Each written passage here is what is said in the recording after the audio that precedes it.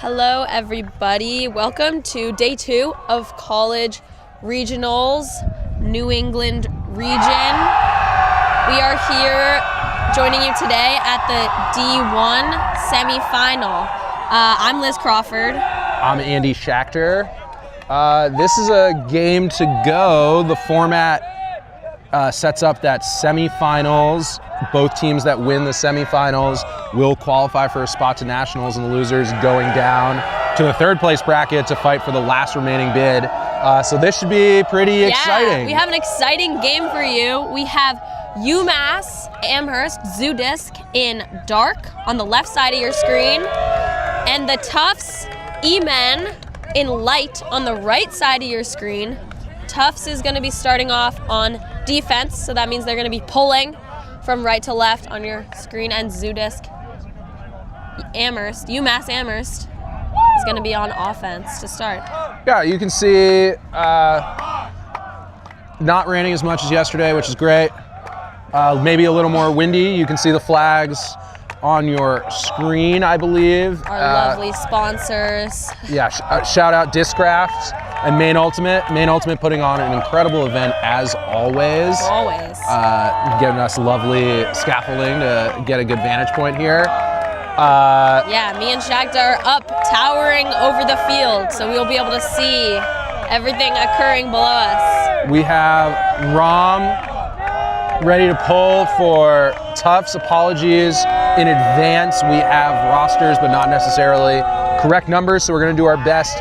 Centering to Kayla McSweeney. Tufts coming out in a bit of a junk look. See how UMass navigates that to start. Energy already high from both sidelines. Lots of cheering happening on the sidelines. That's over to Cam Levine on this sideline for UMass. Nice Freshman. high floaty throw. But brought down easily. Wyatt Kelman kind of taking control of everything. You can see UMass definitely looking to maybe attack over the top as they throw over the top. Good throw to Rowan Deckerly. Over to Cam again. Maybe play some small ball here. Yeah, and Tufts is staying in this zone look. Yeah. We'll see if they decide to peel out of it or if they stay. And that's a single goal. There you go. We have observers on this field, so they'll be making in and out calls as well as goal calls proactively, so we'll be taking keys from them, but that's a pretty smooth first score from UMass. That was a lot of different looks in that zone offense. Some over the top, some small ball, some swinging. You know, I think that we're going to see that these teams are very skilled. Yeah, biggest game of their season so far. Yeah. Definitely a few riskier throws technically going over the top, but it looks handled pretty well by their offense so far, and we'll see if Tufts is able to respond now. Yeah, we're gonna look at the Tufts offense. I'm noticing some similar personnel, at least number 1 on the line. Yep, that's Rom. Okay. Grad student at Tufts, formerly of BU. Him. Shout out BU. Oh, shout out BU. We talked to him before this game. He said, this is last year on the team? All right, running out of eligibility. Okay. See, Maine local, Tucker Livingston, number 5 on the line. Yes, Tucker. Expect to be doing a bunch of lifting. Maine Red Tide player. Definitely some other players to watch, and we'll see coming out also in a bit of a horizontal stack. A little bit of a junky look as well from UMass, putting a player in the lane off one of those weak side handlers. But good job finding the open receiver. 22 looking for the big throw, but pumping it. Back to Rom. Oh, cuts coming from a little far. Yep. Gonna go up to Tucker. Looks like the wind is taking that just a bit too far. Maybe a little too excited. Maybe. Coming out that first point. Yeah, we'll see some nerves for that first point. I think that people will dial it in throughout the day. Definitely the wind playing a factor. And we've already seen the wind switch directions from when we first started talking. So that should be interesting, particularly on deep shots. See how that's managed. Yeah. Let's see. Jonah Stang Osborne picking up the disc for UMass. And we have the offense-defense for Tufts. And a good poach set. Oh, and Nima coming down with that one. Great catch over heavy pressure. Definitely a risky choice with the scuba over the top and all the pressure right in front of the disc from Tufts. Looks like Tufts' offensive defense is looking to switch a lot, although staying in a mainly person defense. Nice swing. Over to Chaz. Chaz, main product. Another Portland Red Tide guy. Sensing a theme. Over to Ethan Schiff. Keeping it on the sideline here. Yeah, UMass had done a good job getting it off the sideline, but now they're back on as they enter the red zone. See if Tufts is able to keep him here. A little interesting shape. Oh, yeah. But able to be recovered by Jonah. Some contact on that cut, but no call made. I think the field is a little slippery there, too. Yeah, I also can't tell. Oh, great cleanup by Chaz. Picking it up. Way to be heads up on a little bit of a missed throw. UMass definitely getting away with some maybe less release points they didn't mean to throw. Yeah. And really good reset pressure by Tufts, but a nice upline cut. Yeah. Backhand force is definitely gonna make those cuts a little easier, as the mark is certainly playing aggressive. UMass about 5 yards out of the end zone looking for a break here. We're seeing a Tucker and Chaz matchup. Oh, and there's the score. The observers are calling that the score. That's Jonah with that. Good way to figure out their space. UMass definitely maybe was a little overexcited as they got into the red zone and a bunch of people all cutting to the disc at once. And that after that swing over to Gavin Abramson, they were able to clean up the spacing a little bit and let Jonah cut into space for like a pretty easy throw. And if you're Tufts, you can adjust from that. Maybe we don't put those throws up quite yet. We're still feeling this wind out. I think we'll see this next offense.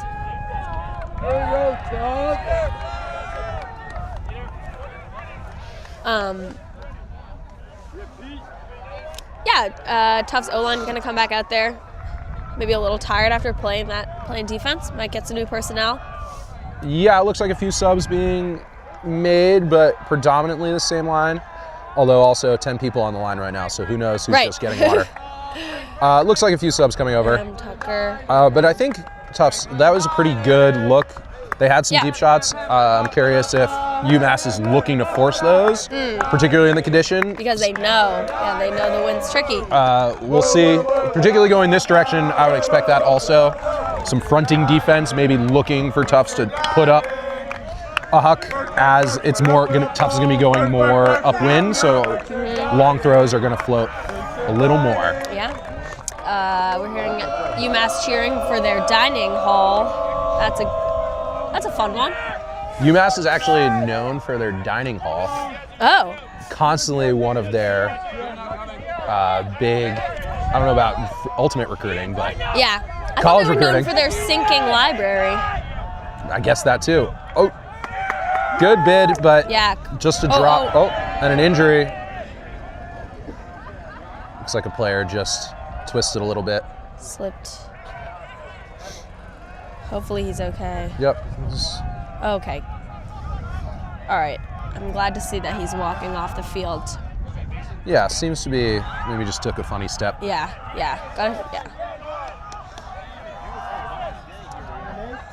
While it is much drier than yesterday,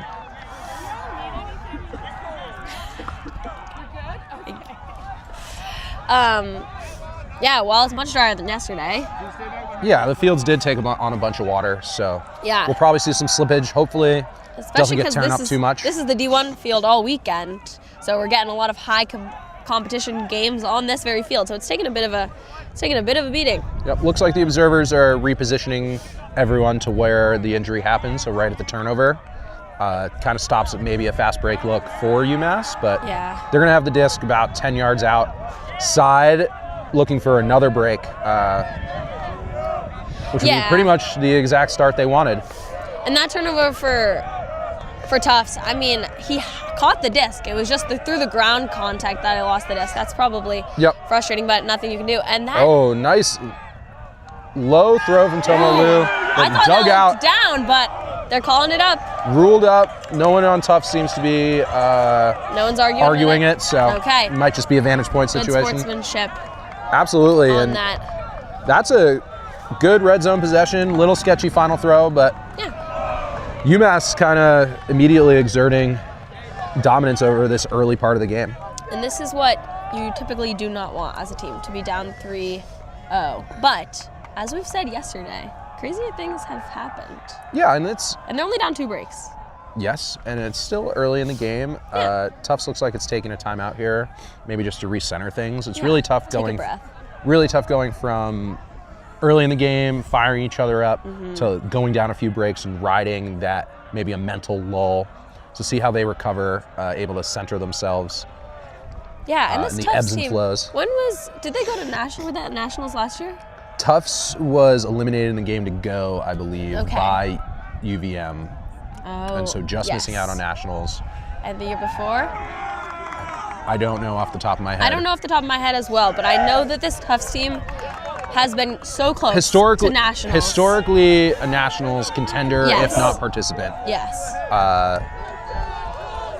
over the years, recent times, qualifying sometimes and missing others. You can see, Who it could looks we like putting out another relatively similar O-line. Yep. Trying to ride maybe some of the more experienced players so far. UMass subbing a little more freely. Maybe the rotation's a little higher so far, Yeah. but calling up matchups.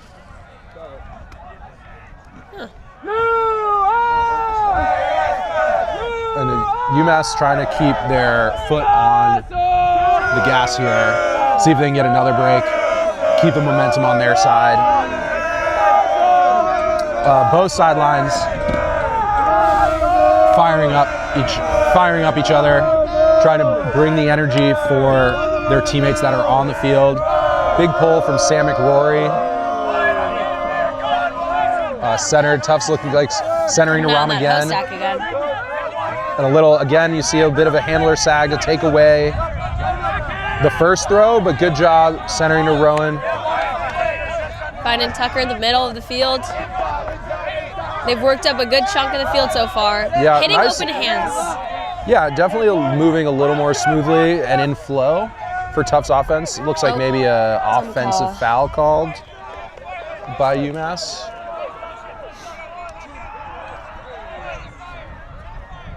Or a travel, perhaps. Perhaps. It looked like, oh, Looks like they're acting out yeah. that it's a travel. Yes. We'll see It's helpful when players act it out, so we know what they're saying. if there aren't going to be hand signals. Yes, yes. What do you think about these UMass pants? I really like them. Great. There's a little floral detail on them. Yeah, I'm a big fan. The BE, what are they called? The Grid Tech? The BE Grid Tech. Yeah, sounds pants.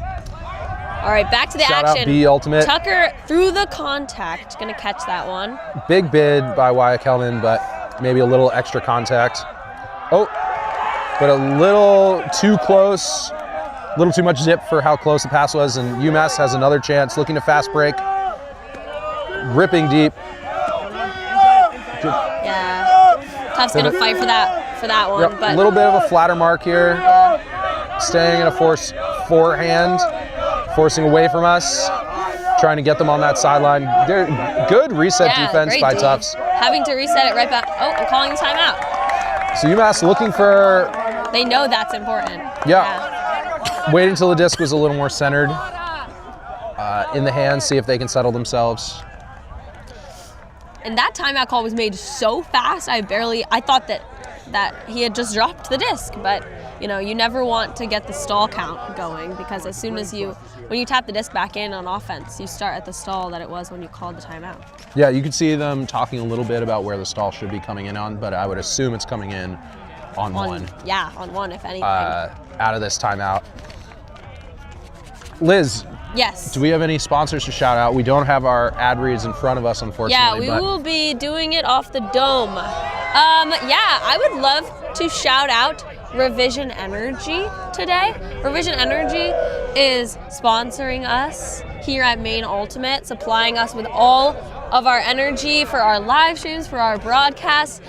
They transport their fully solar-powered clean energy in an electric truck that has a 330-mile range, and they are a fully employee-owned B Corp based out of the Maine area. Also founded by my friend Nikki Coop's father. Shout out. There you go. Founded by, Ultimate Yep. Players. Ultimate Players. Ultimate Players for Ultimate Players. So thank you, Revision Energy, for sponsoring Maine Ultimate. Getting back in the action, it looks like UMass coming out with a horizontal stack. Ooh. Oh, a good cut sweeping across the field, but just a disc slipping through the fingers. That's the first turnover for UMass. That's a gift for Tufts. And after some of the worries they had, you can see UMass switching pretty well in the lane. They have one player, but a big shot. That is a beautiful throw. Sailing perfectly. I can't see who threw that to Rom. Yeah. Is that Rowan Gast? I think that's Rowan Gast, perhaps.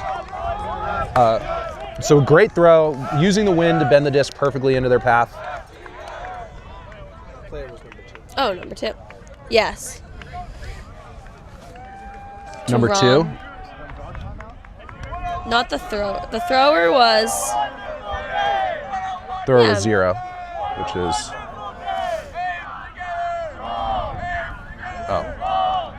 Rowan Gast? I don't know who threw that. I think that's Rowan Gast.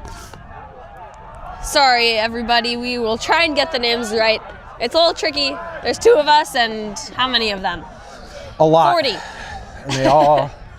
And they all have their own pizzazz and style and flair, if you will. So good hold by Tufts to get their first point on the board. Yeah. See if their defense can get a turn of their own. One of those breaks back. See if they can get the momentum back on their side. That's a good fight. Like I think Tufts is putting really good pressure on UMass even when they're turning it. So definitely. Yeah, and if you're Tufts, you really need to capitalize on mistakes like that UMass is going to give you. I don't think that they're going to make many of those mistakes. So the fact that they were able to get that back after that timeout, after that turn. Good isolation cut initially. They're getting up high. Yeah, throw. And going to huck it to Ethan. Kind of that same shape on that throw. Forehand hucks seem to be sitting in that figuring it direction out. a little better than backhand hucks, which are sailing a little more. Yeah. Right, that's a good note. But a nice, easy hold for UMass. A little high on a swing. Quick. But taken down Quick pretty point. easily. Can't teach tall. No, you can't teach tall. I've tried. I've tried my whole life to be taught. Yeah. I remain how's that working I for you? remain short. But I was saying this earlier. When I can jump and catch a disc that's high in the air, people are way more impressed with me than when someone who is tall. The expectations are way different. The expectations are way different. It's true. And it feels more like shock that I'll catch something over my head. Yeah, fair enough. I am shocked whenever you catch anything over your head. Me too, but it's because my shoulders don't work. Right, totally. Totally. Oh. So, UMass back on defense after that clean hold. You can see maybe more of a standard offensive line for Tufts here.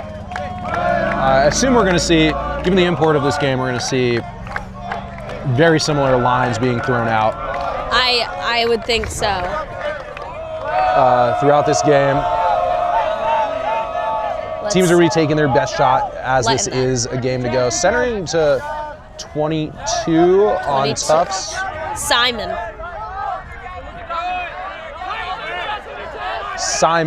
centering or swinging the disc. Ooh, Nice catch. A little bit of a floaty throw. That is a nice toe drag too.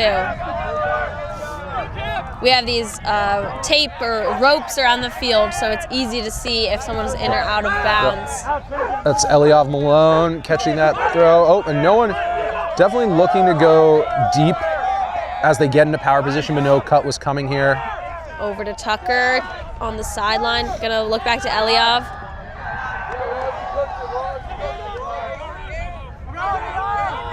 Good mark there, but not able to find. That's Alex Vu, number 3.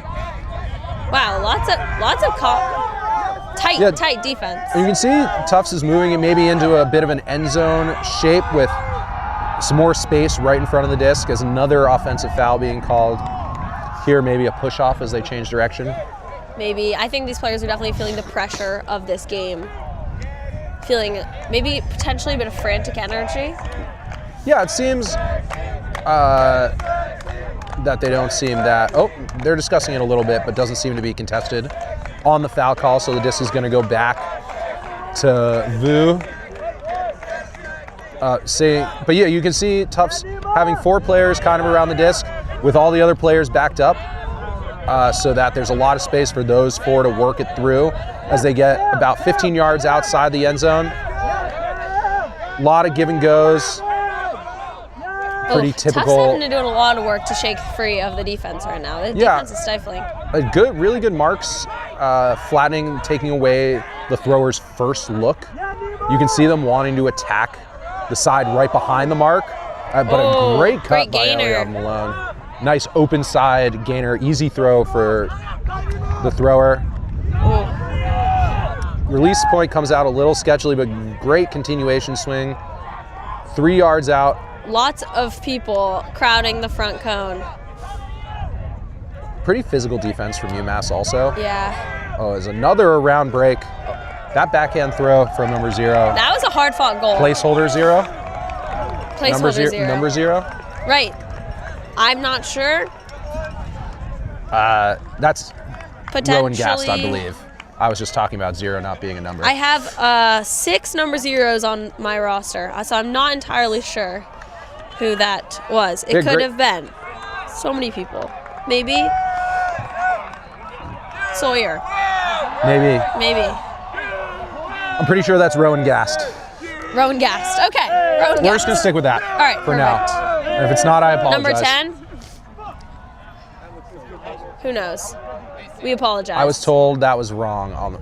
That roster on USA Ultimate is wrong. Oh, okay. So I will not trust it. And yeah, great hold. Definitely had to work really hard, particularly in that red zone offense. Yeah. But able to maintain possession. Pretty good defense by UMass, but a couple throws really opened up the field for Tufts. You can see they're really focusing on trying to get the disc to the break side. That is the side that the offense or that the defense is not allowing or trying not to allow Tufts to throw to. Yeah. And there's a focus there. Tufts hitting some really nice resets. Yeah. I mean, arounds. So a good job by the throwers there. And our third UMass offensive point. See a little bit of that zone look again, but just taking what they're given so far. 4 players a little bit behind the disc, taking smaller throws, swinging it around. I have a confession to make. I'm a personal Frisbee super fan of Ethan Lehman. I believe that's number 4 on UMass. Yes, on UMass. Oh, and a drop by 22. Giving Tufts their first break chance. Looks like maybe they just turned their head a little bit too quickly. And again, talking about this earlier, we're not expecting UMass to make many mistakes like this, so Tufts is really going to have to capitalize on this. Oh, and another drop though. Oh. Off a swing. Commentator's curse. Yeah. Maybe realizing that the pressure of that circumstance. And Tufts, even though UMass is only a few yards out of the red zone, Tufts staying in that zone. See if UMass is able to. Nice find. Risky swing. Almost seen well by the defense. See, I say nice find. Shaq says risky. It was a nice find, but it was still a risky throw. It's true. You could see the defense's eyes light up as they saw that throw. Yeah, I could do this. Oh. But a nice touch forehand over the top. That sat really nice. Like you said, the flicks are looking a little better than the backhands in that space. Yeah, the backhands, you can see it wants to push downwind, but really good touch by the thrower. The wind is changing a little more, too. It's picking up. Yeah, it looks like it's maybe a straight upwind downwind, so UMass going downwind. What do you prefer? Do you prefer a cross or an upwind downwind? Both. Or cross. Well, I think I like a cross. I don't like either. Yeah, none? Yeah, how about no wind? Is that an option? If it could be 65 and still with sun, that would be delightful. Oh, perfect. Yeah. All right, the wind is going to get worse. We're told by our production team that it's going to get worse. So okay, we'll see how it goes. It looks like another timeout being called here.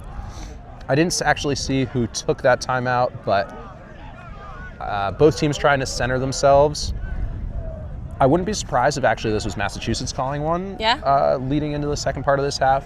After a score, setting the tempo for the rest, just after a turn, both teams had a turnover in that point, so just like recentering themselves, firing themselves up for the rest of this half.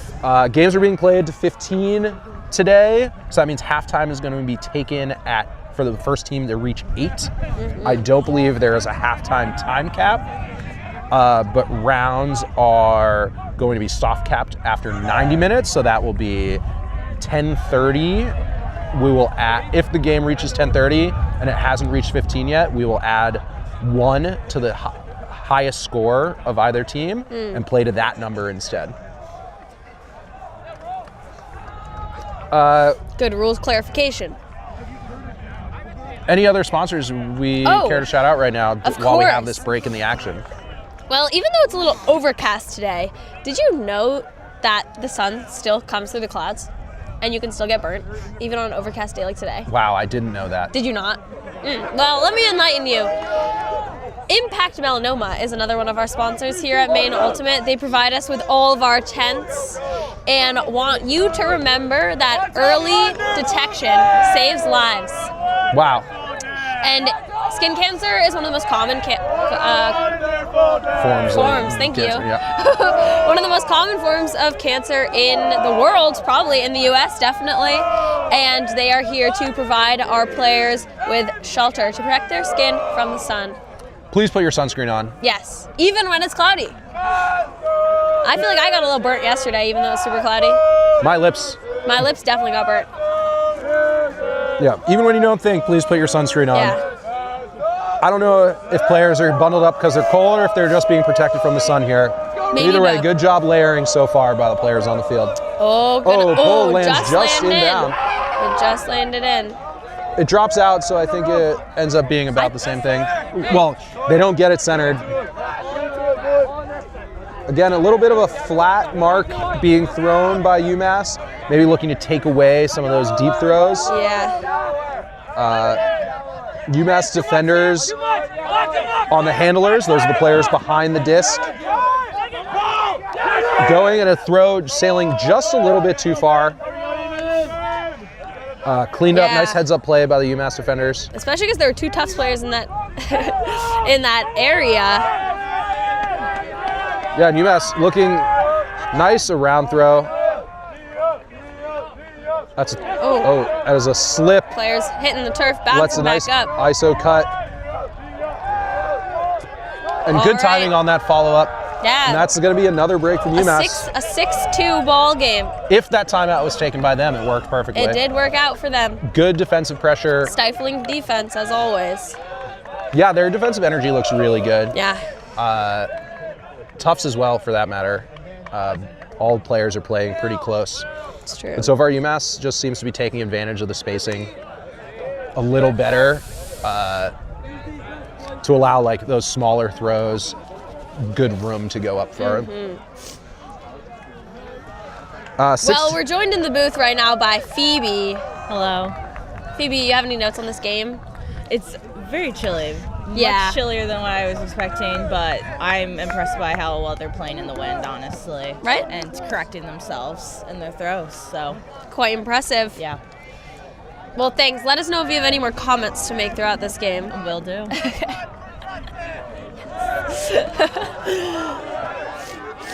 UMass back out on D. Coach Christian Foster Shout out, Coach. calling the defense here. Tufts looks pretty not that flustered. Basically, looks like maybe a bit of a defensive line, some personnel switch going on here after that break. I don't know if it's resting legs to play their top players more, or if they're just seeing what new personnel will do. Right. They're going to be going upwind here. Big Blady pull. That's a classic. I've seen Jonas Dang Osborne pull. That's a classic. Although normally it's a forehand. Yeah, that's true. The forehands are. Oh, and taking a deep shot, That works. which shorted out, but good read by number 11. Who's wearing shorts and a t-shirt, which seems bold. Yep. And another one. Definitely Knocked down by Chaz. A decision. See, that was an intentional strategic decision as number 17 hucked it twice and during that point. Maybe they told him, go out there and Yep. huck it. Good. A bit of an argument here as number 0 on UMass looking to keep the disc away, Yeah. maybe thinking their mark was a little close. I believe Right. the rule is that they're allowed to have one disc One space, disc not space, one disc not and one arm yeah. away. Okay. Tough sideline appears to be applauding. Yeah, hearing that the tough sideline is in support of their own player. As observer Sam Shapiro, Yes. rules, calmly explaining the rule. It looks like back this is on. going to get checked Yeah. in. Learn the rules. Little push in the back, nice upline cut. And Nima is just completely free. Oh, there we go. Got the Nice defense back on dribble him. cut to throw the disc back to the middle, but unfortunately, throw is a little low. Disc back to Tufts. Let's see if number 17 here is going to take another shot. Good toe on the line. It looks like Tufts' sideline is. They're fired up. Yeah, that's Ben Fired up. Rowland, number 17, who made that throw And to Ozzy. that's But a nice that's a run through really block, nice yeah. tee. And UMass on the doorstep. That's Ben with the D. Ben with the D. Ben with the D. Ben doesn't have a D in it. And another but D. A great block by number 8 to get it back. Back and forth.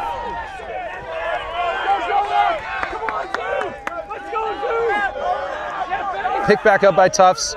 In this Oh. horizontal stack, huge bid by 21. Wow. They're just throwing their bodies around and Yeah, the defensive intensity, if it could be picked up more, seems to have been picked up. Nice around throw to get some space, but not able to really throw a continuation. needs a reset. Gonna find one. Another layout.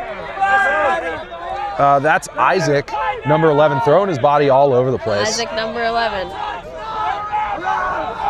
Oh, and a hand block by 21. So we've had a layout D, a hand block, a layout catches. We've had so much excitement in this single point. Yeah, taking their time. UMass taking their time walking up to the disc. Again, also making cuts. Oh, I hear shouts of possess. Possess the frisbee from the sideline. Do not throw it away. sound offensive strategy. Yes. Maybe a fast count or a delay of game called as the UMass was standing across. Chaz Nice making 5 shimmy cuts shake. and getting open. Gonna keep working with Yeah, little 7 cut. Good switch by Number Tufts, 21. but able to get free. and back. And now over still to just Jonah. continuing to run those upline cuts To Chaz again. in the middle. A few throws a little behind UMass's players, but good patience by them. That was a good mark there Yeah. on the thrower because Nemo was wide open in the end zone, but not able to hit him because of the mark. And also good switching on some of the upline cuts, but a little cut from the open side to the break side allows the lefty Little Chaz lefty to look. find the break. 7-2. Wow. You know, even at 7-2, Tufts is still, they have their sideline is energetic. They seem to be having fun. We got a kid with a big hat on? Yeah, the big hat. Kid with the big hat. That's a good look.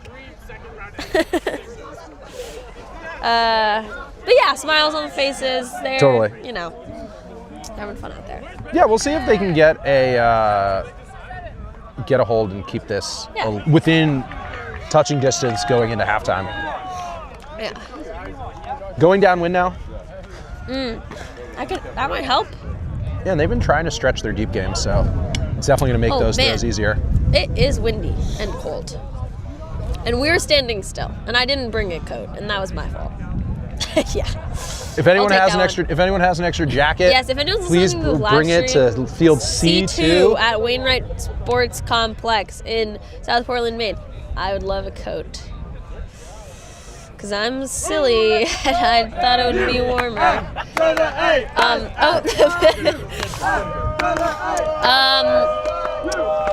Thank you, South Portland, for letting us host. Timeout being called as it looks like UMass was running out of time to pull the disc and didn't want to take an offsides. They had not called the line soon enough. Huh. So I think that means that Tufts must have called that timeout earlier. Yeah, it looks like, well. If UMass has a timeout. Because they called one. Yes, they called one on the field earlier. So I guess it's 2 and so have there been 4 timeouts? There have been 4 timeouts. Both teams should be out of timeouts for the half. That's a lot of timeouts for one half. But they understand what's on the line here. Yeah, it looks like they were just taking, I think they ran out of time in between points to pull the disc, so ended up burning a timeout. But they still pulled the disc. Yes, but ended up taking a timeout. Okay. Confusing. Never seen that happen before, but back in Tufts it. A little Coach extra is time. laughing. Yeah. Yeah. Everyone's having fun out there.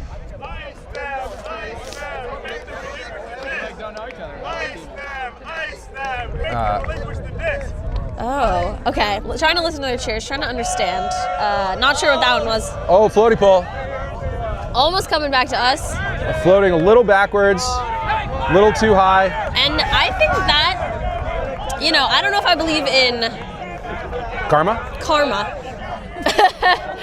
But I was trying to come up with a different word, but karma is the word. Fate? Fate. I like it. Fate. Maybe we start our points on time. Looks like UMass maybe iced themselves. Huge hammer over the top.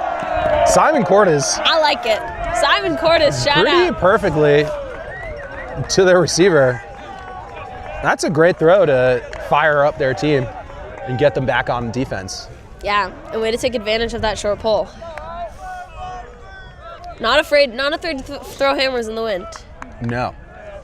Nor should you be if you have a good hammer like that. Yeah, able to use their wind to their advantage there. Yeah. Downwind, it's not going to sit up quite as much. Looks like UMass is putting their D-line out on offense. That looks like a pretty standard O-line for UMass. But definitely some players. Right. But definitely some players who. I saw Cam, and I thought he was on D-line. UMass seems to be sprinkling in some of their main offensive contributors to their defense. Okay. Maybe that's been helping a intentional strategy that's been helping the offense once they've gotten a turnover. But what does make complicated for these commentators who are not that familiar with either roster. Yes, it does. It is. I'm sorry. I apologize. I got the lines. But it's a good luxury if you have the legs for it. Yes. Because you don't want to burn out your players who mainly play offense. No.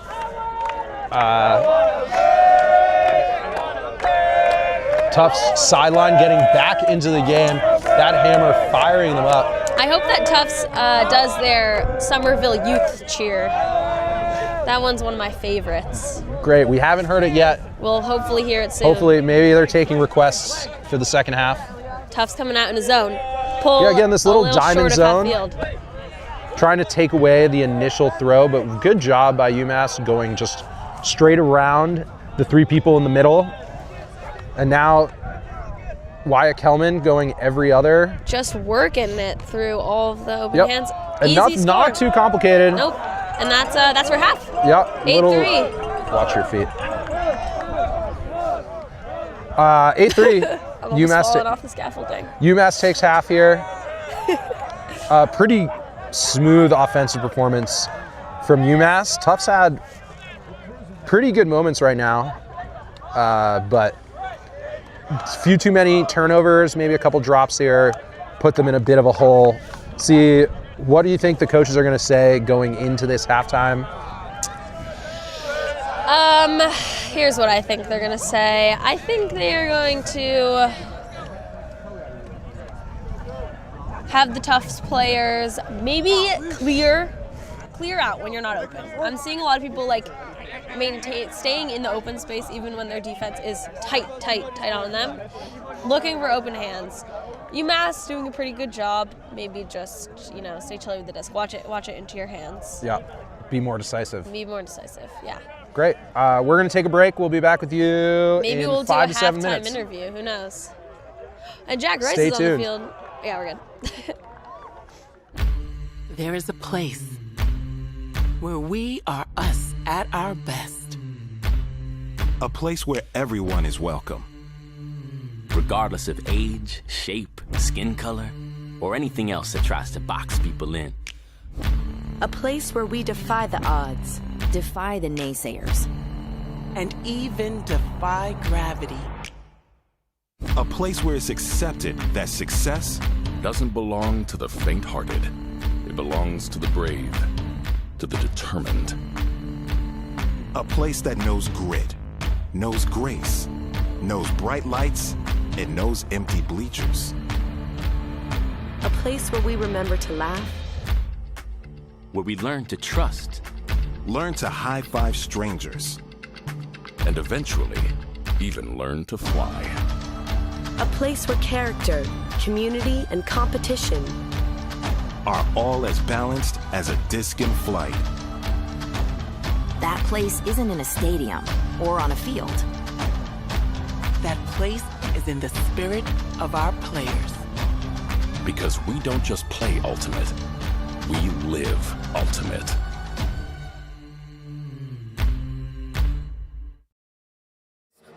Oh my God, I'm just playing with them now, yeah. Oh my God, what she saying, say it loud, yeah. I can't respect it, I'm in the gym, but I am not flexing. Came from a Ford, I'm needing a Lexus. Shooting like Luke, I told him I'm next, shit.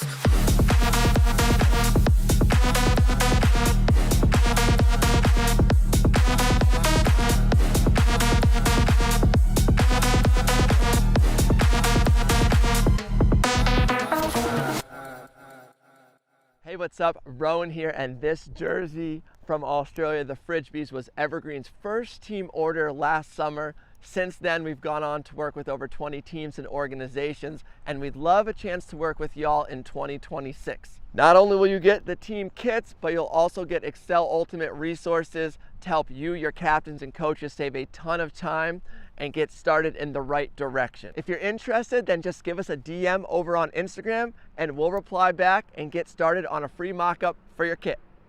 This is Rowan with Excel Ultimate, and we share my experiences from Truck Stop, Team USA, DC Breeze, Dig, and Boston Glory with you and your team so you can strategize, practice, perform, and play better. Just head over to excelultimate.com where you can get learning materials, training materials, and online coaching that's used to help national teams around the world. Get started and get better at Excel Ultimate. Boston is in. Time is gone. Boston has its glory. The 2025 UFA Championship belongs to Boston.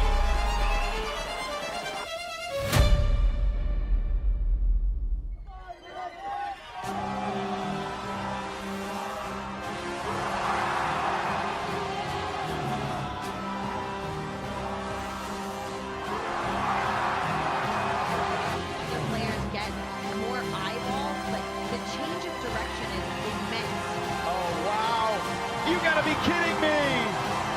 Vermont did everything they could possibly do, and UBC still scored. It's a nice post that forces the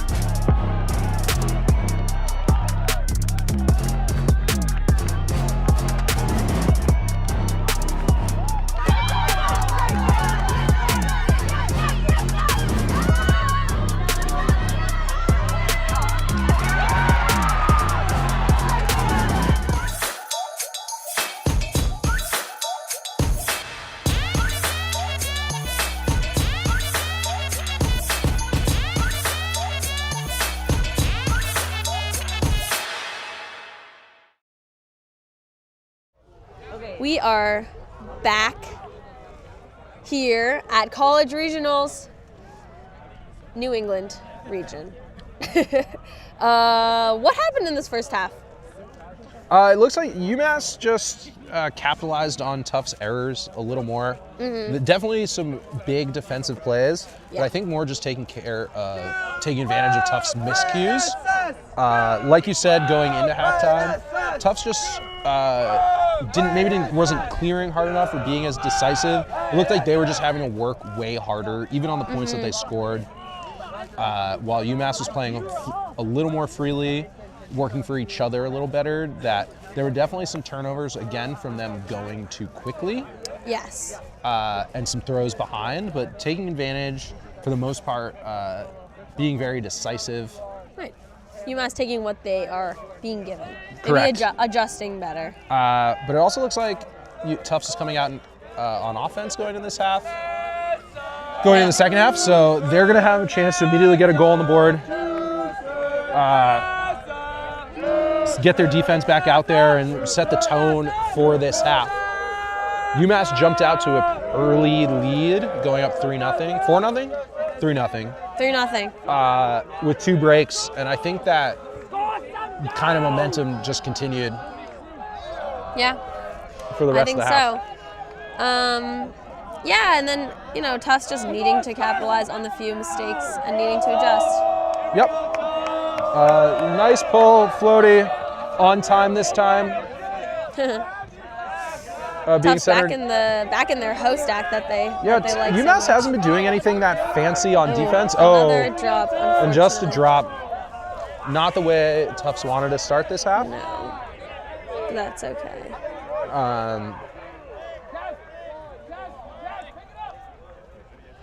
Charlie Norris standing over the disc. Yeah. Tomo loose, center, nice little lefty. Wow, nice. We're synced up. We are so synced. Little contact on the mark there, maybe resetting the stall count. Good bid, about 3 yards outside the end zone. Huh.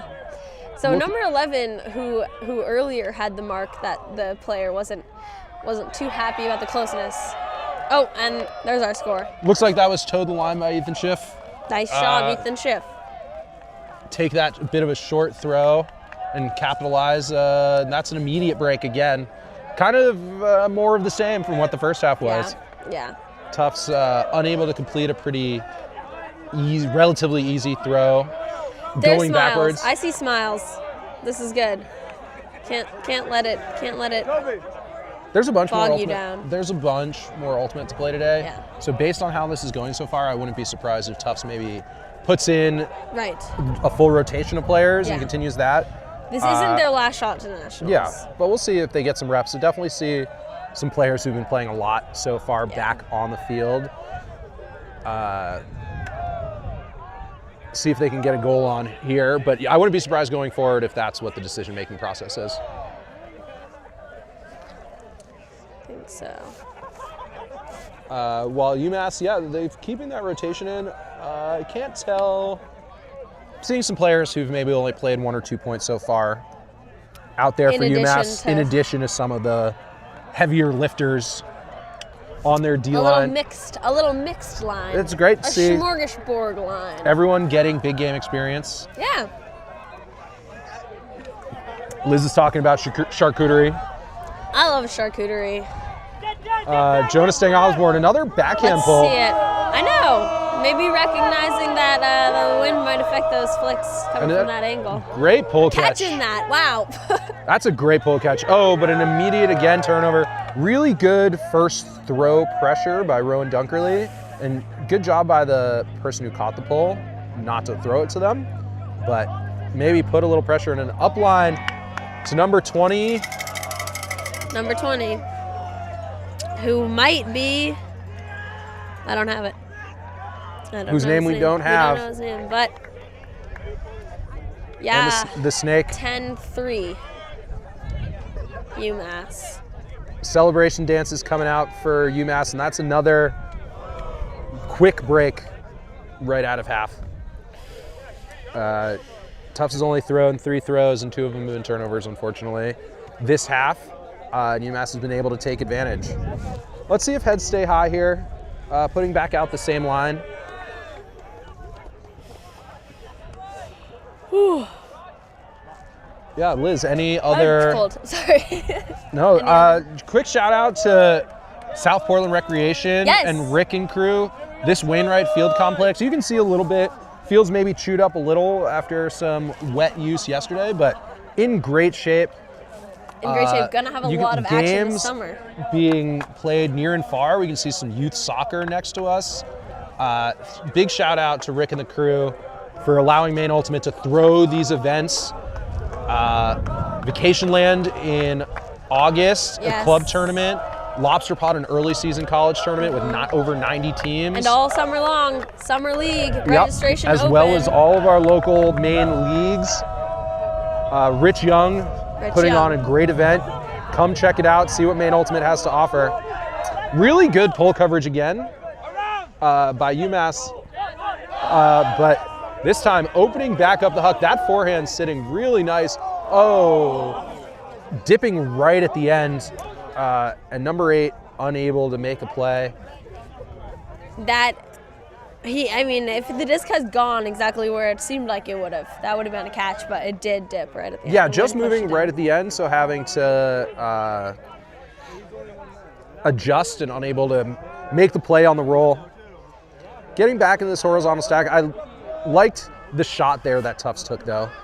Not only to get better field position, UMass now has to work the full 70 yards upfield.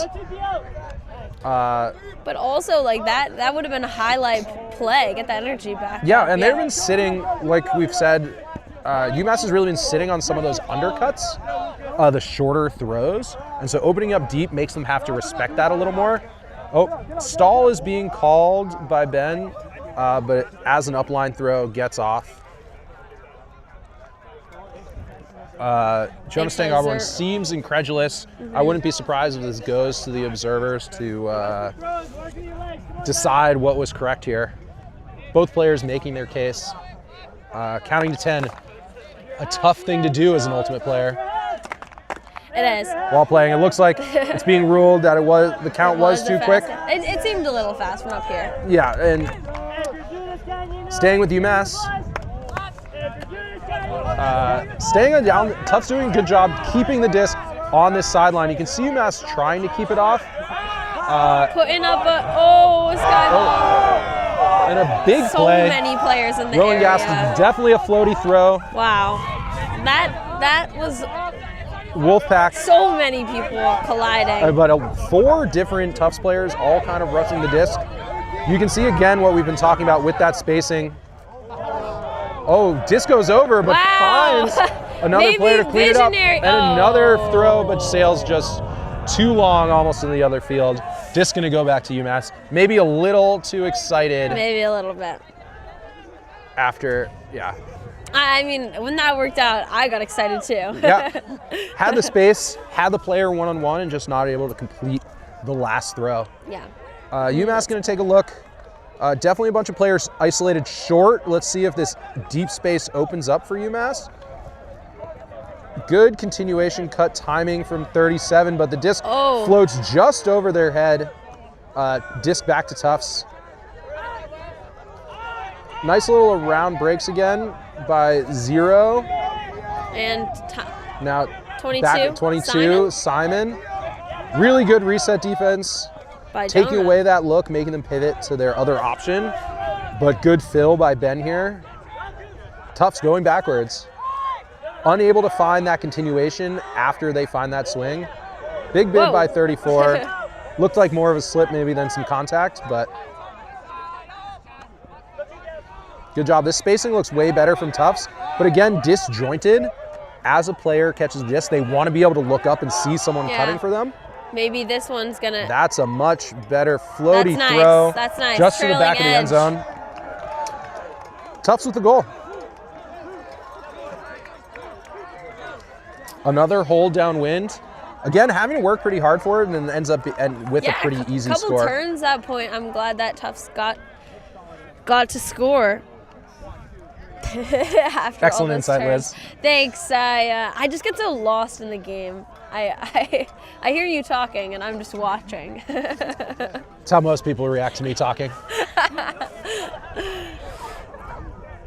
Yeah, that's awesome. I mean, I think that you try it once, you try it twice, it'll work out. It'll eventually work out. Yeah, I hope these players are drinking a lot of water on the sideline, and if they're not drinking a lot of water, I hope they're consuming some electrolytes. Maine Ultimate's own Ben Payson has developed heat hydration. If I'm remembering correctly, over 1,300 milligrams of electrolytes in every serving. You are remembering correctly. Please check out the table at Tournament Central if you're around, or check out heathydration.com for all of your electrolyte needs. And the Heat Hydration Instagram has some great content. If you're interested in electrolyte mocktails, yeah. The Heat Hydration social media is what you're looking for. As pull goes up, looks like maybe floating. And probably going to stay in bounds. You can really see the effect of that wind on that pole. Yeah, good spin. If you're wondering what it's like here. Another zone coming out from Tufts. This looks a little different, maybe more cup-like as opposed to diamond-like. Yeah. UMass going to chew through. Yeah, UMass is kind of leaving one of the poppers right in front of the disc, almost as another handler, just running back and forth and getting the easy resets. Let's see if they stay in it up till the goal line. That's what they've been doing so far. Yeah, they haven't peeled out of any zones. Good job throwing behind, and a really good throw through the middle opens up to an easy score, and that's a smooth hole. That's the risk of staying in it, is once you get it past the wall, then you're kind of... Oh, we have a celebrity with us here today. Schachter's daughter, Maya. Yeah, toddlers in the house. Oh, and we have our first soccer ball on the field in between points. We had been waiting to see how long that had been taking. All right. But back to the action. 11 for UMass. Yep, back on defense. Also quickly, we'll give a shout out to the Boston Glory, because yesterday they defeated Montreal. Wow. 22-15, I want to say. I saw some Instagram posts. Pretty cool. There's some Maine representation in that game. We can see some Glory players here on the sideline joining us. True. Maybe representing their alma maters. Maybe if checking out making the trip up to Maine for Sunday of college regionals, seeing who's going to punch their ticket to nationals in lovely Rockford, Illinois. Oh, lovely Rockford, Illinois. Only members of 2016 Boston club teams will have good memories there, probably. What happened there? A number of Boston club teams all won club nationals the last time a national event was hosted Rockford, there. Illinois. Wow, that's awesome. Maybe that's a good place for Boston teams. So hopefully So we'll see. Nice throw over the top. UMass with a little zone of their own. Throw goes a little behind, not quite in. I thought he was running away from that for a second, but turned. Oh, and a big bid. So UMass coming out with a zone of their own. Throw over the top, a little floaty, but settling right in the receiver's hands and then off to the races from there. Wow. And Tufts finding Big a spike couple too. of clean goals in a row here. So see if they can get a turn coming into the next point. It seems like this is kind of flipped in the first half with UMass being able to kind of do what they want going upwind. This has changed into all downwind holds. Yes, yeah, that's true. Wind picking up a little bit from the first half, but I think so. Maybe even a lot. Liz is feeling the effects. I'm cold, and I think that the players, I mean, we can even see it from the polls. The polls aren't going as far. I mean, they were more downwind polls in the first half, but. Yeah, I'm curious to see how, when given the chance, how both offenses, any team really, as we go into further in the day, adjust to the increasing wind conditions. You might see them starting their cuts much closer to the disc going upwind. Yeah. But first, Tufts have to get a block before we see that in practice. Yeah, you might think these D1 college teams are untouchable, but Wait until the wind gets them. The wind affects us all. Something that has directly affected my everyday life, unrelated to Ultimate. Yes. I am way too conscious of the wind. I'm so conscious of the wind. Tufts another if you're a zone. Sailor, you're conscious Back in of this the wind. diamond zone, number 15 putting on a mark. Oh, and a blade over the top. Another really risky shot. I like it. But those forehands have been working pretty well for both teams. Cam a little better will than be the taking backhand. lots of steps, but no one's going to call it, and he's going to get And the a goal. good high release backhand over the top. And again, I think that's what most zone offenses are going to be happy, or defenses are going to be happy with that throw. Yeah, you want that throw because that's a low percentage throw. Executed perfectly in this case. Yes, it's true. But a great find. Okay, I couldn't find it. A great find by my favorite college player currently, Ethan Lehman. I know We know who Liz is going to be trying to interview after this. I watched the New England. Oh, I forgot about our halftime video. I watched the New England video a couple summers ago. Do you remember that? New England played Blessing Glory and they beat them. It was a bunch of New England player superstars, and then I was just like, this kid's so good, and that was that. That's how that came about. There you go. We can see backing up his reputation with his current play on the field with that throw. It's really good. Well, Liz turning into a UMass super fan. A super fan. I am a big fan of UMass. I can't lie. Because Chaz and Kim, the younger brother of one of my friends from Middlebury. Wow. Liz, homegrown member of the New England college ultimate scene. Yeah, it's now true. Plying her trade in Portland, Maine, but still familiar with a lot of the players on both of these teams. I haven't been out of college for too long. Looks like Charlie Norris here, another pull.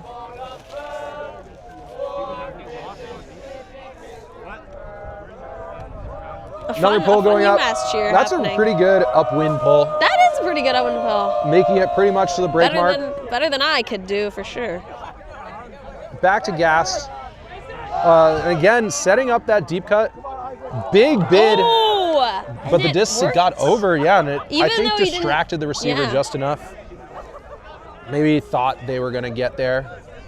UMass throwing their body around. I was about to say that too.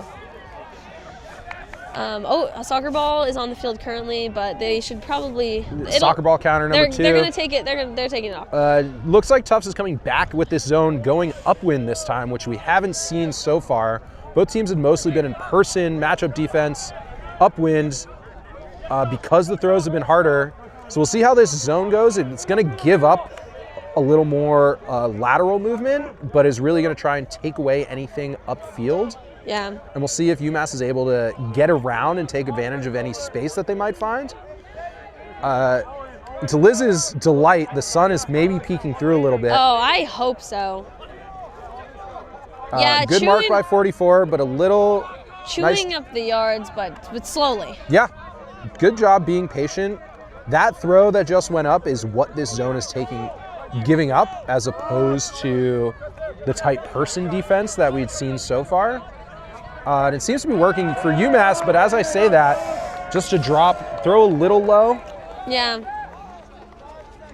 You know, more drops than I would expect from this level, honestly, today. Definitely. Also considering that while it's windy, it is dry. Yes, it's true. And a lot of the drops have not come on throws that have been too high. We've seen some hard catches have to be made.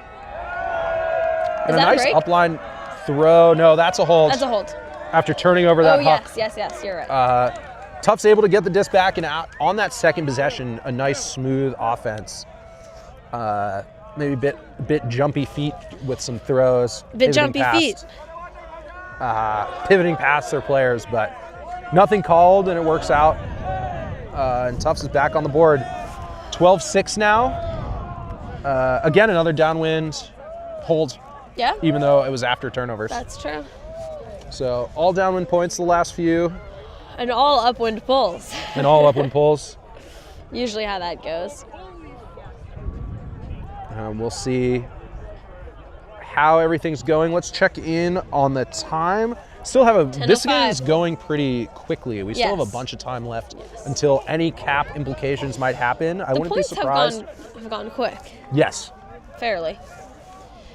We had one long point with all of those crazy blocks and layouts and since then, Jumps yeah. and runs. And jumps and runs and rolls. What other kind of things? Yeah. Spins. But they're back. They were doing ballet out there. Another? Oh, someone's on the field. How can you? Dylan Tennell. Coach Dylan get Tennell. off the field. Getting off the field quickly. While the pull was happening.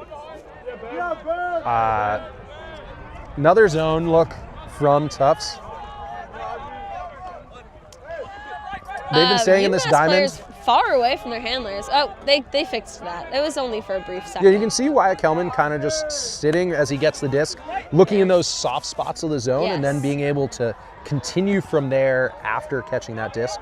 It's a good spot to just travel stay, being called. just Yep. in case if you can throw one over the cup, you might find a little space through the cup. Well, you to can throw see it. 49 and 24 here on the second level of Tufts defense, taking away the further downfield players, and so big blade over the top. That's a really good find in I wish stride. I had that throw in my arsenal.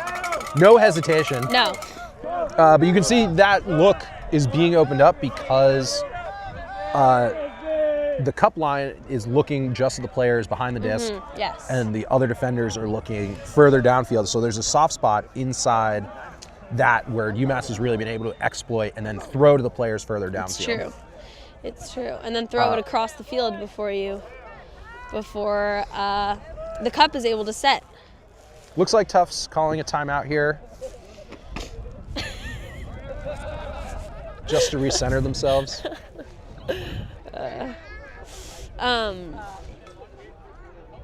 Well, who else? Oh, Ghost Energy. We can shout out Ghost Energy Yeah. for providing our players with caffeinated beverages on the field today. We might not be seeing the same plays that we would without the benefits. I might of need to go energy get drinks. myself one after this. So thank you, Ghost Energy, for being a sponsor of Maine Ultimate and making these games and these live streams possible and Yep. making our players feel as good as they do. And we'd like to shout out Gaudreau's, Gaudreau and Sons golf carts. Yes. Supplying all the golf carts Thank for this you. field. We have an army of volunteers here, getting players where they need to be before that energy wears off. Yeah, on time, On time. in style. Sprawling Wainwright Field complex here. It's true. In South There's, Portland, Maine. like half a mile between each field. Saving the legs.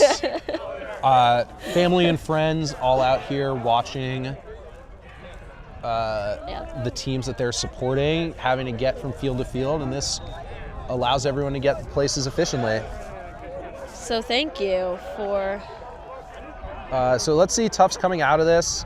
Again, you can see them breaking this huddle with smiles on their face. Yeah, they're in good spirits. In good spirits. Getting back on the line.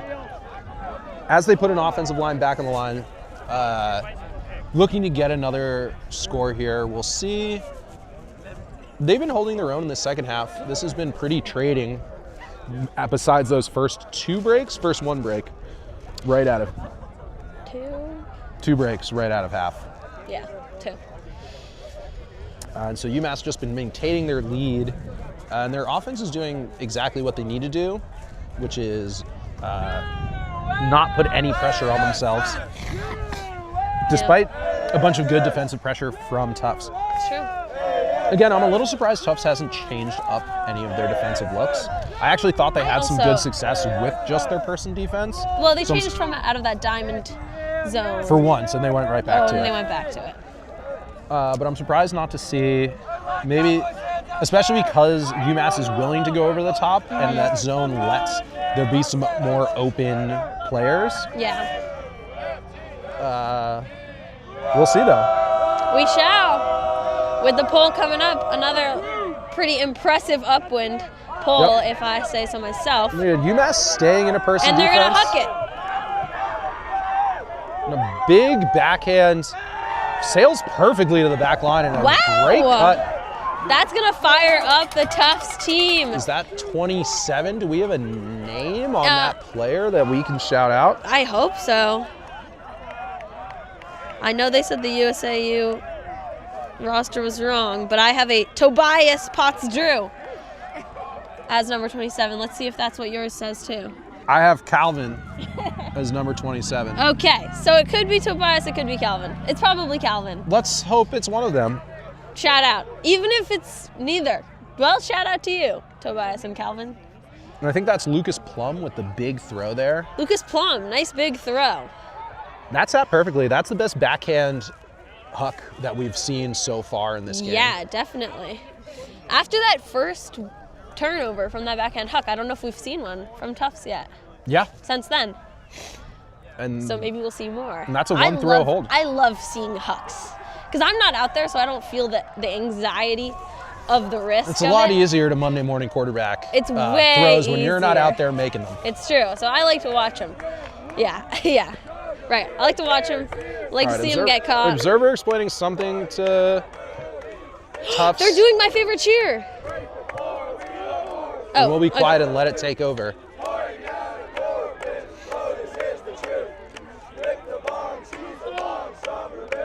All right, I've never heard these lyrics before. I've only heard the first one. I didn't know there were full verses. Middlebury took over some of Tufts' cheers. So Middlebury known for taking many other teams' cheers. Many. But other teams known for taking ours too. That's just kind of how it works. College ultimate in a nutshell. It is. As Tufts back out in the zone, starting to stick with it. A little bit of a blady throw, but no extra defender there to Over close to in Cam. as they swing through. A little slip by Kelman, but they're, again, just finding a really easy job swinging around this cup. Being patient, getting multiple options. You'll see one player crashing through, which opens up space to then throw flat. That forehand skip pass all the way around. Another really good touch flick. These UMass fundamentals. And looking off that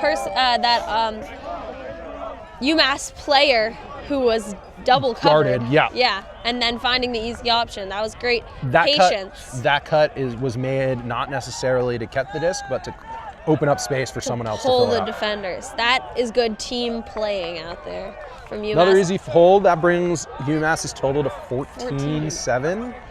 Tufts 7. If Tufts isn't able to hold here, UMass is going to take this game. Going to take it. And qualify for nationals. They will. Yeah, and this region has 3 bids to nationals. So in the final, both those teams will be going to nationals. They'll just be playing for seeding.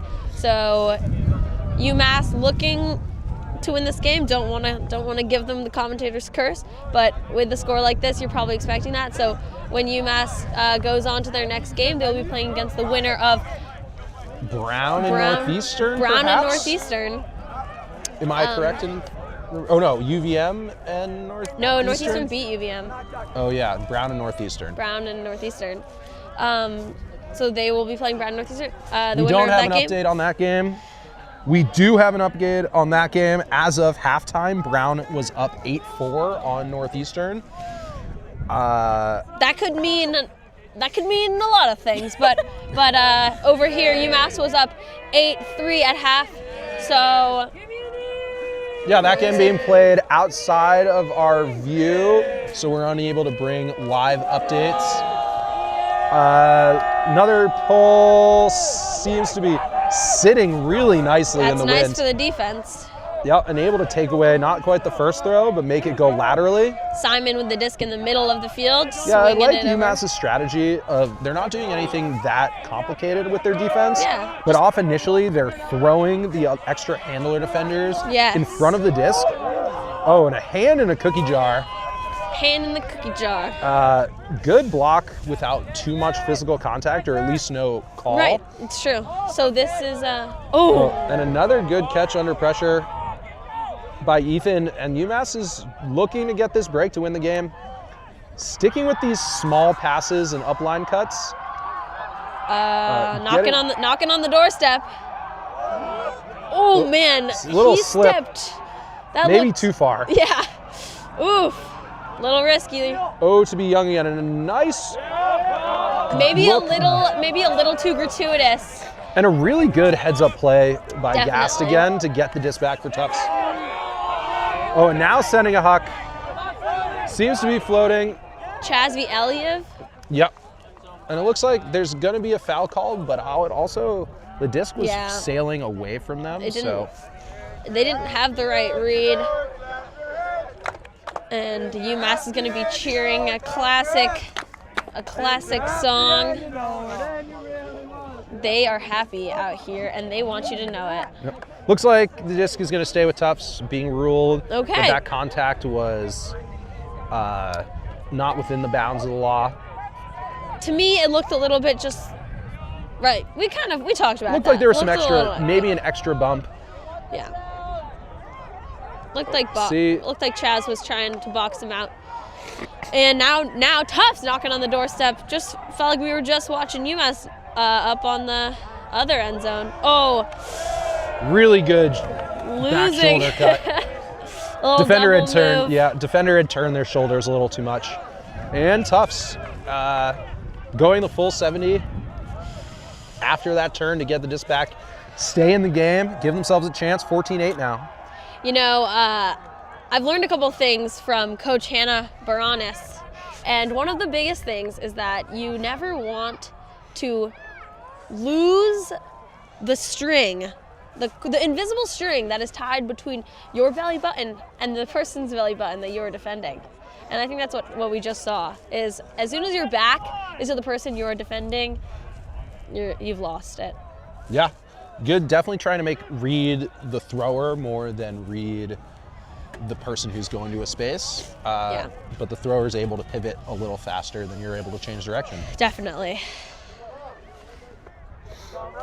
And that is one of the hardest things to learn on defense.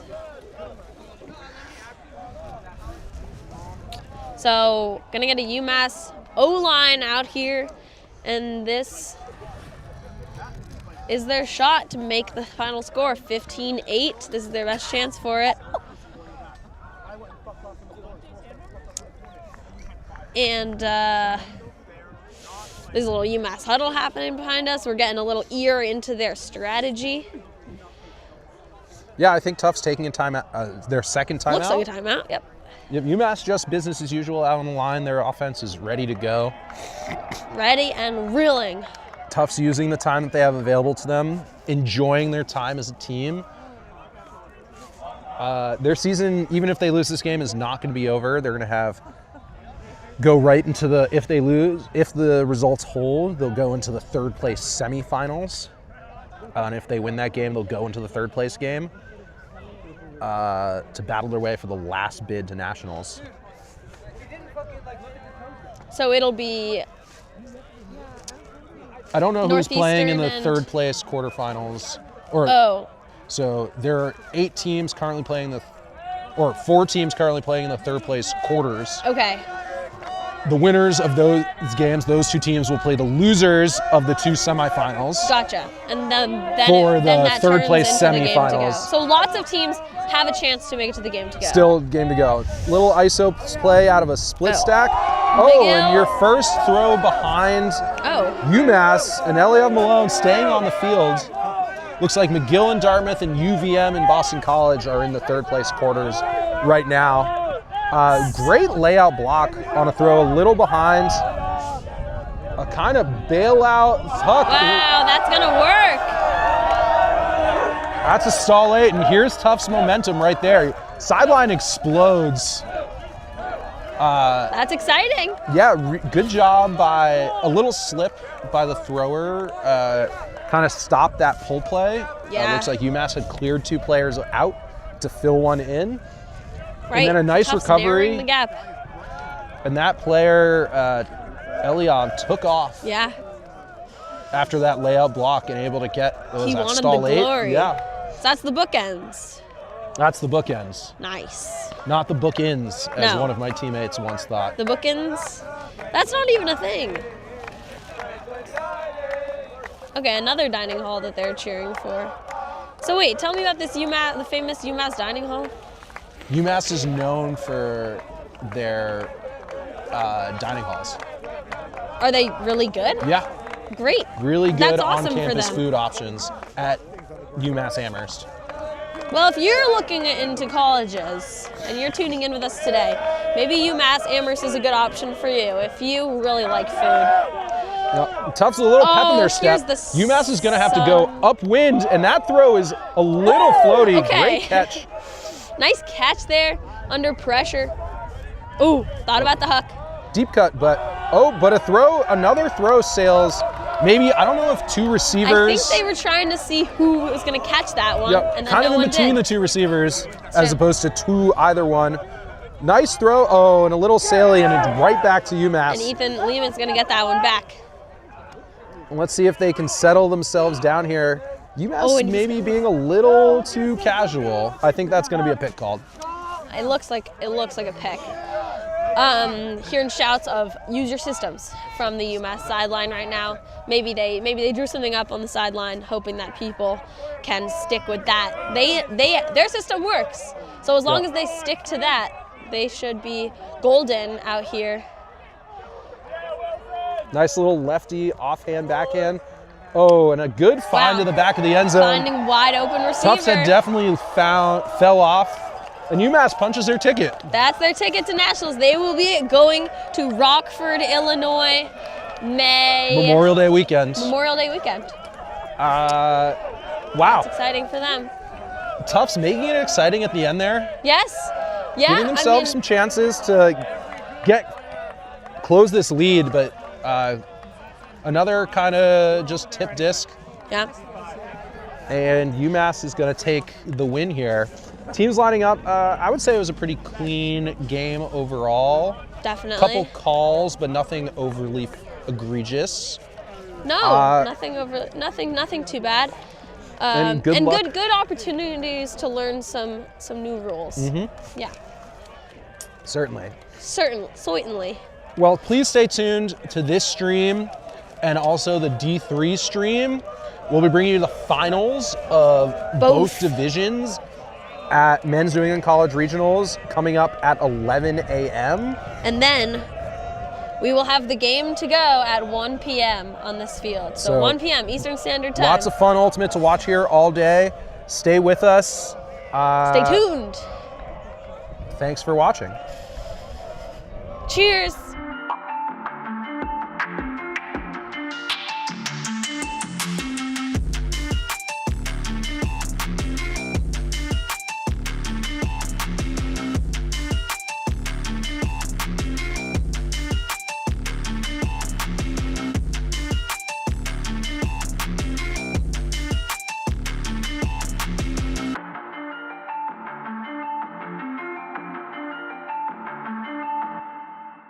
Hey, what's up? Rowan here, and this jersey from Australia, the Frisbees, was Evergreen's first team order last summer. Since then, we've gone on to work with over 20 teams and organizations, and we'd love a chance to work with y'all in 2026. Not only will you get the team kits, but you'll also get Excel Ultimate resources to help you, your captains, and coaches save a ton of time and get started in the right direction. If you're interested, then just give us a DM over on Instagram and we'll reply back and get started on a free mock-up for your kit. Oh my God, I'm just playing with them now, yeah. Oh my God, what she saying, say it loud, yeah. I can't respect it, I'm in the gym, but I am not flexing. Came from a forward, I'm needing the Lexus. Shooting like Luke, I told him I'm next, shit.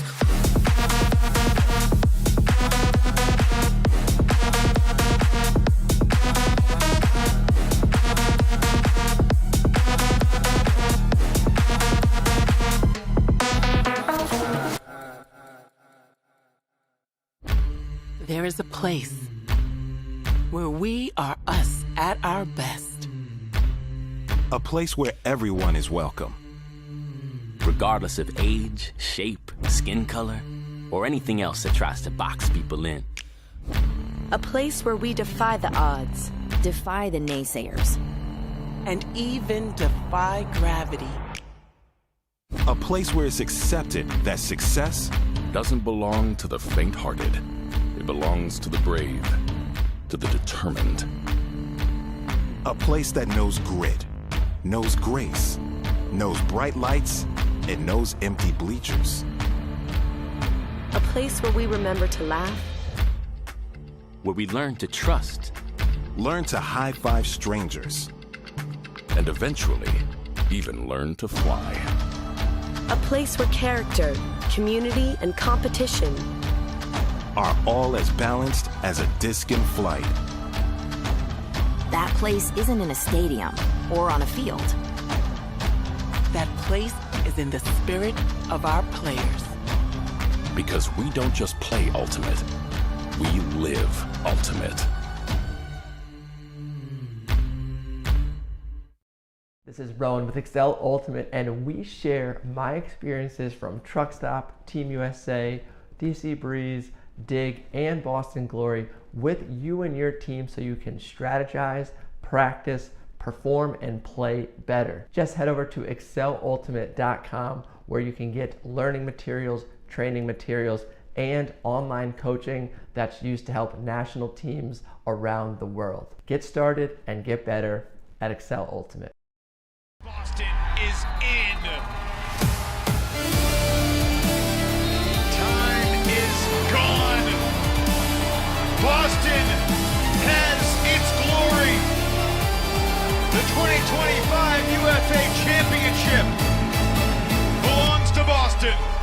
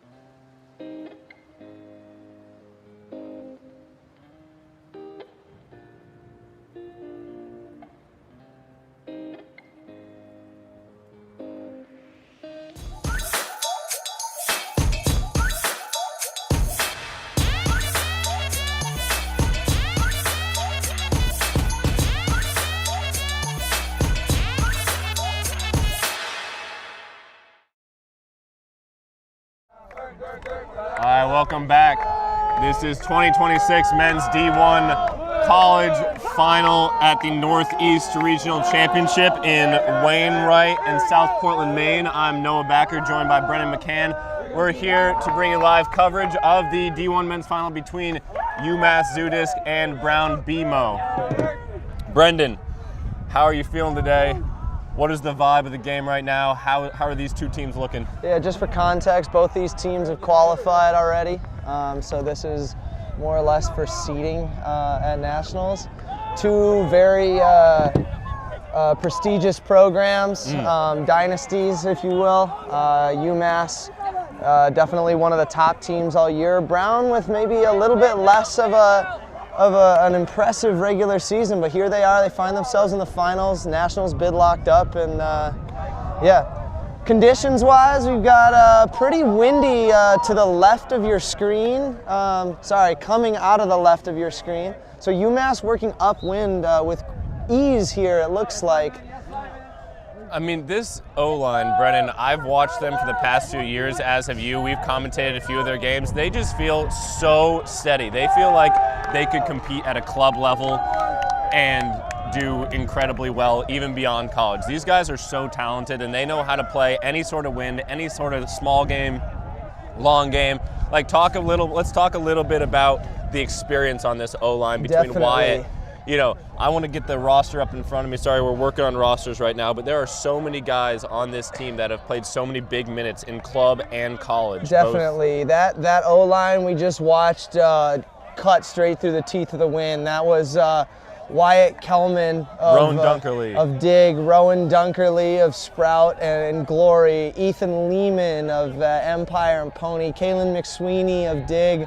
You know, I'm missing a few guys. Mason Stone, I believe. Mason Stone, Sockeye. There is elite club level experience on this O-line, and I expect them to be kind of like the rock they fall back on through this windy game. So my question is, and this isn't necessarily like a how does all the pieces of BMO, but like how do you stop a team like UMass that is loaded with top talent that comes in? How are they not necessarily the best team in the country? How do they lose? Yeah. Like, what is the key for some of these teams like Brown that are incredibly experienced, have some of the best coaching in the country, but just don't have some of the top talent names that UMass does? Yeah, I think if you're Brown in this situation, you might not have like the 7 deep that UMass does, but you may have a matchup or two that you can exploit. Yeah. And also fall back on your systems, trust your systems.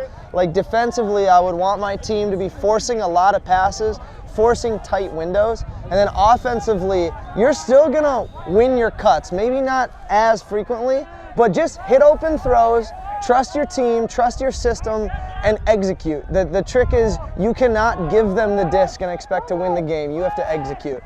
And that's not to say that Brown does not have some of those big name players. You're totally right. It is more about execution than anything. But Brown does have players who have played in big moments. They have, Jason Tapper, who's played with Dig and Glory and has had big minutes on BMO. Mm-hmm. They have Adrian Lynn, who's one of the most, I think one of the premier handler defenders in the country.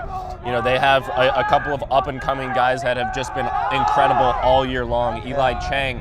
They have a lot of guys that can play, so we're going to see how they match up throughout the game. Definitely. Right now, Brown working into this wind. You can see the handler set they're running, basically a dominator.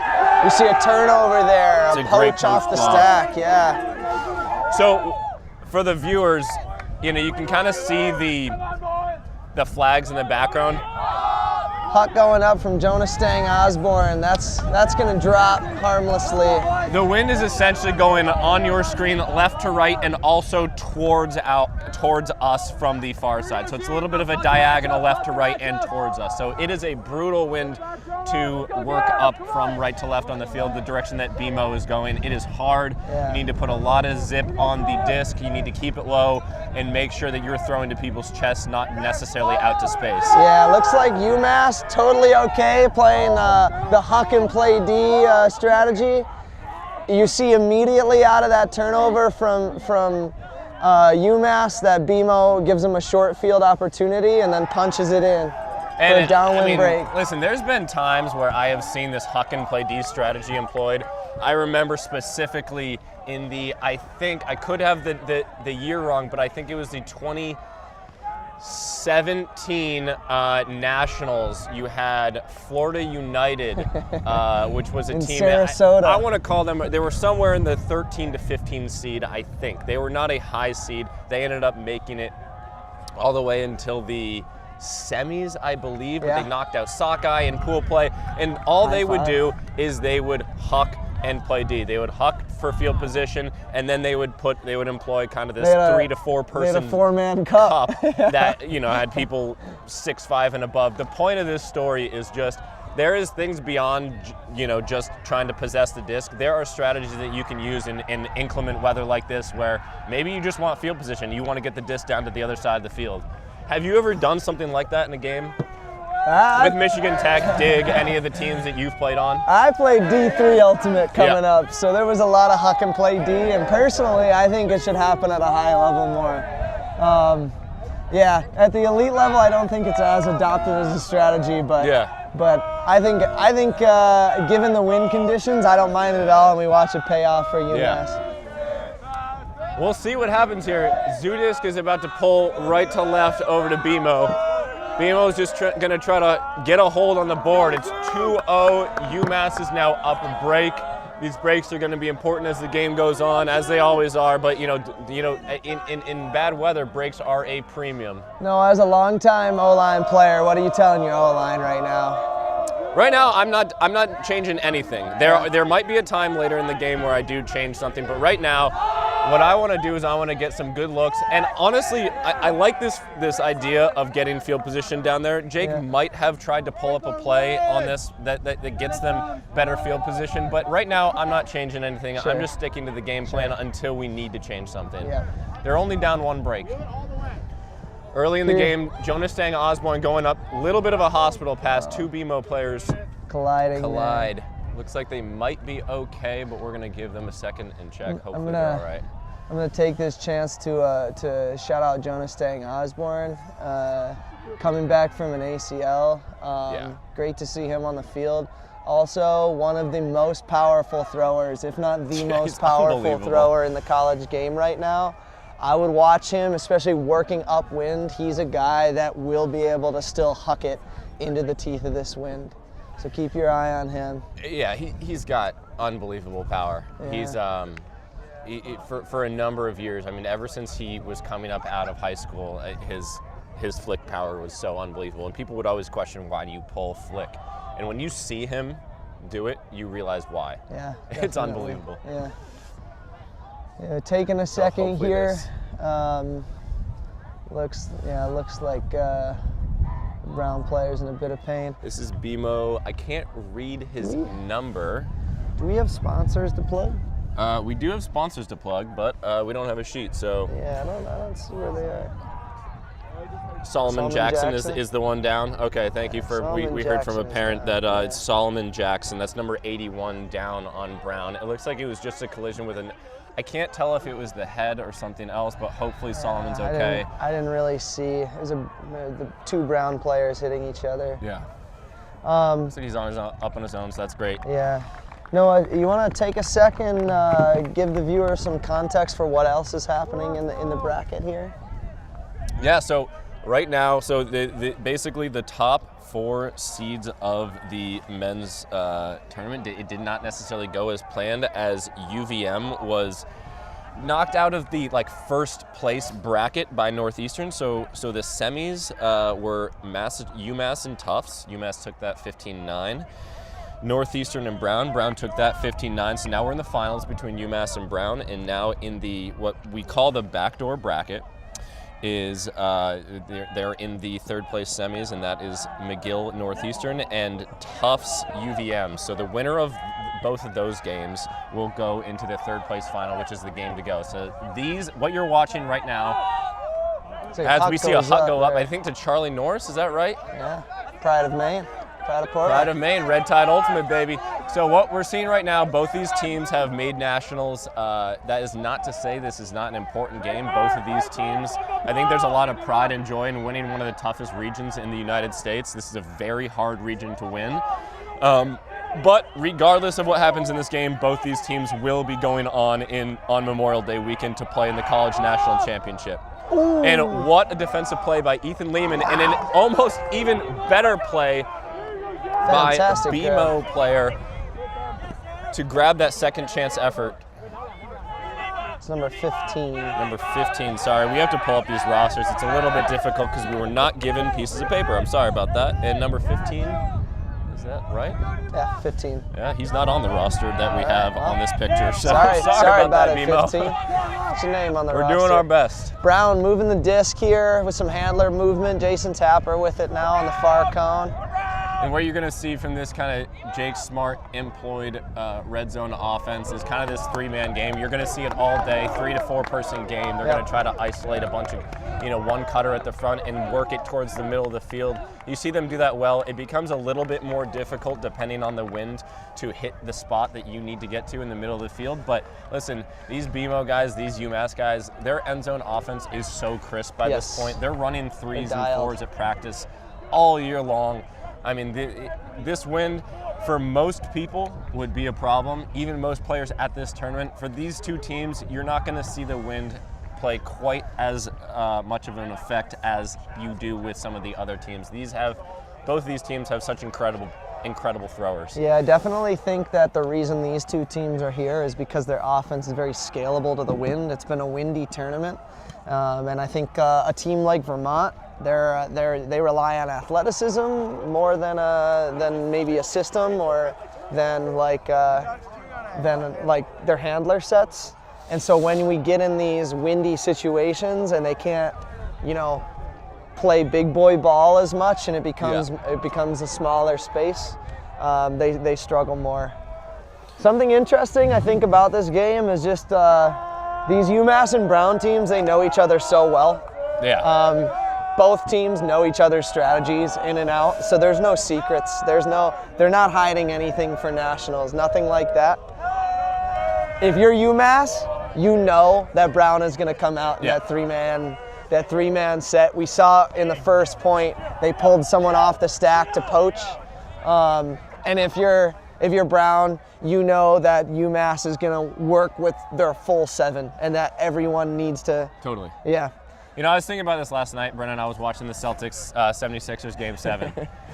And it kind of reminds me of that in that I was thinking about they have matched up so many times, right? The 76ers and the Celtics over the years, that's almost a guaranteed playoff matchup. Right. They play all the time. They play in the regular season. There's so many of these matchups. They know who the players are. They know the spots that they want to get to.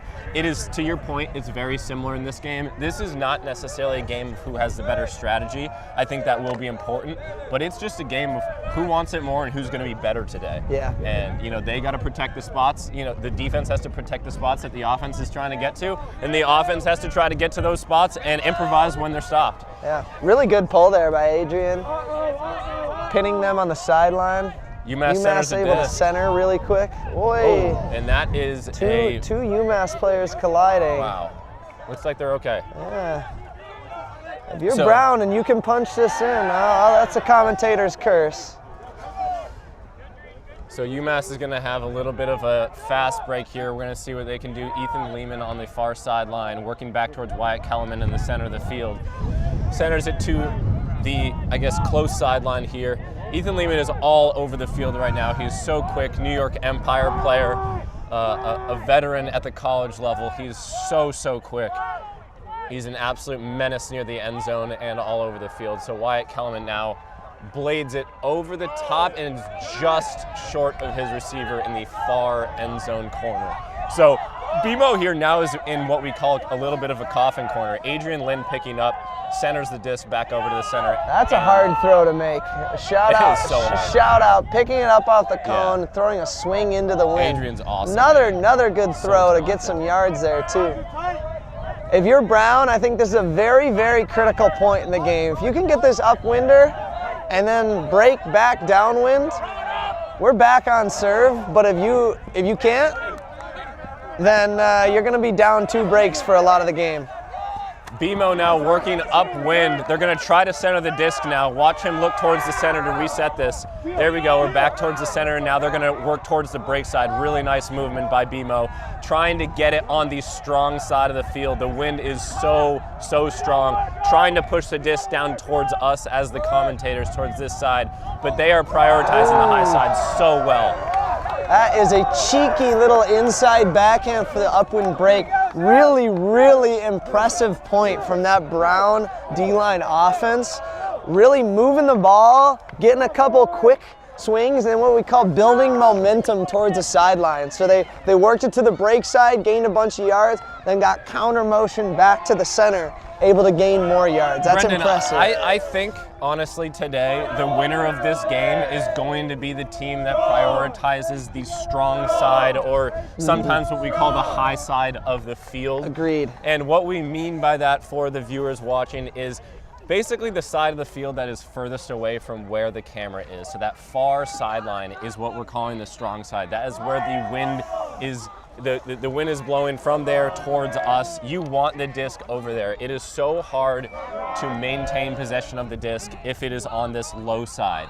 It is so hard. So the team that keeps it over there, I think, is going to have a much easier time scoring. Agreed. And what we were saying about the throws to start off that possession out of the BMO D-line was a swing straight into the wind, and then a continue straight into the wind that put the disc on that high sideline.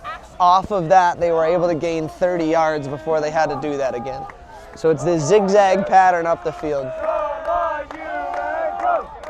Now a chance for the BMO D-line to break downwind here. You gotta imagine this is a kill line for BMO. Only because if you do not get this, you're expecting your O-line to have to hold into the wind. What I kind of am curious about right now is, UMass was so okay just swinging that down towards us on this sideline, and we were just talking about how to prioritize sidelines. Right now the disc is on that sideline that you'd rather not prioritize the disc being on. And so what I mean by that though is that they are so confident in their players to be able to okay, we're going to gain 5 yards on the sideline we don't want to be on, no problem. We're going to get it there, and then we're going to find ways to center it, just like you're seeing right now. Wyatt Kellerman looking to the break side, does not get it, but Kalen McSweeney now finds Ethan Lehman on the far sideline. This UMass offense is zooming right now, making it look really, really easy. But unfortunately, a miscue. Yeah, so BMO. That's a miscue out of UMass. That's got nothing to do with the throw. Ethan Lehman zigged, and the thrower thought he was going to zag. BMO, unfortunately, giving that disc right back to UMass with about 30 yards to go. Adrian Lynn with his hands on his hips now. He knows that was such a premium point to try to earn back, but unfortunately, BMO's going to have to play some end zone defense. It's a good poach there out of Brown. Disc swinging to that high sideline. We're back in this handler set with Ethan Lehman, Kalen McSweeney, Wyatt Kelman. A lot of firepower here. Really nice defense from these BMO handler defenders. Yeah, very good. nice. They are sticking to their guys. Yeah.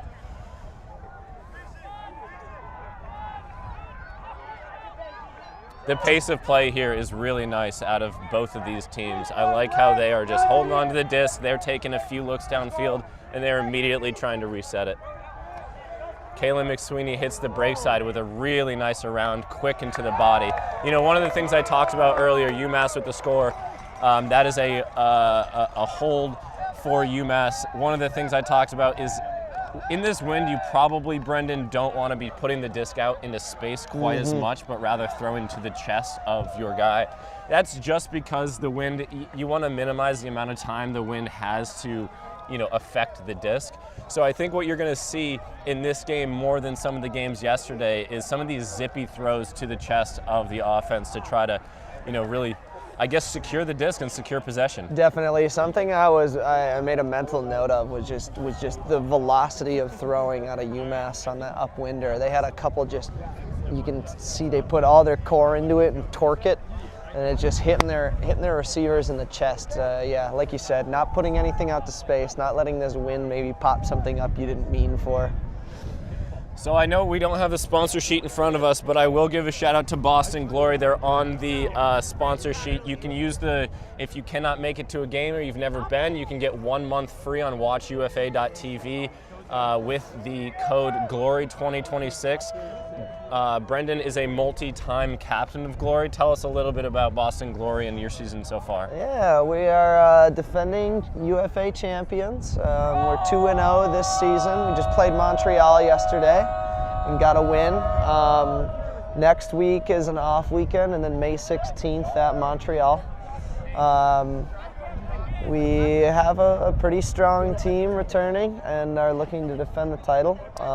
But yeah, your support means the world, and definitely come out to a game at Hormel. They're a good time. Hormel in Medford, Massachusetts. If you haven't been to a game, please check it out. And if you can't make it to a game, use code GLORY2026 for 1 month free. I know that one of the notes on the sponsor sheet yesterday was if you don't cancel, it will auto-renew after 1 month. So if that's not your thing, if you're subscription averse, probably stay away from that.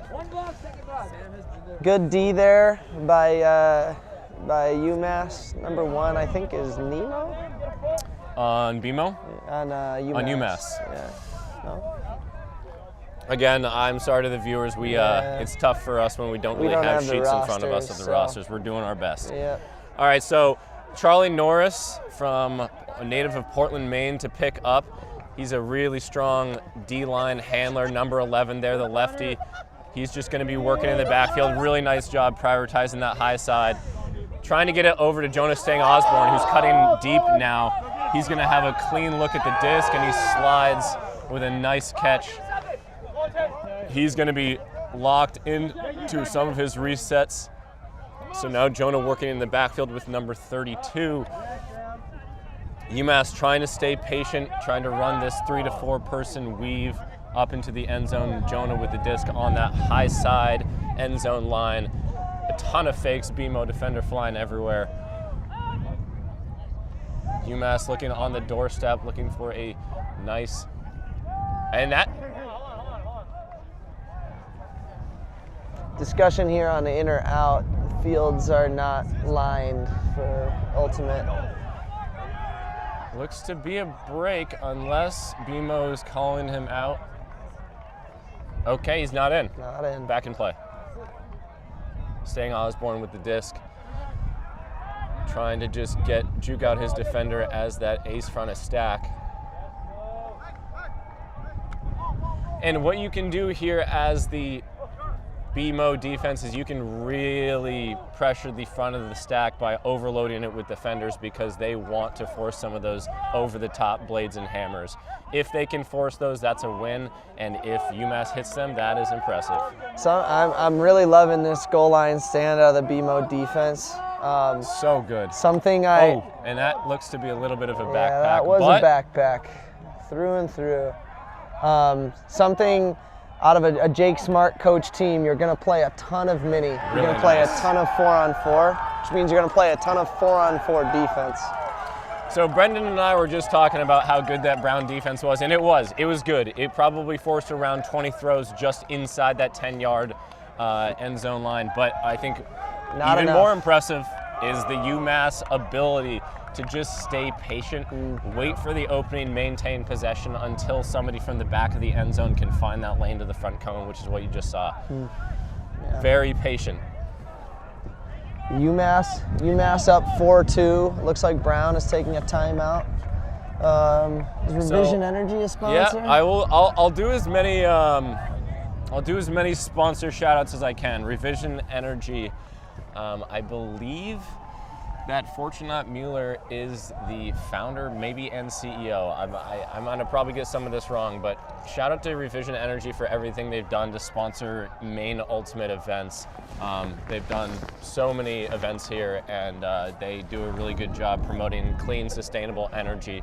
So shout out to Revision Energy, and also just shout out to Maine Ultimate. If you've never been to Wainwright for one of the tournaments that Maine Ultimate puts on, whether that is, D1, D3, regionals, Lobster Pot, Vacation Land. I mean, the logistical masterpiece that Rich Young and the Maine Ultimate staff puts on here is really quite impressive. Brendan and I for years have said that it's one of probably the best run tournament group that we've ever seen. We've been to many tournaments across the world, and we have never seen anything as well run as this. There is plenty of food vendors. There's field maps. There's an app there's a Maine Ultimate app just for these tournaments where you can request water. There are, people driving golf carts around if you need a ride back to your car or another field. I mean, they do so much just to put the spectator at ease. And very well run events. We're hoping that Maine Ultimate gets kind of one of the TCT premier events here in the next few years. Ideally, we've been applying. Unfortunately, they went to North Carolina where it'll be 100 degrees still in the middle of the summer, but right, that makes sense. That's a perfect place to do it. Yeah, on hot turf fields. But Maine Ultimate continues to be the premier regional ultimate group in the entire country. I've played in many communities, and frankly, nothing comes close. I have never been to a more well-run community or tournaments. Yeah, can you just talk about the community Maine Ultimate, Brendan? Because I was fortunate enough to grow up and be a part of the Maine Ultimate community since its founding in, I think, 2012. But why don't you talk about, as someone who's moved here in the past 4 or 5 years, talk about your experience with your exposure to Maine Ultimate. Yeah, I grew up in a place that Ultimate really wasn't prevalent in Michigan.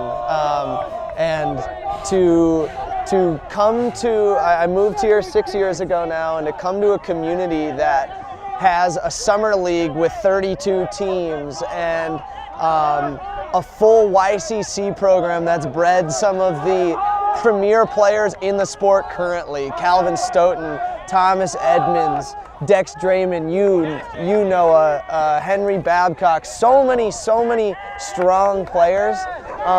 So many players on this field right now. It's just, it's a positive feedback loop of putting care in and then getting good players and then giving back. It's truly incredible. I'm grateful to have been embraced by this community and now giving back to it in my own way. So yeah, it's truly something special. Yeah, can't Maine say Ultimate. enough good things about Maine Ultimate. So thank you, Maine Ultimate, for everything you've done. Yeah, and Rich in particular, Rich Young puts in an incredible amount of time and just care. So yeah, really a special thing. So what we see right now out of the BMO offense is this 3-person handler motion. Jason Tapper has really quarterbacked this offense all point, and unfortunately we see a very risky cross-field blade to kind of the back of the end zone that was D'd by a really heads-up defender on UMass number 1. Yeah, that's a tough throw. The OI blade with the wind pushing it down, we saw it kind of sink. I think in his head he wanted to pop it over that defender, but then with the wind bearing down on it, it was like a head-high throw that the defender was able to make a play on. Now the UMass D-line working up into the wind here. They do not have Jonah Stang Osborne on, so I would imagine this is more of a small ball point. You see everyone condensed on the disc right now. It's difficult throwing into this wind right now. I'm watching this Jason Tapper, Rowan Dunkley matchup, seeing if we can get Rowan a little bit of space in this. Oh my God, that's Callahan country. Oh, and unfortunately, a little bit of a collision between BMO and Zudisk. Depends if he's calling foul or if he's calling strip. If it's foul, it's his disc on the goal line, but strip, that would be a Callahan. UMass is going to retain possession. Yeah. You know what? I don't mind that foul. No. Bad boys basketball, no easy buckets. Make them have to throw at least a throw. Meta world peace, you know? Shout out my Pistons today. Shout out my Pacers. My Pacers. Go Pistons, tough showing Game this 7. year, but Tyrese Halliburton will be back. Rowan Dunkerley, that's that matchup. Breaks free of Jason Tapper. Rowan with the disc in the middle of the field going upwind, looking for a reset, finds Charlie Norris, and he calls a timeout. So UMass with a timeout. Brendan, what's your opinion on timeouts, and when should you use them? Because I don't know the rules of this tournament. I assume it's 2 per half. That could be wrong, but 4 per game. We've already seen 2 timeouts, 1 by each team. When do you think timeouts should be used in a game like this? So This might be a hot take. I'm very anti-timeout. Ever? No, not ever. Okay. I like the timeouts to control the tempo of the game. Timeouts between points. Okay. If your O-line gets broken, taking a timeout to give them time to rest and recover before the next O point. I don't love that timeout there. You just had an odd man rush. You hit a huck and you had people breaking. I'd love to see a quick dump and then a swing to the other side and see if you can continue the momentum in transition. I also don't love it on the D-line. I think part of the advantage of playing offense on a D-line is D-line are dogs, and you know this, Noah. Yes, and sir. I like the idea of grinding an O-line and making that point long and difficult. Yeah, I think I generally agree with you. I think that especially as a D-line, you know, your mentality is to basically mess up the O-line. Yeah. And if you can use your legs to just tire out the other O-line, Right. that is such an advantage. Right. Brunch, a longtime captain of Red Tide Ultimate, just texted me, always use timeouts. I don't know what that means necessarily in this context, but Brendan and I think, agree that timeouts can be used appropriately, Brunch. Yes. So there are times for timeouts. I just don't love it on an upwind odd man rush. That's all. Rowan Dunkley now looking to play small ball with Charlie Norris. Charlie, nice swing off of this low side. So UMass now working towards the red zone. Great Incredible grab by number 8 here. So they are just playing give, go. Duncan back and forth.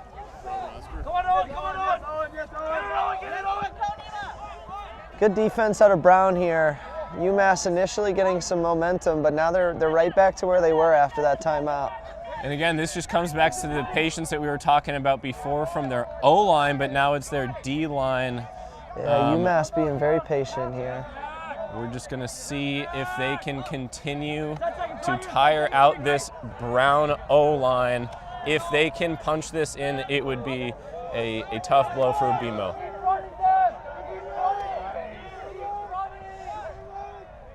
Good swing there. Getting it Nice to that grab, high Charlie. side. UMass And a gets zippy it. throw to the grape in the back of the end zone. That is a very, very good break out of that D-line offense. Listen, I mean, BMO goes down 2-0, ties it back up at 2-2, and now we're on a 3-0 run by UMass. Yeah. If you're BMO, what are you thinking right now? How do you get back in the game so that you can stop this bleeding? Well, what I'm probably putting my 7 best upwind players on. Yep. So I might cross, if you've got a good thrower on your D-line, I might put them on the O. I'm not freaking out yet. It's 5-2, but if you can get this hold, then you're going back downwind. Yep. And you can get that downwind break back. The big if is if you can get this hold. So this is critical. I think if you get 5-3 and you have the chance to go downwind for 5-4, you're in this game. If you get broken now, it's 6-2. That feels like a much deeper hole to climb out of. 6-2 is like when you might start to have that doubt seeping in your mind, like we're out of this game, we can't come back. So what we're looking at right now out of BMO is definitely some of the D-liners. I think a few people who I've seen on some O points, but certainly some really strong throwers. One person that I noticed out there, Adrian Lynn, who had a really nice upwind point as a D-liner. He's going to probably be looking to kind of quarterback this. You have Carl Hawkinen from Maine, who's out there number 4 or number 7 on the line. You see Isaac Holtz out there. These are guys who can definitely, Owen Erdman, these are guys who can definitely propel the disc upwind, and hopefully Jake has something cooking for this line to get them, to score upwind. What you're probably going to see out of Jonah here out of this pull is to try to pin them in this close sideline. It looks like it's a bladey pull towards the middle of the end zone, which is a great pull. They're going to be able to take this at the front of their end zone. So number 44, Teo Hewson, maybe it's Husson. Teo is going to pick up and bring it to the front of the end zone, as you're going to see a side stack out of Brown. isolating number 55 at the back of the stack, and we see a quick turn, unfortunately, out of BMO. Yeah, that's not what you want if you're BMO. They were just trying to get a quick swing before the defense was set. And looked like a little miscue there. UMass 5 yards out of the end zone, looking to break for their third straight break, fourth straight point. The blade there to the back corner. That's money. As we say, Noah, that is a DOT dot. It's a dot. A dot. Was that Mason Stone that threw that? Very, very good throw. That is number 21 out of UMass. I'm going to try to get his name. I think that is Mason Stone. Yeah, I think so too. Yeah. Yeah, Mason Stone not on the USAU roster with a number, so I would assume. It is. Cool. 6-2 UMass now, and yeah, now, as I was saying right before, a minute ago, now is when the alarm bells might start to ring if you're Brown. You gotta start making moves fast. I think if UMass is able to get an upwind break here, that would be a dagger. I think a 7-2 lead, there's no way you blow that, right? Ain't no way. No team's ever blown that. Yeah. And if you're Brown, the message is simple. One break. What's the best comeback you've ever made, Brendan? From your memory. Do you have a memory that you can talk about? Yeah. In D3, I mean, high variability. But we came back. Some juicy games in D3. We came back from a 9-2 score. There you go. At one point. There you go. Yeah, I think that was my sophomore year against Milwaukee School of Engineering. A classic, storied program. A storied program. I think the name was like Duckies or something. I don't know. Remember. Shout out to the Duckies out of Milwaukee. Yeah, Noah, how about you? I've never come back from anything. I generally am. I don't have a lot of wins in my history as a player. So I do think that as soon as I go down, as my team goes down, we have taken the loss. It's an unfortunate curse of being on a roster with me. That's why they call you the Turtle? It's exactly why you just they roll call me the over? Turtle. People have been calling me the Turtle for years. Brown going to pick up towards the middle of the field here, looking to an under to number 55, Owen Erdman. Erdman looks downfield and hits Carl Hockinen. Carl going to be looking inside, and an errant throw. That is an incredible D from number 34 in UMass. It looks like there's a call of some sort. I think the intended receiver was potentially either held or fouled, so that he's arguing that he could not get to the disc. That is going to be Young, number 15, who is not on the sheet I was given. Awesome. Well, sorry about that, Young. Notably, a Brown not present with one of their strongest players, Emmett Young. Reminded me is this Young jersey. Emmett Young playing with Dig last season, an elite handler defender. Not on the fields today. I don't think he's playing this season with Brown, but he is enrolled.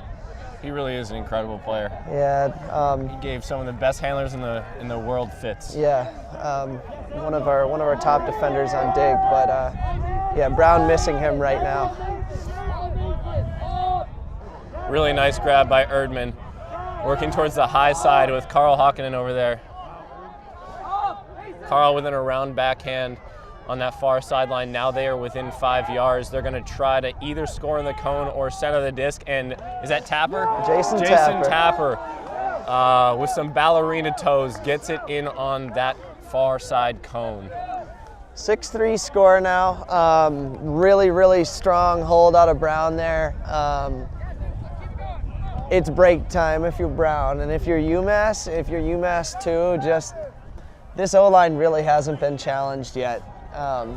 Actually, no, they've had a break. They've had one break. They did get one break. Yeah, I take that back. BMO has the ability to break either side. We're going to see if they can do it here, but I mean, the UMass. I think you bring up a good point that if UMass can remain air-free. I don't see Brown generating a ton of turns right now, so I think it's really up to UMass to just have a clean hold. Whereas I think the other way around, UMass is giving the BMO O-line a little bit more trouble. And so I think that if you are the BMO defense, I think that trying to stay under the cutters and forcing some of these deep shots into the windy deep space is going to be a key to them generating some turns. Yep, definitely.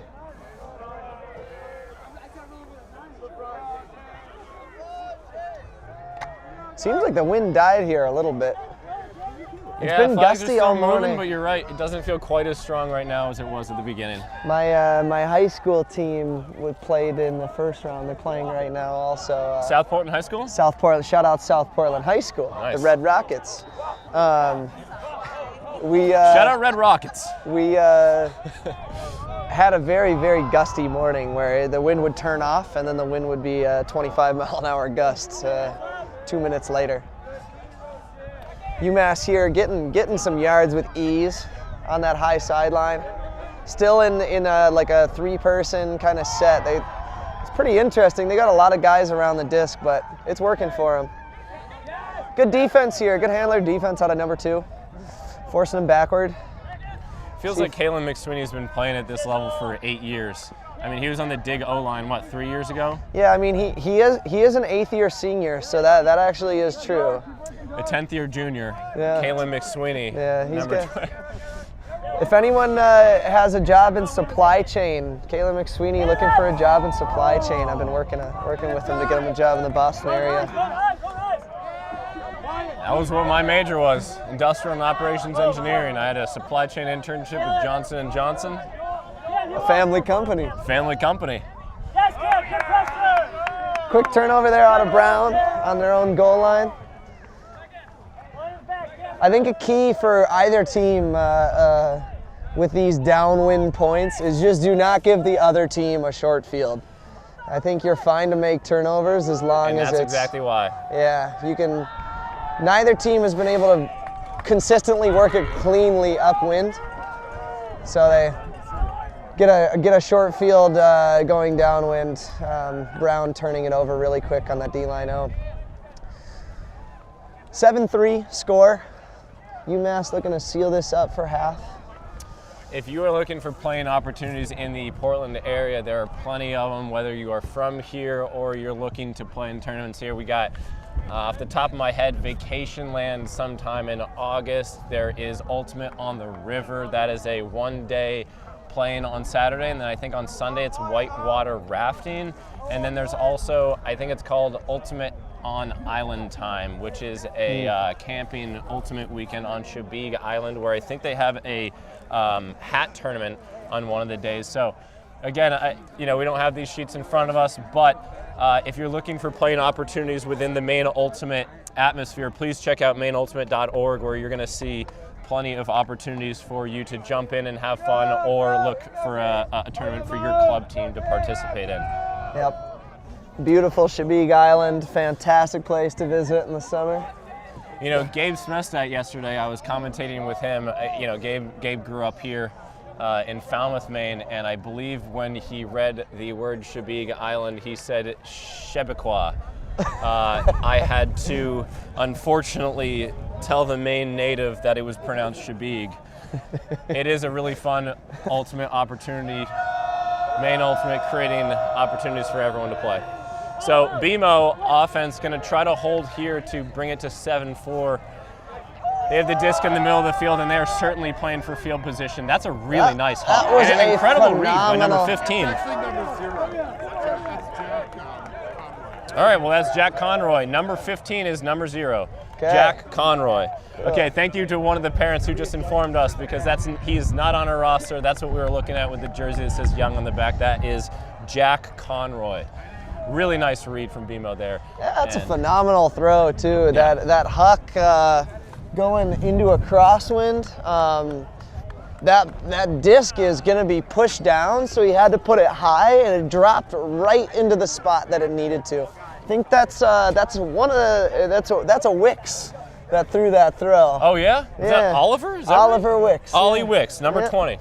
Shout out Ollie. Wicks was a coach of mine on Dig and Brendan's on Dig for a number of years, and now he's still a coach for Boston Glory. Yeah. We're actually joined here, interestingly enough, by another Boston Glory captain, Peter Borth. Peter, how's it going? How's your season so far with Boston Glory? Hey everyone, happy to be here. Season's going great. We had a game yesterday against Montreal at home. Was able to secure the W, and now really excited to be here at regionals. Watching these teams battle it out. Peter's a Husky, Northeastern Husky alum. How is Northeastern doing this weekend? Do you know? I just ran over from their game. They're in the back door against Mcgill right now. I think down 8-5 at half. Oh, down. So wow. Work to do. It's a little windy. Maybe some decisions going awry, but I've got faith in the fellas, Yeah, there you go. And do you have a pulse on the UVM other backdoor bracket game? Yep, I was in between both of those, and that game looks very close. I think it was maybe 7-7 when I left. Okay, cool. Yeah, so barn burner in the back door. Yeah, New England Regional is always one of the most fun tournaments of the season. Just always a bloodbath. There's so much depth and talent in this region in the college division. So, Great grab by Ethan Lehman there. So UMass, sorry to interrupt here, but it's 7-4. This is going to be for half if UMass can punch this in. So we're on the doorstep. Wyatt Kellerman looking to the break side with a nice inside flick. Number 21, Mason Stone, going to be looking to play a three-man game right now with his fellow UMass players. Him and Wyatt are just going to be working backwards until something opens up, and there's going to be a pick called at the front of the stack. So Ethan Lehman is going to be looking to enter the set. Peter, I'd love to ask you about your time at Northeast Regionals. We might have to come back to it, but I want to hear about your experience playing Tufts in the game to go. Was it last year? Is that right? Yeah, I played against Tufts multiple times in the game to go. I don't know, it doesn't get better than that. We're out here, New England Regionals. It's windy, it's cold, the field's muddy. Teams are just battling lined for their with seasons. Spectators. Exactly. It's such a good atmosphere. There's no tournament like it. Easily some of the favorite games I played of my career. Everything on the line. Last year playing Tufts in the game to go. Super awesome. Oof. Northeastern hadn't been to nationals. And an emphatic spike from Ethan Lehman. Let's go. Yeah, I think that's half for UMass. All right, UMass. Yeah, UMass taking half, 8-4 here. That O-line's looking pretty settled in right now. We'll be back after halftime for the second half, and we'll have updated scores from the third place bracket as well. Okay, thank you all.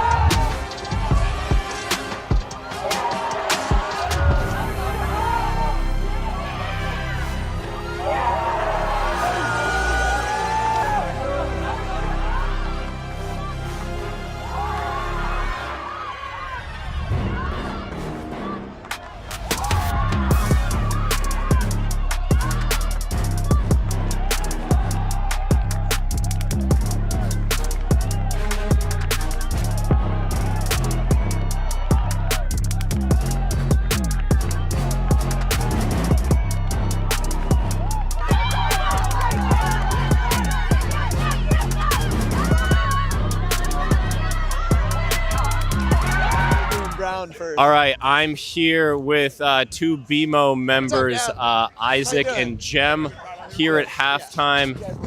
I'll start with you, Jem. What's going on in this game? What's your mentality? You're down 8-4. What's your mentality in this game? What are you guys thinking? Yeah, you know, it was a tough half for sure. Some unforced errors, some mistakes we'd like to fix. It's a windy day. We just have to execute better. I think we can beat anybody. So, you know, we just got to lock in and we'll come back. Isaac, the wind is clearly playing a role. Like, this is tough weather to play in. How do you guys, I know that you guys play a lot of small ball throughout the year. I've played under Jake for a number of years. I know the things that he stresses. How do you guys think that you get ready for these moments all year long in the wind and in the you know, blustering conditions? We actually play in a wind tunnel. We play in hurricanes. We play in tornadoes. We're used to this. This is a daily practice for us. Classic Jake Smart philosophy right there. So let me just ask you this. For this second half, the UMass offense it's a tough one to stop. They've got a lot of good players. You guys also have a lot of good players. Do you have any idea what you can do to slow them down a little bit? Yeah, well, we came from here to Kangaroo Court to Portland. We're going to pick it up. We're going to stick it to them. All right, fellas. Appreciate that. Appreciate the interview. Good luck this half, and go get a win. There is a place where we are us at our best. A place where everyone is welcome. Regardless of age, shape, skin color, or anything else that tries to box people in. A place where we defy the odds, defy the naysayers, and even defy gravity. A place where it's accepted that success doesn't belong to the faint-hearted. It belongs to the brave, to the determined. A place that knows grit, knows grace, knows bright lights, and knows empty bleachers. A place where we remember to laugh. Where we learn to trust. Learn to high-five strangers. And eventually, even learn to fly. A place where character, community, and competition are all as balanced as a disc in flight. That place isn't in a stadium or on a field. That place is in the spirit of our players. Because we don't just play ultimate, we live ultimate.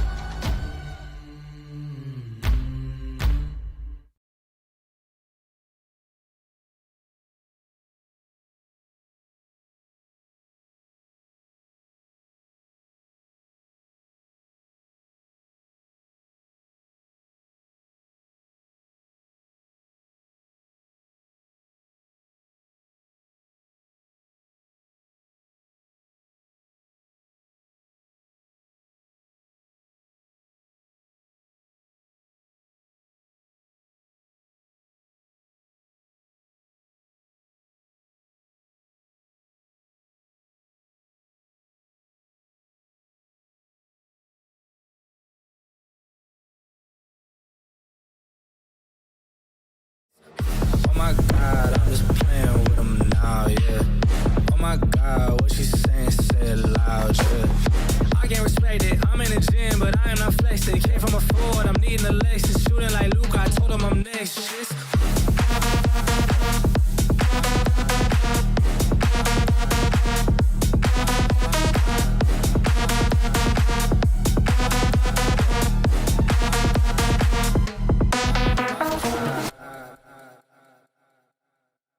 All right, welcome back to Wainwright Field. Second half of UMass versus Brown in the D1 Men's New England Championship.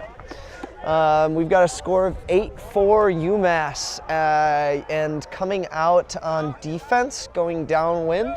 If you're just joining us, it's a pretty windy, cold day. It's probably 45 or 50, but with a sustained... Feels like 15. Yeah, 15 mile an hour wind or so, so it's realistically pretty damn cold. Noah and I are freezing up here.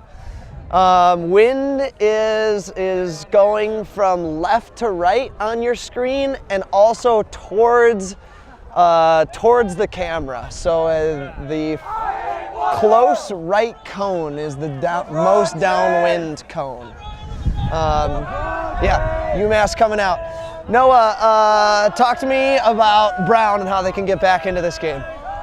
I think Brown, what they need to do is employ a frisbee maxing strategy, Brendan. I've been recently reading up on my man clavicular for all those out there. I don't exactly know what I mean by frisbee maxing. I've heard the term frame mogging and all that sort of thing. I don't know what it all means, but I'm pretty sure if they employ some of those strategies, they should be in a good position. Holy cow! That was one of the best pulls I've ever seen in my whole life. I gotta say, listen, Christian Foster, right? CFO, Yeah. he's a coach of UMass.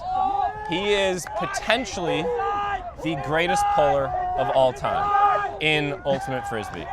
He has, when he was on sockeye in particular, and I was on dig, he would be throwing 100-mile-an-hour blades straight to my chest, and I would need to field them. They would always be in the back corner. This is a, CFO, I'm sure, has worked with UMass on their pulls. I don't know if what we just saw is the result of working with CFO as a coach, but my gosh, that was one of the most impressive pulls right in the back corner. That's exactly what CFO would do on command. And UMass, what you just saw is exactly what that pull earns. Yep. Okay? Yep. That pull is the reason that they were able to just suffocate the BMO offense. Brown never left their own end zone, and because they were starting 1 yard from the back line of the end zone, their resets had nowhere to go, so UMass was able to push them upfield, and there was literally nobody open. They had to force a throw there. Maybe could have hit it, but it was a difficult throw. And then Chaz Norris getting a D 2 yards out of the end zone and immediately flipping for a score. That all starts with a pull and then suffocating defense. Wow. Shout out to UMass and CFO for that. I'm going to give credit to the player. I wasn't watching That was the Jonah. actual. That was Jonah. That was Jonah that All right. pulled Well, that. shout out to Jonah. That was amazing. Yeah. It's bringing back memories to these games in Sarasota against Sockeye, and instead of Henry Babcock and I were handling, and we would usually talk about, okay, who's getting centered to? Instead of who's getting centered to, it changed to who has to field the pull. And instead of being awarded the ability to be centered to, we had to pick who had the miserable job of fielding these blades coming at our, just absolutely, knifing down towards our throats. It was miserable. CFO is really employing some great polling strategies for this UMass. Noah, this weather condition is actually quite reminiscent to me of, I think, 2016 Nationals in Rockford, Illinois, when it was about the same temperature. Yeah, 2016, yeah, and you're right. so windy. Miserable place. Couldn't And you're the recommend Ironside Rockford one. less. And that was also a CFO team. Yeah, that was. Really Oh nice God. huck. Is that Oliver Wicks again with that throw? No, I don't think. We're trying to get think the it number. was. No, No? that's not Ollie. Who's Is it? that? Hang on, we're waiting for the number. 1 second. 4-4. 4-4. That would be Teo Hewson. That was a dot, Teo. Yeah. That on a shelf. That is a perfect. That was Department of Transportation dot. Okay. M dot. You see Carl Hawkinen as the receiver putting his hands out. Almost a little peace sign coming out. But he's just breaking free for the easy score. 6-9 here. Is it? Or is it 5-9? Nice. No. No, it's 5-9. It's Not just very fun. nice. Not that nice. There's someone in front of the scoreboard. There's a scoreboard on the screen too.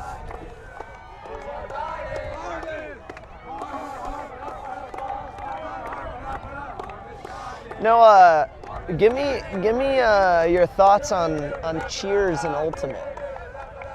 You got any good cheers coming from your background on Magnum? Of course, we I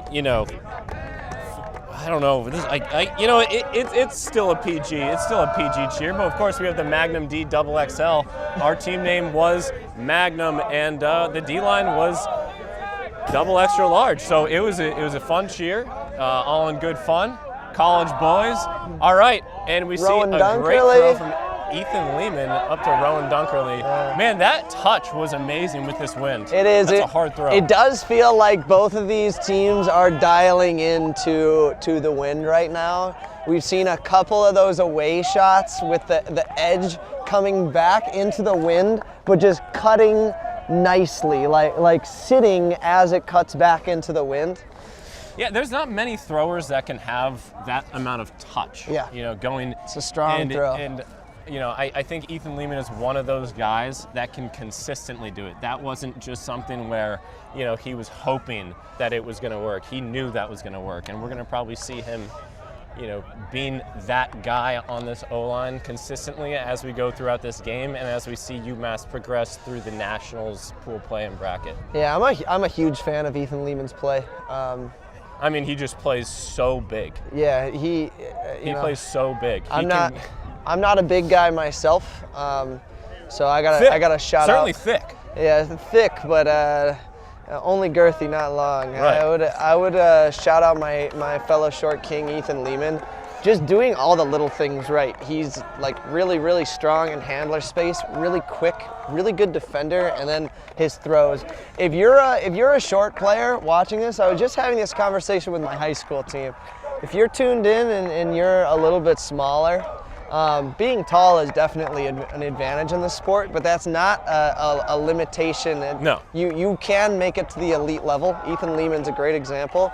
You got to get good at all the other things, whether that's handler defense, whether that is being a phenomenal thrower. It's like a Nathan Kwan. Exactly. And Ethan Lehman, one of the things I like about watching him is how much fun he has playing. Totally. I mean, it truly looks like he is just always having a blast, always cheering up his teammates. Yep. He's just someone who feels like a little bit of an inspiration, honestly, watching. So shout out Ethan, you're playing well.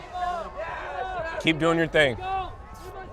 BMO offense now on the high side, looking again for that field position of just huck and play D. Honestly, a pretty good throw.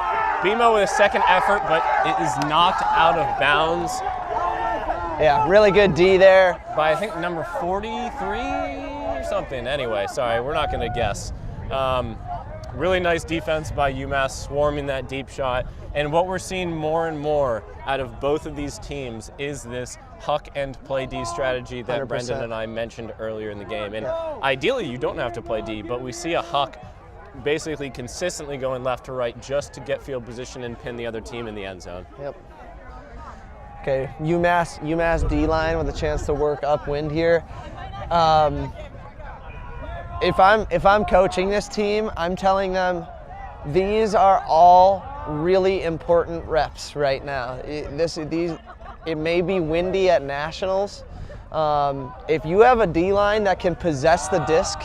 As we see a huck go up, we'll see if number 37 can make a play on it, and he does make a good play. But that's Gavin Abrahamson. We haven't really talked about him a lot, but he is an unsung hero on this UMass team. Unable to make the play there, but he is a phenomenal player. I honestly didn't recognize him with his hair being a little longer. Also a player on dig. He really is an all-around incredible player. Yeah. So Brown working on the high side, probably going to be looking for something long, as you see right here. And UMass comes back down with the disc. It looks like there's potentially an injury or a foul. One thing I really like UMass doing right now is every deep shot going up, they have like 2 or 3 guys dropping off and making it difficult. Brown is still willing to huck it, which I don't hate, but it's making the windows that they have to hit perfectly on a vertical line. They can't just put it anywhere in the end zone. And it's making it difficult on the Brown throwers. We've seen now 2 turnovers going that direction. So UMass just took an injury, Brennan, and they put Wyatt Kelman in. Okay, and that injury was before the throw, so Brown will retain possession. Why do you think they put in Wyatt? Like, talk to me about that choice. Yeah, Wyatt's a strong defender, super athletic, but also Wyatt is very, very strong thrower and is going to be able to bolster this D-line offense working upwind. Yeah. I remember a few years ago when I was trying out for Team USA, I did a training day with Wyatt. It was, myself, Wyatt, and a few of the top other club players in the Boston area, and I think Wyatt was the best player that day. And again, he was like a junior in college, sophomore in college, and since then he's gotten even better. He's an incredible player. Brown, shout out Wyatt Kelman, phenomenal player. Brown able to string together a couple of, albeit sketchy passes, but getting the job done, getting the downwind hold. Doesn't matter how you do it. That's right. Just matters that you do it. Yep. Well done, BMO, on a gritty hold there.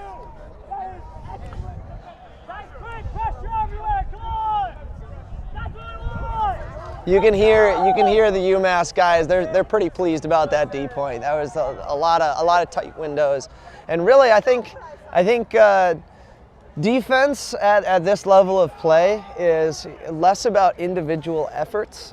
Sometimes you do have to have the ability to make a play, but it's about making all those windows small enough over time that it turns an 80% throw into a 70% throw, yep. and that 95% throw into an 80% throw. You build that up over 10, 20 throws in a point, one of those is bound to be a turnover. Just constantly reducing the chance that they'll complete that next pass. BMO now with a nice pull upwind. UMass going to set up with about 50 yards to go now. They are quickly making work of these yards, eating them up, and just trying to get, again, this field position is paramount right now, and they're doing a great job keeping the ball in the middle of the field / the high side until their shot comes, which is exactly what you see there. Listen, these guys, what we're seeing out of the UMass team is incredible patience and then utmost confidence when they see the shot they need to take. Yeah, and in Dig we have a joke about that throw being smelly. You could smell that one. He wound up, hit opposite field, a 55-yard hammer on a rope. It's a tough throw. Yeah, he made Brown smell that one. And if you have that hammer, this is the perfect wind for you to be able to use it when you're on that high side, kind of just throwing downwind. People aren't expecting you to throw it because it's windy, but it's the perfect wind to be able to gain speed on the disc and just drop right into the bucket of where you're throwing. Yeah, that was a phenomenal throw. So now we have 11-6. UMass up, and they are getting set to pull to BMO. Jake Smart out there coaching his O-line on what he wants them to run. I keep seeing him point to that high side. We'll see if he wants them to try to employ that strategy of continuing to keep it there until they can get a good deep look. And maybe one of these deep looks is going to drop in for a score, and they can get their defense back in the field. Yeah, watching Jake draw up that play there, he pointed to that high side probably 5 times. Yep. I think the message to his team is get it up to the far sideline and then play from there. Play from there, you'll be able to hit your unders, you'll be able to hit your hucks. Everything is easier when you're playing from that high side. Gavin set to pull here for UMass. That's a phenomenal pull. Yeah, that's great. It's going to set them up well, so BMO going to pick up with about 60 yards to work here. They're going to take it to the low side, concede a few yards, get it back to the high side with Jason Tapper. They're playing a little bit of small ball. That is too high, but Jason Tapper says, I don't care, I'm coming down with it. And he puts up a great flick with a perfect amount of touch for a goal. That's a strong throw out of Jason Tapper. Yep. Really, really good throw. One principle that Jake Smart, the coach of Brown, has taught me that I'm a firm believer in is never throw a hard throw after a hard catch. And Tapper just made a hard catch. Why is that? What is his thinking there? Yeah, the thinking is when you lay out and you make that, or you have a contested throw with someone on your hip and you just barely catch it. Yep. There's like that split second of adrenaline that hits you, and like your heart rate is up and you're kind of like in intense mode. You kind of think you can do anything at that moment. Right, and so that next throw is often a bad decision. It's the same thing with, they say conservation. of greatness. On defense, you get like that layout D, and then like you try to pick up the disc and go really fast, and then you end up making a turnover really quickly. But Tapper, proving him wrong there. I know Jake was puckered when he put that up, but really good throw out of Jason Tapper there. Adrian Lynn here set to pull for BMO.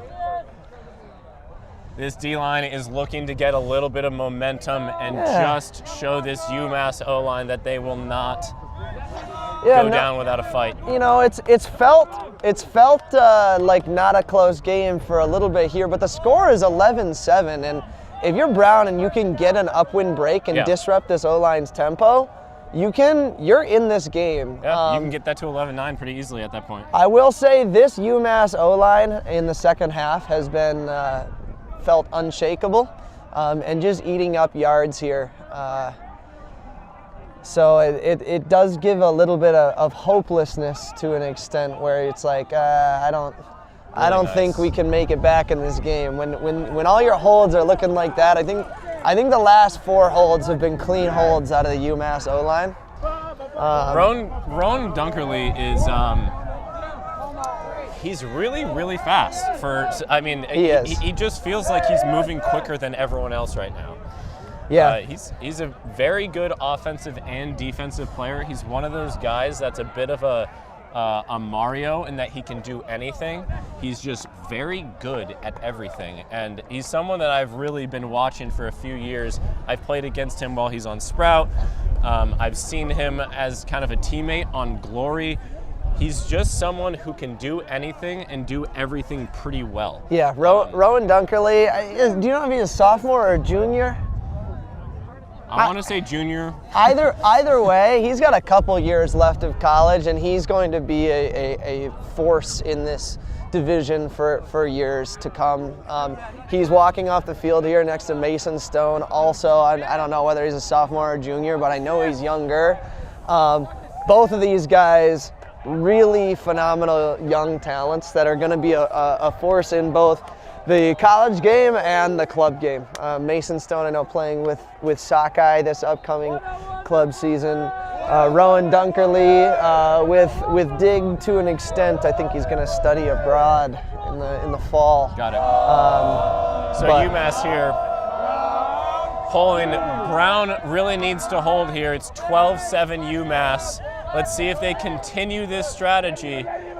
We go high side, and that is a wonderful poach D from UMass. Charlie Norris now looking to just fast break and help this Zoo Disc D-line to a quick score. Jonah Stang Osborne with the disc about 10 yards out, going to be working in small spaces with his teammate. Oh, and that is a turn out of Zoo Disc. So BMO is going to have a second chance here with their O-line. Foul called downfield on Jonah Stang Osborne. I'm seeing a little bit of animosity between that matchup. They were getting a bit physical there, and personally, I love to see it. It's two competitors. Yeah. I know that there's no bad blood between them. They're just going at it, being dogs. Foul called downfield. They'll talk it out. Yeah, talk about physicality in the game right now. I know that when I started, when we started playing Ultimate, I think we were certainly, the game is a non-contact sport, right? It is inherently in the rule book. It is a non-contact sport. But that's not necessarily true. Can you talk a little bit, Brendan, about what is accepted physicality versus what is the rule of no physicality? Sure. There's another foul call, speaking of physicality, and some more animosity here, but it's the same matchup, 15 and 55. Soccer is a non-contact sport. Basketball is a non-contact sport. And for those of you that have played those, you know that there's a lot of contact going shoulder to shoulder. The general physicality of the sport is similar to both of them, where if you have your space, you're entitled to that space, but you can't actively push each other or like grab each other. So right now, that call on the field, what they're discussing is Jonah was playing handler defense very, very tight. and kind of leaning his weight into the handler on Brown. Owen Erdman. And then Owen on the flip side was kind of using that to kind of like push off, like lean into Jonah and then explode into his cut. Personally, I think if they can agree to that level of physicality and say, okay, this is how we're gonna play our matchup, I'd love to see them just not call a foul. But the fouls come when there's a disagreement in that accepted level of physicality. It's very much on a matchup to matchup basis. Right. I mean, you're going to see a different level of physicality at Summer League versus the club finals. You know, like you're going to inherently see a different level. This is something that over the years has somewhat evolved as like accepted levels have kind of universally shifted, and you do see players at every level constantly having to discuss like what is an accepted level versus what is not. Yeah, definitely. In that physicality conversation, we've had 2 turns. Turn from the UMass D-line and then a turn right back from Brown on a hammer. I don't mind that decision of Jonah throwing to an open Gavin, but I would have loved to see him uncork that flick bomb into the wind. Yeah, that would have been a nice flex. I think he's probably the only player in the division that could reach the end zone from there with a flick. As we see Kalen McSweeney sub in, again, this is a similar sub to when they subbed in Wyatt in that, like, you know, this is obviously an offensive point, but Kalen is so good in the wind. Yeah. His throws are so crisp, and you're going to see him, even though he's on the left side of your screen, if you can see him, number 27, he's going to be working back towards the disc eventually to get in that set as kind of like a QB here. So now you see Gavin working in the backfield with number 43, and now Kalen McSweeney is back in the set, so now he's trying to get involved. So let's see what Kalen can do here as he really breaks good the throw. mark. Noah, I said earlier it felt like the wind died. Conversely to that, the wind is picked up strongly here. It's a sustained, I would say, 20 miles an hour blowing left to right, with gusts being higher. It's been a pretty gusty day all around. There have been some lulls, but right now the wind is like as strong as it's been all day. Kalen McSweeney here making a wheel cut, and you see the zip on that throw. That's pretty much the only throw that's going to work. Kalen McSweeney kind of running the show. A turn there, really nice but D from Owen Erdman. Yeah, still strong throwing out of Kalen. We were just told world-class commentating, or world-class commentary by Charlie Norris. Thanks, Charlie. Appreciate your support. Strong hand block out of there by UMass. See if they can work it. I think they want Kalen McSweeney and Jonas Stang Osborne to run the show upwind, 2 of their strongest throwers. They want the guys that can really put some oomph on that disc. Gavin here with the disc, swinging back to Kalen. Ooh, and a nice bid out there by Owen. Really nice upwind throw. Oh, that's a break. That is a break for UMass. You got to imagine that's the dagger. That puts them up 13-7 with the upwind break. Brown with a few opportunities there to get that downwind hold, but just couldn't quite string it together. Yeah, so if you, Brendan, are the you're in charge of line calling for Brown. You're down 13-7 in a final where you've already made nationals. Are you changing anything about how you're subbing? Like, are you putting in guys that haven't gotten as many points, or are you saying, I don't care, we're putting in our strongest guys no matter what? You know, I don't think I'm loading my lines here. I don't think we're there. I would play lines that are realistically going to play together in nationals, right? These are all just reps now to prepare you for nationals, and you can't win nationals if you're just playing your top 7 guys the entire time. Yep. You have to have some level of depth. So right now I would be putting out lines that are like, we need you guys in that 3rd game of pool play versus the 14 seed. We need this line to be able to consistently punch in breaks. I would have that line playing. So not your superstars, but I wouldn't put in my bottom guys either. I would be putting very intentionally players that are going to play together at nationals. And then just keeping that context too. I don't think Brown's feeling too sorry for themselves right now. They've qualified. This is good practice. They're playing against a great UMass team and preparing themselves for 3 weeks. That is a good point. We're kind of talking about this like this game is a foregone conclusion, and it might be, but that's not to say that this Brown team is not incredibly strong and can make a run at the national title. This is one game. It's incredibly windy. Some things have gone, UMass's way. Some things have not gone Brown's way. But thinking historically, Noah, Brown a couple of years ago was what, maybe like the 10-11 seed of nationals when they won with Jacques and Leo. Yes, they were not at all favored to win the national championship. And they won, what was that, 2 years ago? 2024? Yeah, it was 2 years ago. Yeah, 2024 nationals, they won. So this Brown team is no stranger to being underlooked, and I think they're probably, the messaging to the team for the rest of these 3 weeks is going to be something similar. Like, we've done it before, guys, we can do it again.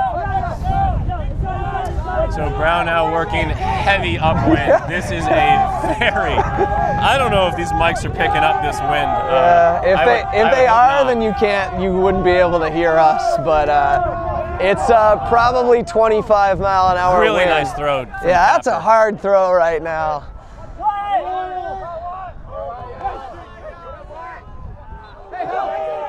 Oh! A good effort out of Brown's offense there. That is seriously the windiest it's been all day. In the last 30 seconds, we had probably 25-mile-an-hour gusts coming through. But yeah, that was still a good offensive possession, just not able to finish there. So now we're going to see UMass pick up with about 60 yards to work with going downwind. Noah, do you pick it up and huck it here?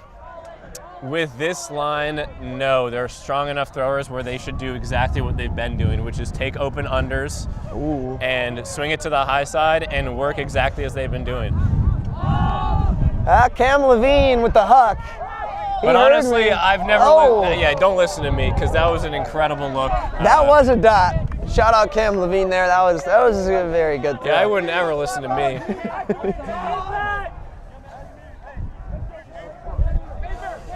So Brown's going to work with, now they got 70 to go, upwind.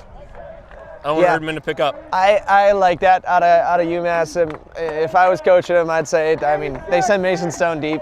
Send a big boy deep, put it down there. Do not give Brown a short field and 20 yards to work with. Make them have to work 70. I think they've only done it one time this game. So now D up and see if you can't get a short field turn. Ooh. Jason Tapper threw that before he was even looking if there was a receiver there, but Adrian Lynn and him are on the same page. Oh, really good D out of Wyatt Kelman there on Jason Tapper. UMass now 15 yards to go, 5 yards to go. Nice looking to punch it in. Norris. Oh! And then a D on Kayla McSweeney. It's a really strong D there. We're going to have to see who that is, but... yeah, I can't see the numbers on these jerseys. I was told they were alternates. Not meeting the USAU requirements. Oh, that was number 15, a.k.a. number 0, Jack Conroy, of course. There you go, Jack Conroy. Get you some. Get you some there, young feller. And then a quick turn out of Brown. I think trying to huck and play D, just upwind now. Hoping UMass gives them a nice short field. Wyatt Kelman centers back to Kalen McSweeney.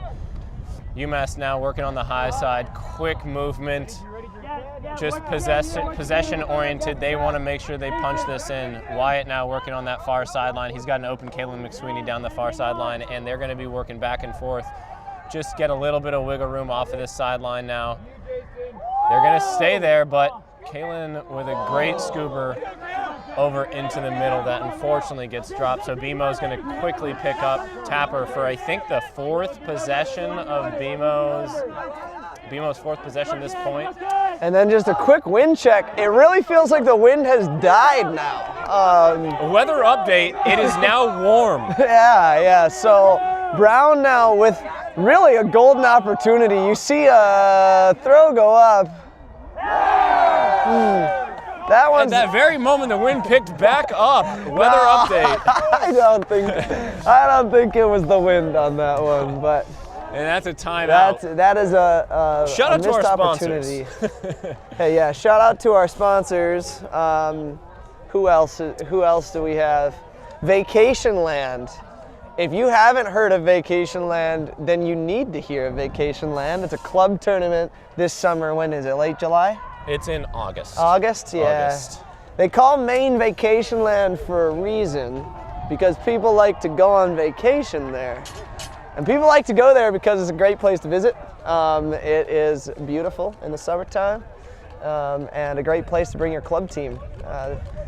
You could go to a club tournament in Virginia Beach and pay a fortune for hotels and visit an awful place, or you could come up to Portland, Maine, where it's beautiful and warm and go. Shout out Virginia Beach. Yeah, hopefully no more tournaments scheduled there.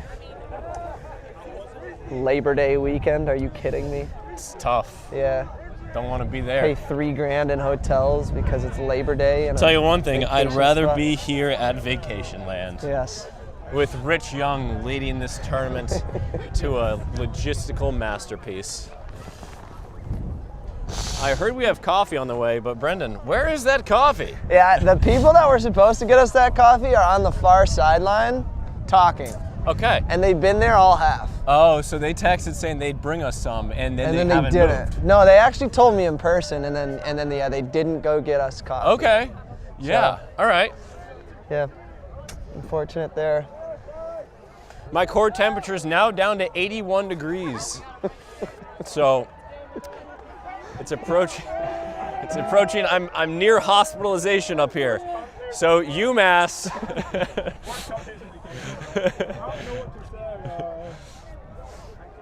Jonas Stang Osborne is saying that this is the worst commentary he's ever heard. So. If you're Caleb McSweeney, are you throwing this deep here? Yep. That's a fly. Yeah, I think almost certainly you are. They got Mason Stone out there, and he's faking going deep. That's a nice throw. And then Wyatt Kelman. Oh, wow, that's a good pull play, or timeout play.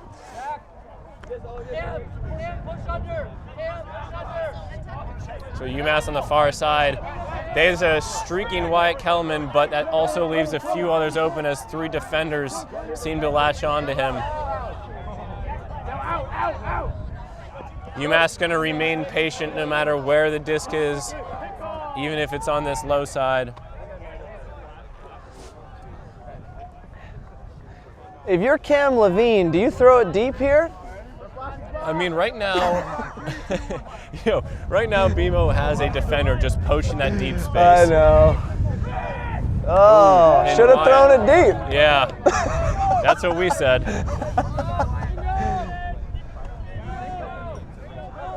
Brown with an opportunity to break upwind. The wind at a pretty steady 20 miles an hour here. Not as windy as we've seen, but definitely still strong. 10 yards to go and a miscue. Looking for the inside lane, Jason Tapper. And now it looks like UMass might have an opportunity to turn the disc over. How many turns are we at for this point, Noah? I don't know, but I think this is the 6th. What a defensive block, Wyatt Kelman.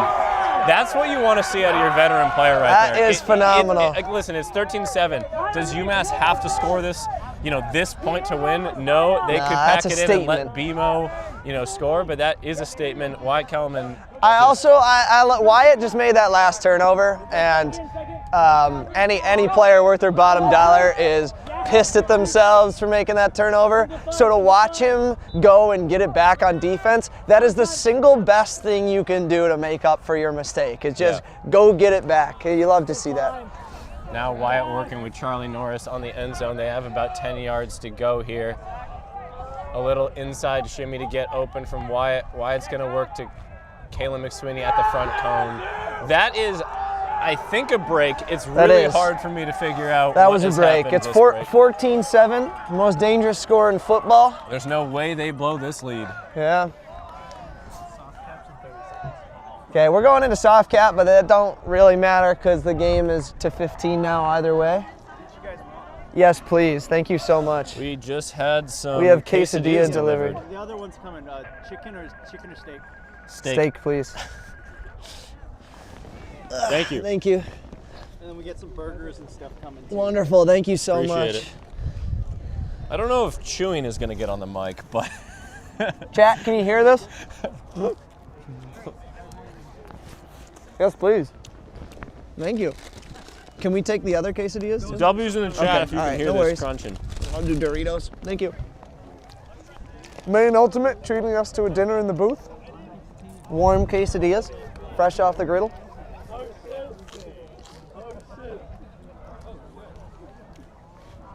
Still no coffee. CCBM, if you watch this back, you're in trouble.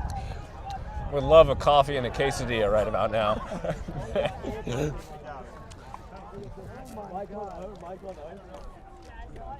So we got game point for UMass. They're going to be pulling upwind. Brown, let's see if they can hold here to just try to get another point on the board.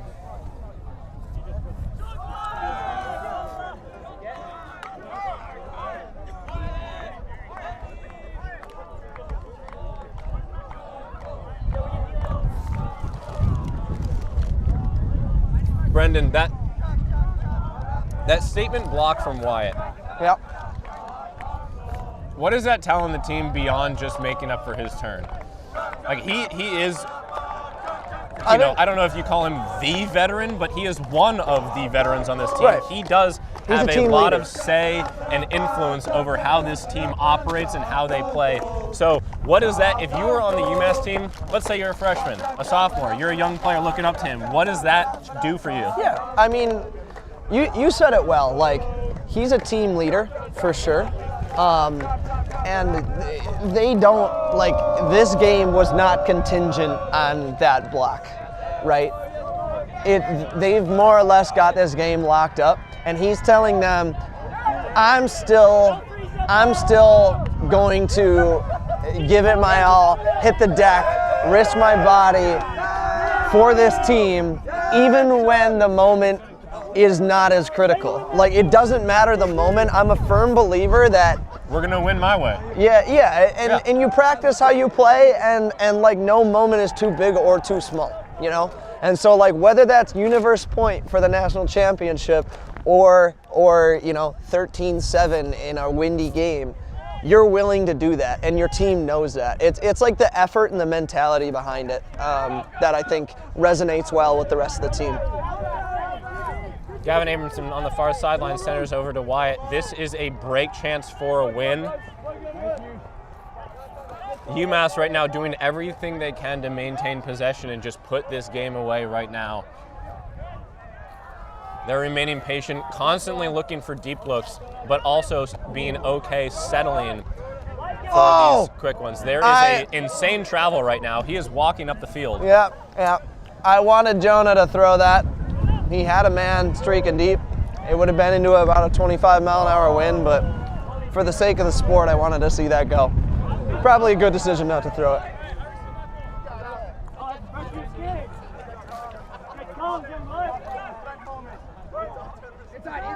Really, really good throw there by Gavin Abrahamson. That inside throw, hard throw. Those two playing UMass small 20, ball. UMass 20, 25 yards out. You can see the players slipping. These fields, it's been rainy these last 2 days, so these fields are a bit wet. Holding up pretty well, I will say, but you can still see some slippage happening, and you can see the brown spots in the middle of the field where it's a bit more worn. So Kalen now with about 30 yards to go. Inside, wow. My gosh, wow. That is amazing. Wow, that is a statement finish for UMass. Simply phenomenal throwing into the wind. Kalen McSweeney to Gavin Abrahamson to Jonah Stang Osborne. Couldn't have picked a stronger three to end with. Really, UMass Zudisk. I mean, yeah, so well done. so well earned. Your 2026 D1 New England Regional Champions. They will go on to the 2026 National Championship with probably a pretty high seed. Brown, BMO coming in second. A really great tournament for them. Thank you so much for tuning in. This is Noah Backer and Brendan McCann. There will be more action. I believe Rowan McDonald and Tom Myers will be commentating the game to go, which will be upcoming. We don't know the score of the two games that are deciding the game to go, but you're gonna hear from us shortly. Thank you so much. Yeah, thank you. Thanks for tuning in. Yep.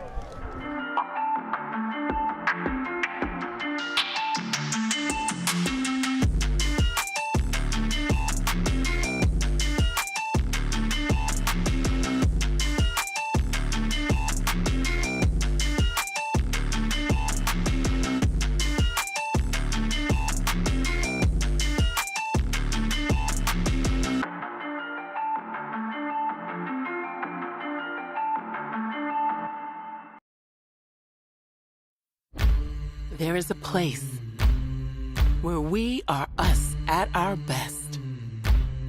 A place where everyone is welcome. Regardless of age, shape, skin color, or anything else that tries to box people in. A place where we defy the odds, Defy the naysayers. And even defy gravity. A place where it's accepted that success doesn't belong to the faint-hearted. It belongs to the brave, to the determined. A place that knows grit, knows grace, knows bright lights, and knows empty bleachers. a place where we remember to laugh, where we learn to trust, learn to high-five strangers, and eventually even learn to fly. a place where character, community, and competition are all as balanced as a disc in flight. That place isn't in a stadium or on a field. That place is in the spirit of our players. Because we don't just play Ultimate, we live Ultimate.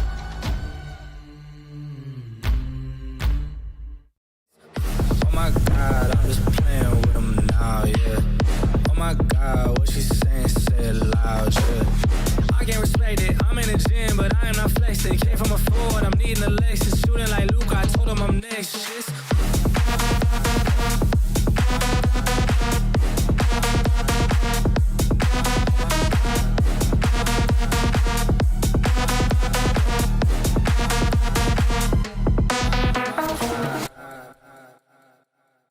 Hey, what's up? Rowan here, and this jersey from Australia, the Frisbees, was Evergreen's first team order last summer. Since then, we've gone on to work with over 20 teams and organizations, and we'd love a chance to work with y'all in 2026. Not only will you get the team kits, but you'll also get Excel Ultimate resources to help you, your captains, and coaches save a ton of time and get started in the right direction. If you're interested, then just give us a DM over on Instagram and we'll reply back and get started on a free mock-up for your kit. This is Rowan with Excel Ultimate, and we share my experiences from Truck Stop, Team USA, DC Breeze, Dig, and Boston Glory with you and your team so you can strategize, practice, perform, and play better. Just head over to excelultimate.com where you can get learning materials, training materials, and online coaching that's used to help national teams around the world. Get started and get better at Excel Ultimate. Boston is in.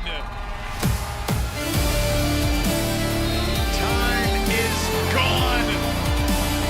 Boston has its glory. The 2025 UFA Championship belongs to Boston.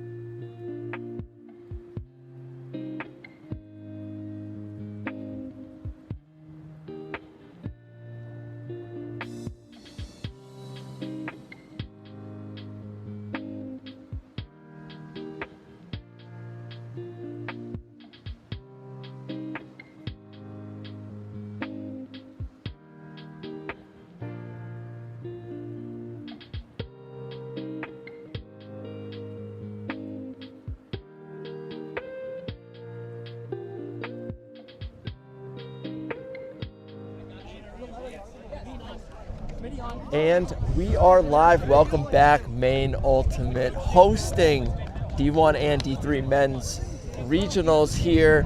We have arrived at the game to go where we have Tufts playing Mcgill University.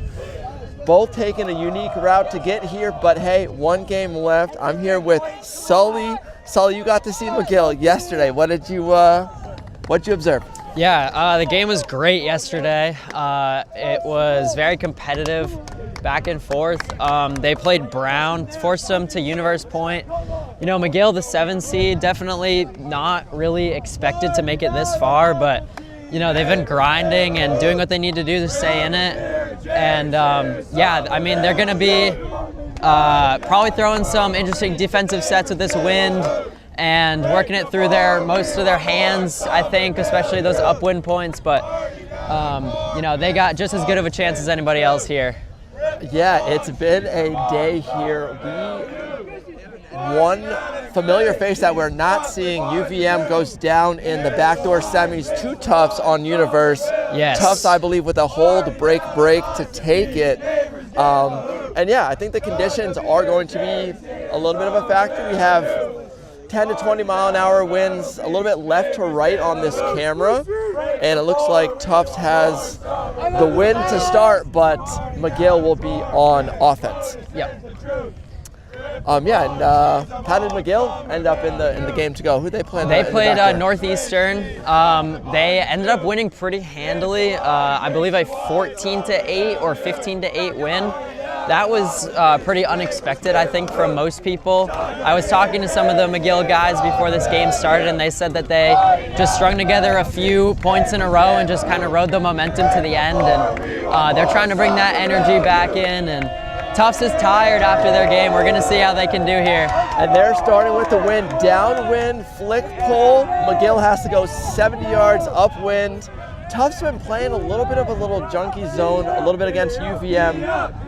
You know, I'd rather prefer just like a tight defense here and make them grind 70 yards in tight pressure, but we'll see how the, looks like a 3-3-1 goes, as Mcgill's just going to walk it up the field as they should. No pressure yet, and we'll see if Tufts transitions into something a little bit more pressure, and hopefully, yeah, forces a little bit of some chaos. There's Mcgill, just moving it, walking it up. Yeah, right now, Kai O'Donnell with the disc right now. Him and Dylan Wu, number 13, on the far side of the field right now. They'll be their two main guys this game. They're going to be working through them in the backfield. Kai will move upfield too when they're probably going downwind for their O points, but those will be the two to watch, I think, mostly. Yeah, and a nice upwind hammer to space. That's a great spot. And again, let's see if we get a no transition here, but so far the handlers on Mcgill just working it right through. There hasn't been a single difficult throw. Gust, couple of these gusts though are going to make any throw a little bit more challenging. That one's going to sit and hit the ground. Respect there, a little bit of, not contact, but you love to see a no call in a game to go. So sidelines are going crazy. College regionals is where the energy's at. Tufts is right in front of us, and we're hearing it. Oh, and a kick block huge on the foot first block. throw. Dylan Wu with the disc here, about 10 yards out. Trying to keep it in the middle of the field here.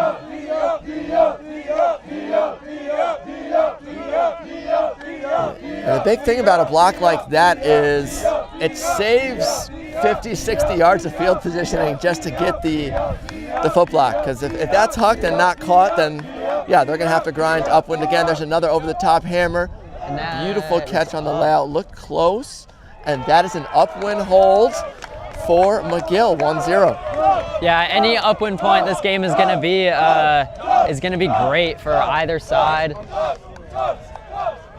And yeah, early on, I think, no, it might be too early to call advantage, but Mcgill with the upwind, and honestly, outside of that one that popped up near the end zone, looks super clean. I wonder if Tufts stays in that zone because I'm not sure you know his name, but just those over-the-top hammers, and it looked easy. And yeah, it shouldn't be easy going against 20-mile-an-hour wind. No, yeah, they little surprised with the zone look. I mean, in the wind, it makes a little bit of sense, but After watching last game, the Tufts man defense was looking really solid. They also might be doing this just to save legs. They're really tired. They went all the way to Universe, and as soon as they got here to this field, they had to start right up this game. So, yeah, we'll see how their defensive sets change throughout the game. Yeah, something that we all love and hate about Ultimate is the biggest games of your season are after 6 or 7. And for Tufts, they're playing for their life for the last 3 games, and Mcgill too. So yeah, we'll see what kind of legs both teams have. I would imagine they're both slightly top heavy based on, normal college Ultimate rosters. But yeah, we'll see who has the depth. Mcgill is also in a little bit of a junkie zone here. It looks more like a 2-3-2. We'll see if they transition out of it. Yeah, they really like setting up that reset handler defender just in the upfield space to take away any unders and just keep that poachiness. Especially going upwind here, they're gonna force their defenders out more, I think, just because the upwind hucks are gonna be really difficult. Yeah, even not an awful look taking a free upwind huck or two, but Tufts looking more likely or more happy with just swinging it. Whereas Mcgill was at least walking it, trying to get a couple yards per pass. It's a little nerve-wracking just throwing 20 swings in this wind, but yeah, so far Tufts also hasn't really had to throw too much of a difficult throw, and yeah, let's see what Mcgill does is sits into it or transitions out. Any players to watch on Tufts? Yeah, I don't know the Tufts roster as well as most, but the one I do know who was dominating last game, number 24 in the middle of the field right now, Tucker Livingston, local Cape guy. He will be probably playing both sides of the ball. Anytime they have their end zone set, he's their first ISO look. So probably him will be one of their main guys for most of this game. Yep. There's some nice little, looks like there's a call in the field. Not sure what they got, but yeah, so far overall quality of the game has been high to start. Given the conditions, so let's see if it stays clean or changes a little bit. Tufts dumps and swing their way through this 2-3-2. Mcgill showing no signs. That's the one open spot. And there's that huck you were talking about. It's not a bad look upwind. Anything can happen. It's going to go left. This guy on the left might have the best read on it, but he jumped early. Yeah, not the worst look, and McGill's looking to score downwind.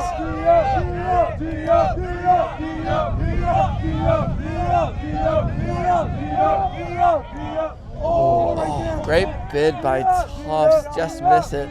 Mcgill off to the races here. Just playing give and goes right now. Oh. Bad drop there in the middle of the field. But we have good field position here for Mcgill. They still have to go 65 yards. Back in there, 2-3-2. Places to watch here, I feel like Tufts has had a few ones through the middle. It's almost like that soft spot. With the two deeps, they really haven't had much free. They haven't taken that hammer over the top. I'm not sure if anybody's throwing that one. Yeah, that's going to be really tough in this wind. Oh, and a call on the far side. Stall call. No, yeah. Can't say I recall seeing somebody hold the disc for more than 6 seconds, so I wouldn't say it was a stall personally, but again, do we have replays up in here? I just kidding. Okay. All right. Observer in orange holding it down. The energetic sideline getting a little too close to the action. And yeah, so you ever play regionals, New England regionals? I have not. This was my first year in the college ultimate scene. The UMass Snow City team unfortunately did not make regionals. We have a really difficult section including UMass, UVM, and Brown, so pretty tough to get there, but next year we should be back. And yeah, but yeah, this has been a great tournament so far. The weather has been pretty cold, windy, and rainy both days, as it usually is in Maine around this time. Yeah, well, both teams fighting through pretty good, and yeah, no place you'd rather play. Wainwright here in South Portland, Maine, one of the best locations to host any tournament. Lobster pot, getting 100 college teams every fall. And another call here, you hate to see a little toe drag travel, but it is what it is. Hopefully we don't see too many calls the rest of the game. Noticing Tufts is dragging 2 or 3 of their cutters into the deep space, trying to maybe drag out some of the Mcgill defenders so they can play kind of almost a little dominator up the field here with this wind, just playing small ball. We'll see if that at has this an point, effect. I wouldn't mind if Mcgill just let those 2 players go a little bit deep and stop, because Tufts' best throws against the zone have been right through the middle. Yeah. And 0-1 on. Oh, good to see the observer wave that off. But yeah, well done. They're back to work the disc around. There's that space in the middle they had it for a second. But yeah, Mcgill slowing the game down here for sure.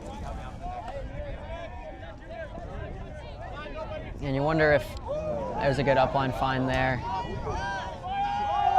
All right, there's the transition. Mcgill moving into a little bit of a forced flick, forced backhand it looks like. 1-0 if you're just joining us. Mcgill held upwind to start the game. Tufts looking to answer. Half field, moving to a divert stack. That one's popping, but they have some help on the far side. Anything can happen here in the wind. And when the field's so wet, everybody's slipping out there. McGill's moved into a man since they've gotten a little bit closer to the end zone here. Here's an interesting sideline because while they're going upwind, it's also the wind's a little bit coming at us, so this is definitely the low side. And another travel call on Mcgill. I'm pretty sure the rules changed from you're not allowed to call a travel if the toe drags, but maybe they thought he changed direction. Yeah, I'm not also a fan. know the observers can tell teams to stop making a lot of travel calls if that's the case. But not a fan of the toe drag travel call. It really doesn't give the offensive thrower a huge advantage. So I personally only like to see the travel called if there's an egregious advantage given to the offensive thrower. Yeah, like a little acceleration, change of direction. Yeah, but, exactly. Yeah. But the I'm gonna start watching. I'm gonna start watching to make sure I'm seeing it, because I haven't really been watching, but this is like the 3rd one on the point, so it's too cold. It's too cold. Let him play. Yeah. It's the 3rd discussion on the same point. But here, yeah. Gonna be sent back. As it is, but yeah, what a day of ultimate here. We got a high school tournament behind us. We got a little bit of everything, and we're back in business. Great inside to the middle of the field, trying to get this to the high side. Looks like Tufts going with the classic 4-person end zone. 2 handlers, front of the stack, second in the stack, active, got to get there. Does not. And a chance for Mcgill to work it up the field now, and a hand block immediately, but it's caught. And turfed. Turned. So the 2nd time today, Mcgill's 1st or 2nd throw on the D line. That's gonna float. Indeed. Has been hand blocked. Got to be more patient there on the end zone, especially going upwind. You really want to try and get as many upwind points as you can. And at this point, Mcgill might think of just shooting a crazy backhand 70 yards. 2 of their 3 starts, instant hand blocks. They got lucky on that 2nd one, but I'd take field position here, personally. Just launch a hammer 60 yards downfield, see what happens. You don't want to turn it on their half of the field. You want to make Tufts have to work all the way up the field in this wind. And for the most part, Tufts is kind of working it up wind, but just a couple weird ones in the end zone. So fortunately, there's that look that we wanted. Probably a smart look. And here we go. Tufts back at it. And Mcgill 65 yards to go. Yeah, Mcgill will probably set that 2-3-2 again. Yeah, they look like they're in it. There's that spot in the middle of the field. That's been the weak spot so far, and they get 30 yards. Transition called.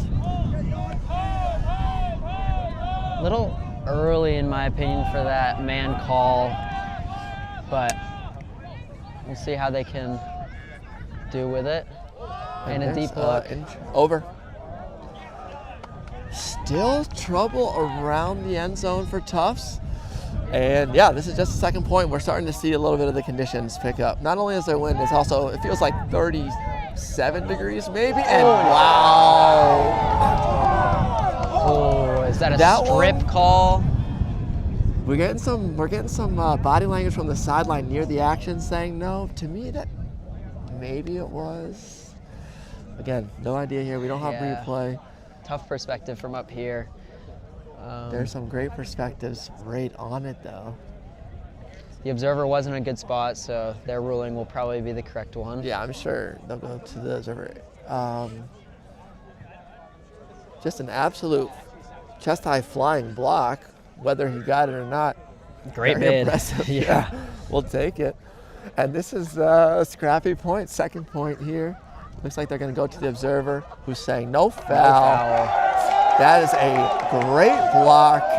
And now let's see if Tufts can get the end zone offense up and running.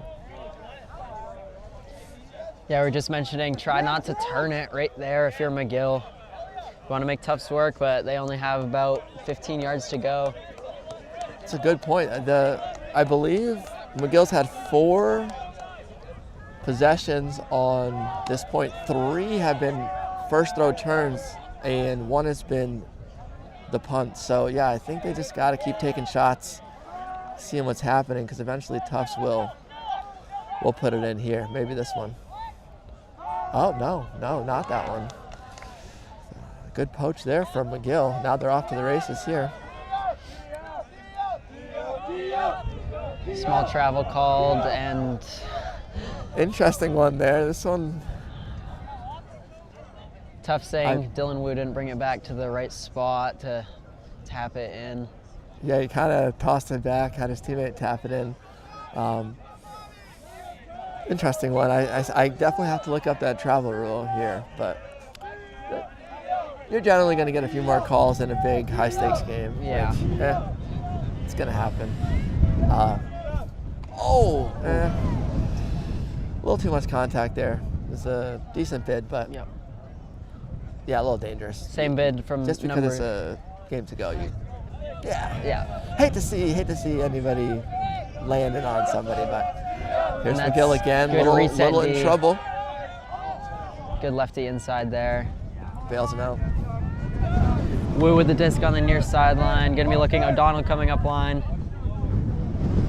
Oh my goodness. And let's play a game. Will there be more calls or points scored in this game? Oh, well, it's going to be tough. We have a pick call where maybe it was a pick, but I'm pretty sure he was pretty open on the up line. I wouldn't mind seeing him keep the disc and the defender catch up, but yeah, I agree. I think Tufts is looking for the disc to be sent back here. So.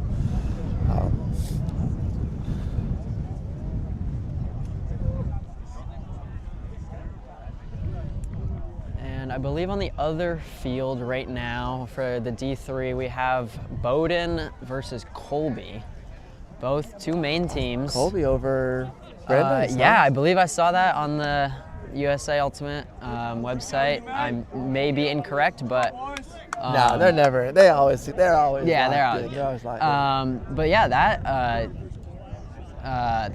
that'll be a good game. Bowdoin, I think, definitely has the advantage over there.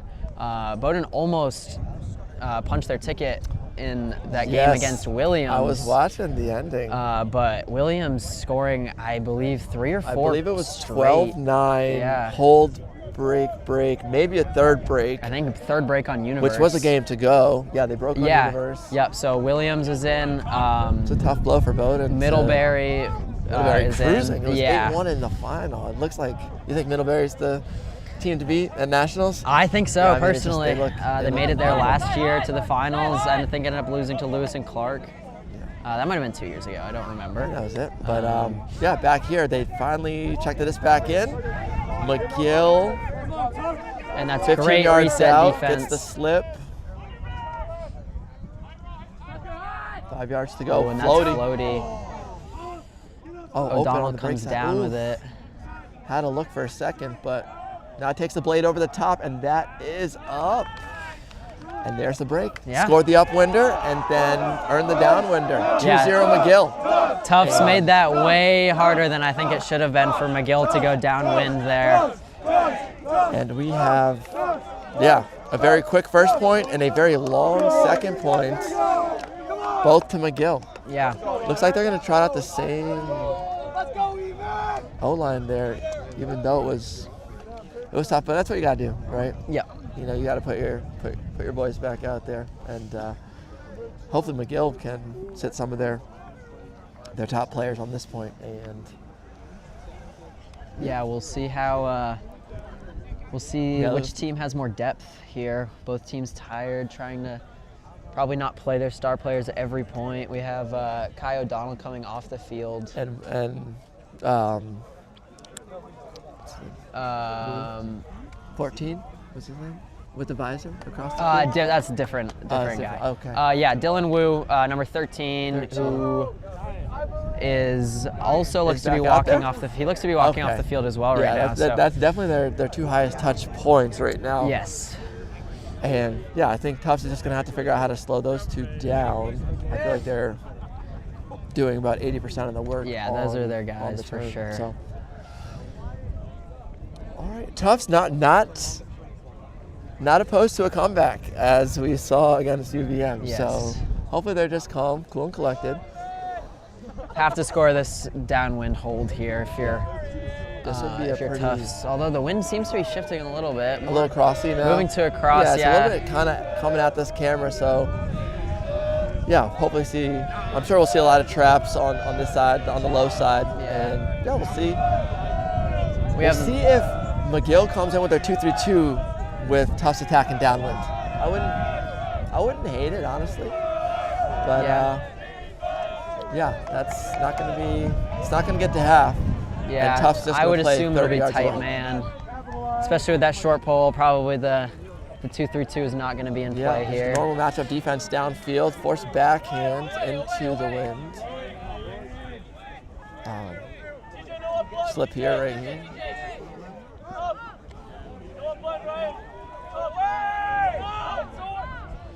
And Tufts. We'll push off. Oh, and a great move by number 1 there on the end zone line to get open. But it's a little stuck, stall 5. Wow, almost an incredible block. Foul called on the up line here. Looks like a push off called. Although there was a front of the stack cut a couple passes ago where Tufts danced a little bit, gave a little push off, and respect the no call on the first one. So I didn't see the second one, but I'm sure it'll be contested and go back to the disc. Pretty smooth sailing though from Tufts in this end zone set. The last couple, Mcgill was just pulling a few people in and poaching the front of the stack, and I think 2 of the turns came on, like an end zone offense, 4 against 5. This time maybe they have to respect the over the tops a little bit more, blades or scoobers to the back of the end zone. We'll see how this end zone sets up. Everybody seems to be pretty bunched up right now. Probably going to try and spread the width of the field here. Yeah, one good swing could do wonders. It looks like it's going to stay here, and like you said, we'll see if they can get a swing to the front of the stack, or if they just try to jam it in, which that also works. Ooh. Crash in the front. Trip there. They're looking to jam it in, and they see it's him. Gonna work. Always does. Tucker Livingston catching the goal. Like I mentioned before, he's their ISO guy in their end zone set. And Tufts is on the board. It's 2-1, down a break here. Pulling upwind to Mcgill, who's looked great. Their one offensive point was super clean, and this will be their first one going downwind. So looks like O'Donnell and Wu, of course, back out there, and we'll see what Tufts throws at him. Right here. I would suspect probably just tight man here. These upwind poles are going to be lucky if you can even get 3/4 of the field. So not as much space to work with defensively for Tufts.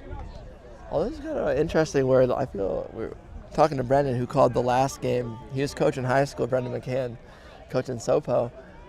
And there are some times where like the wind just completely dies. It's kind of interesting. So like right now,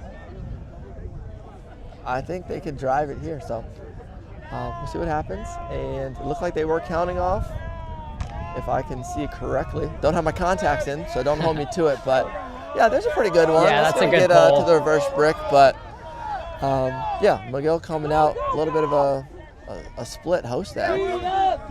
Person defense from Tufts. Good start defensively.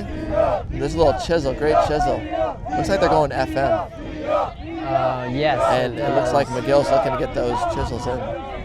Coming from the break side, slashing across the field. Opts for a big swing. That's a tough throw. 40 yard, literally a 40-yard swing to gain 1 yard. Ow. Oh. Tough catch in the middle of the field. Yeah, Tufts is coming out in their forced middle. Now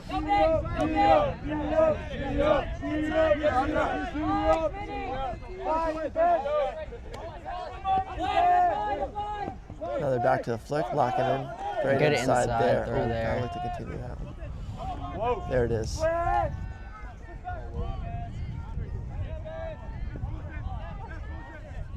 High release flick. Oh, that's a great throw to the break side there by O'Donnell.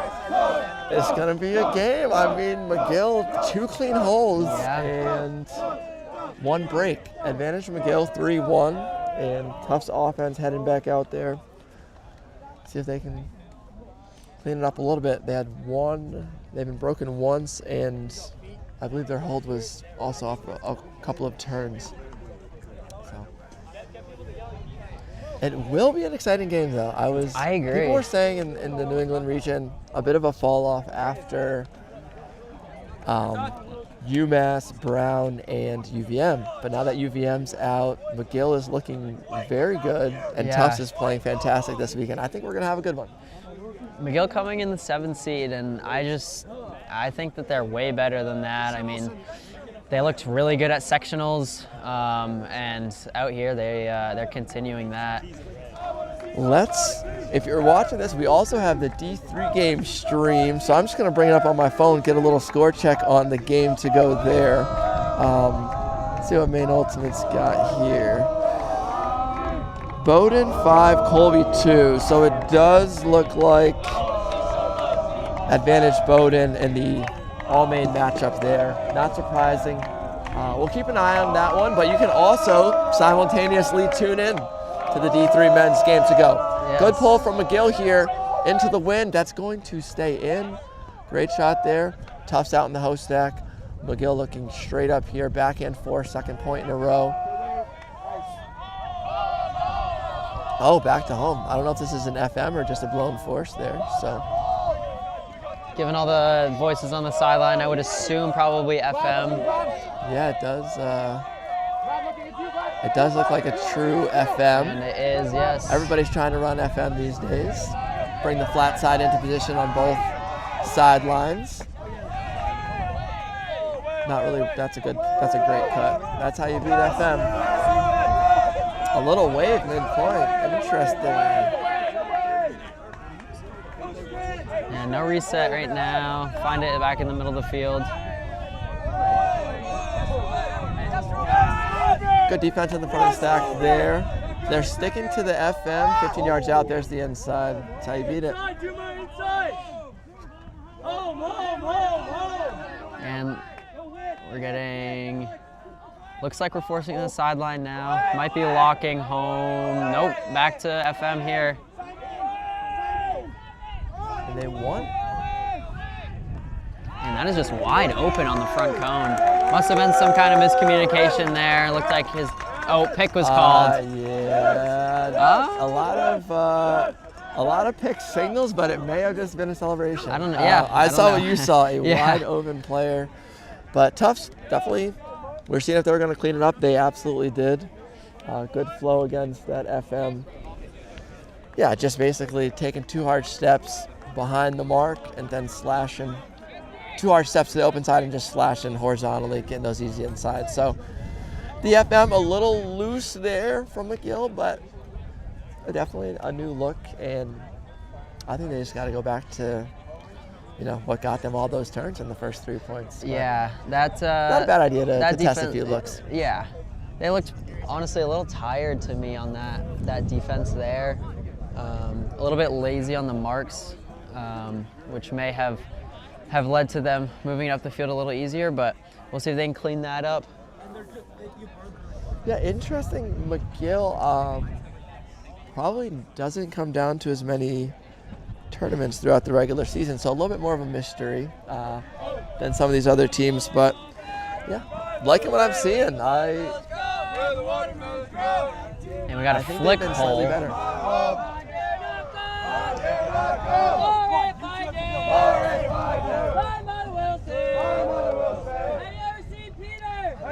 All right, Mcgill back on O. Little dominator set here. Cutter's just fallen asleep in a deep host stack. This is definitely a pre-called dominator. They're still in it. The Cutters are still just hanging. Why not when you can get 40 yards and 4 passes on this set? Now we're getting some activation downfield, and Tufts slows it down by taking the disc out of the thrower's hand. Get a little break here, and nice Great throw. break there. Very impressed right now. Not in there. Finally some pressure, but and there's Wu Mcgill works it through. So the Dom, that's how to run it. Very efficient. I'm watching a lot of Ultimate and a lot of Dominators these days. It's like 30 throws to get 20 yards. That one, no, a couple of big ones, couple easy uplines, insides, and another clean hold from Mcgill. Has Tufts had the ball on defense? I don't know. I don't believe so. Yeah, I mean, all that Dominator was run mostly by O'Donnell there. He was every other throw, and a lot of those breaks were just to those like high release insides. So we'll see if Tufts maybe will shift that mark a little bit more to cover the insides. Yeah, it's tough, and especially in the Dom. You go too flat, then you get beat 20 yards around. Although a hard swing in this wind is tough. Yeah. I'd probably rather give up a flat mark and a wide around than a little laser inside. Yeah. So, yeah, I think that would be a good adjustment there. But, you know, both teams well coached. I'm a bit impressed from what I've seen on both sides. Not only the quality but the quantity. Both teams have multiple coaching. 3 coaches coming off the field from Mcgill as we speak. Tufts a little more player-led on this one. Didn't see a coach calling that play, but I know that they have a few good ones here right in front of the camera. Yeah, Tufts will come out probably in their host stack, and they just have an activation play right off the rip. Yeah, let's see if they take it. They haven't really hucked much. 4-2 Mcgill. Tufts receiving down 1 break, and there's their play. Looks like they got what they wanted in the first look. Slowing down a little bit here around midfield. And Mcgill going back to their FM here, and there's our first deep look. It's gonna go a little bit right, and deceptive wind. Yeah. Deceptive wind. It's just pulling everything towards that flag. It might be off screen, but in the back right corner. But again, McGill's D-line, they got 1, but they've had a few struggles moving the ball. Let's see how far they can get in this possession. That one's popping on the far side. If you're Tufts here, you'd like to maybe let Mcgill. Oh, and there's a big D there. Great block. Great block there. Good read.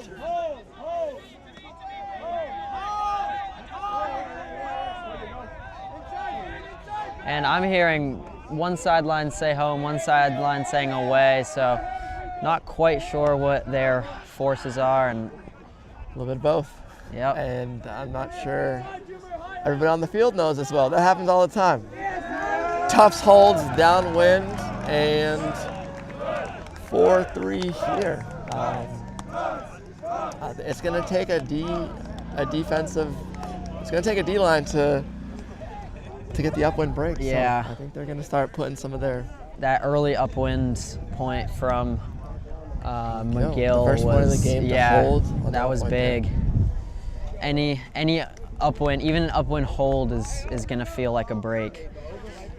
Yeah, and a little bit of an O-line huddle here from Tufts. I'm going to walk over, see if I can hear what they're going to talk about. Report back, of course. Get a little... it looks like more of just a little bit of a hype. Oh, I'm going to go eavesdrop. You can hold the... Perfect. Hold it down on the field.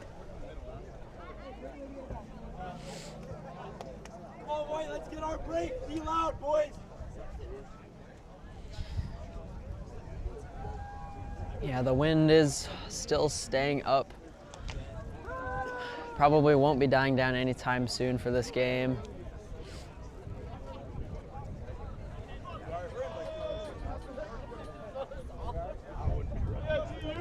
I'll be interested to see if Mcgill comes out with a pull play going downwind here. They haven't, doesn't really look like one. Oh, and it gets through the defenders, giving Tufts some more time to set up here. And it does. A little zony here from Tufts. A new D-line from Tufts. Looks like they're playing a new D-line. Their zone line, perhaps. But yeah, just inside the Tufts O-line huddle there, talking about how they got it back and they're going to continue playing a little bit more of that junk defense on the turn. Not every time the offense can turn and play zone, but yeah, it looks like everybody on Tufts is just way too close to the disc. Yeah, I was going to say that. Every swing. All three.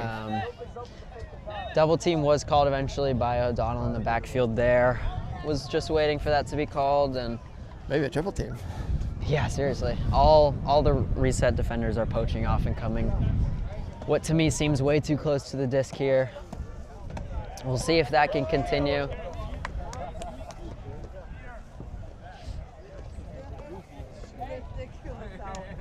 Yeah, it looks like the observer's just letting them know, or can't imagine that he's saying that he wasn't close. But yeah, he might be arguing that playing the chisel or playing the crash and got a little close there, but we'll see. A lot of zone O's these days, just handing the disc off, which is great strategy, but it does bring in a lot of other people into the cut. Instantly checked in, perfect spot. That's Mcgill's third great hammer to get out of the zone. And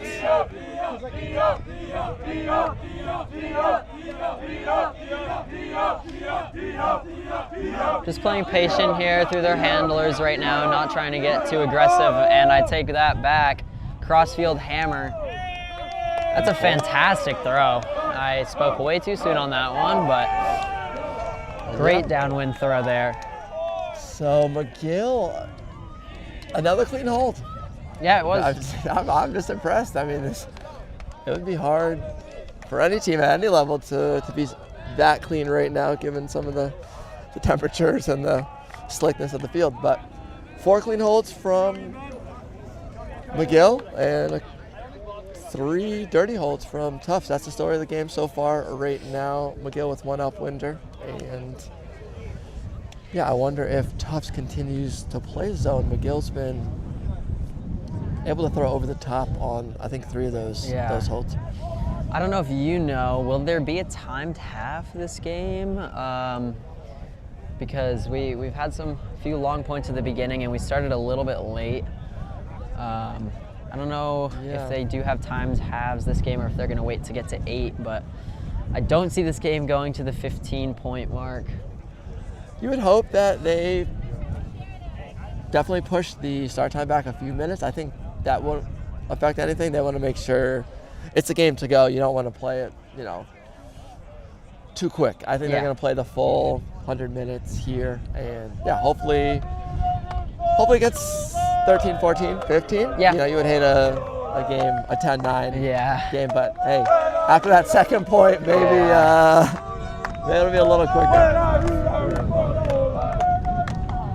And big gusts coming through right now during this poll, so we'll see Tufts starting field position maybe in their favor here. Yeah, Tufts out of Somerville, Massachusetts. I used to live there. I worked at a local pizza place, eat at Jumbo's. Jumbo, the elephant known at Tufts, and a pretty good rip considering that win is going to helix, and they're going to get their whole defensive set on the first throw.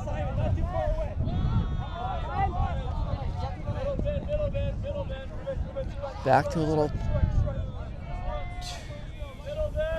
Kind of a. I think it's just jump more of a ball. person with some handler sags. A little bit. Yeah, now they're kind of locked in. Those little insides have been really nice from Tufts. That's been their best throw all day, and in the last couple of games that I've watched. There it is again. That's a great throw. Yep. Yeah, they run a good host act. They're. This, once they clean up some of the end zone stuff, I think they've rightened the ship quite lovely. And that's a good holster there, and that's and a great layout D in the end zone. Read. He peeled Saving off a his goal. player in the back of the stack, and honestly, it was a good cut. Not a bad throw, but just a fantastic block there. And layout block from the D-line, of course, is a great time to get your best thrower in the game. Yes, so that is strategic injury I'm call. sure he'll be back next point. Yep. Great D. Yep. But I don't think there was anything hopefully serious with that injury. And the disc is in. All right, here is the defense that Tufts O-line was talking about in their last huddle. And I think he's just going to have to punt this one. I agree. And that is, He looked it off. That surprises me. I still don't mind an upwind punt. Funny stuff happens in the wind. But here we're back. Tufts back to their end zone offense. Really their only pain point today. And that one, no pain there. That is a super nice clean. throw. Great inside throw there to Livingston again in the end zone. And that makes it 4-5. Still in favor of Mcgill due to that early upwind point. And energy is getting pretty good here. Tufts alum travel pretty well. It's only 2 hours away. I'm not sure how many Mcgill friends and family came down from inside Montreal, I believe. You know anything about Mcgill? Yeah. I really don't know a whole lot about Mcgill. One of the few Canadian teams I think that competes in the USAU system. As we have a timeout, looks like a timeout here from Tufts. Yeah, it's a good time to shout out some of the sponsors here. I was just gonna say. Yeah, we don't have our read, so I'm just gonna have to go off the cuff. Maine Ultimate, we gotta start. You cannot start without Maine Ultimate hosting some of the most incredible tournaments in the world over here. Wainwright, shout out Wainwright, South Portland Recreation. They do a great job. I was out on these fields the other day for some high school Ultimate, and it's 20 fields painted for Ultimate. Beautiful place. You got a plane directly overhead. Beautiful, atmosphere. Everything in every Frisbee event in Maine is usually here at Wainwright. Biggest college tournament in the country and multiple club tournaments throughout the year. It's just a great complex. The summer leagues and the youth programs, and Maine Ultimate does a great job just organizing everything for all ages and skill levels, just growing the sport greatly in the past few decades. Awesome. And we had some time as the energy builds. Tufts using a timeout, injecting some energy into the game, but we took our timeout to learn a little bit about Mcgill. Mcgill was founded in 1821, making it one of the oldest universities in Canada, founded by James Mcgill, a Scottish merchant. And we'll be back with some more information about Mcgill. Right. We don't want to be too homey for Tufts, big Tufts fan, but Mcgill, I'm impressed with their Ultimate program, I'll tell you that. They play good Ultimate, and I like good Ultimate. Oh, I thought he had a butterfly cut down the rail. Air bounce upwind, beautiful throw. A lot of chemistry with these Mcgill handlers. Oh! Can't survive the ground there. Slips out on the ground contact. The clap catch layout can be tough. Tufts' first possession on defense. Going upwind after the timeout. Energy's building. Let's see what they can do.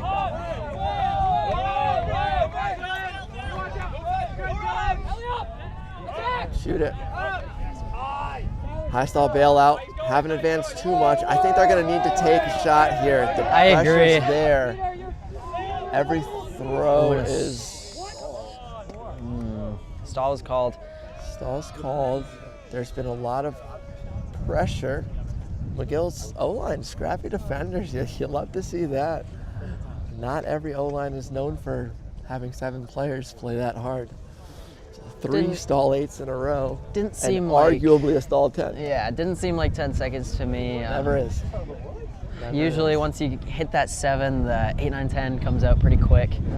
A little drone shot there, getting up Yeah. on the observer. That is, I wonder if that's a team drone or one of us. I believe that's might be Tufts drone. Is it the team drone? Okay, we got a drone out here then.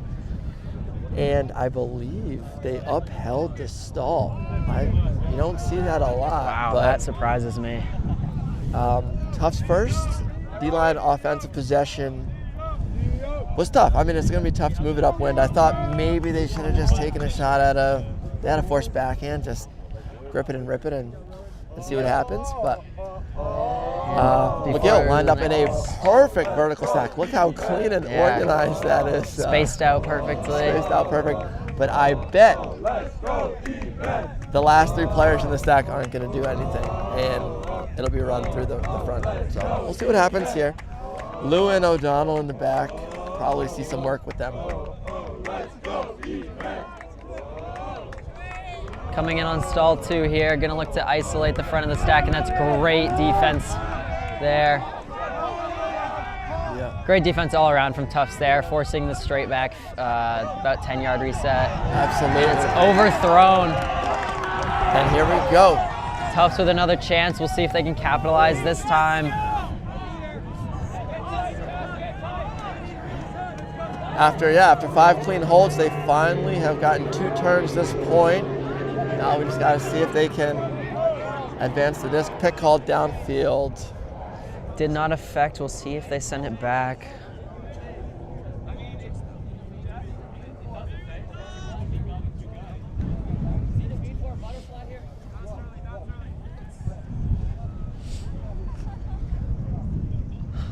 Yeah, so what would you call on the ruling there? The pick didn't quite affect the play, but number 7 on the near sideline did kind of maybe stop defending because he heard something. You're supposed to play through the whistle, but what do you think that this call is going to come out to be? You think it'll stay there? Yeah, I think it'll stay here, but everybody else can kind of get to the spot they think they were at. And that's exactly what it looks like will happen. This forced backhand here might be a time.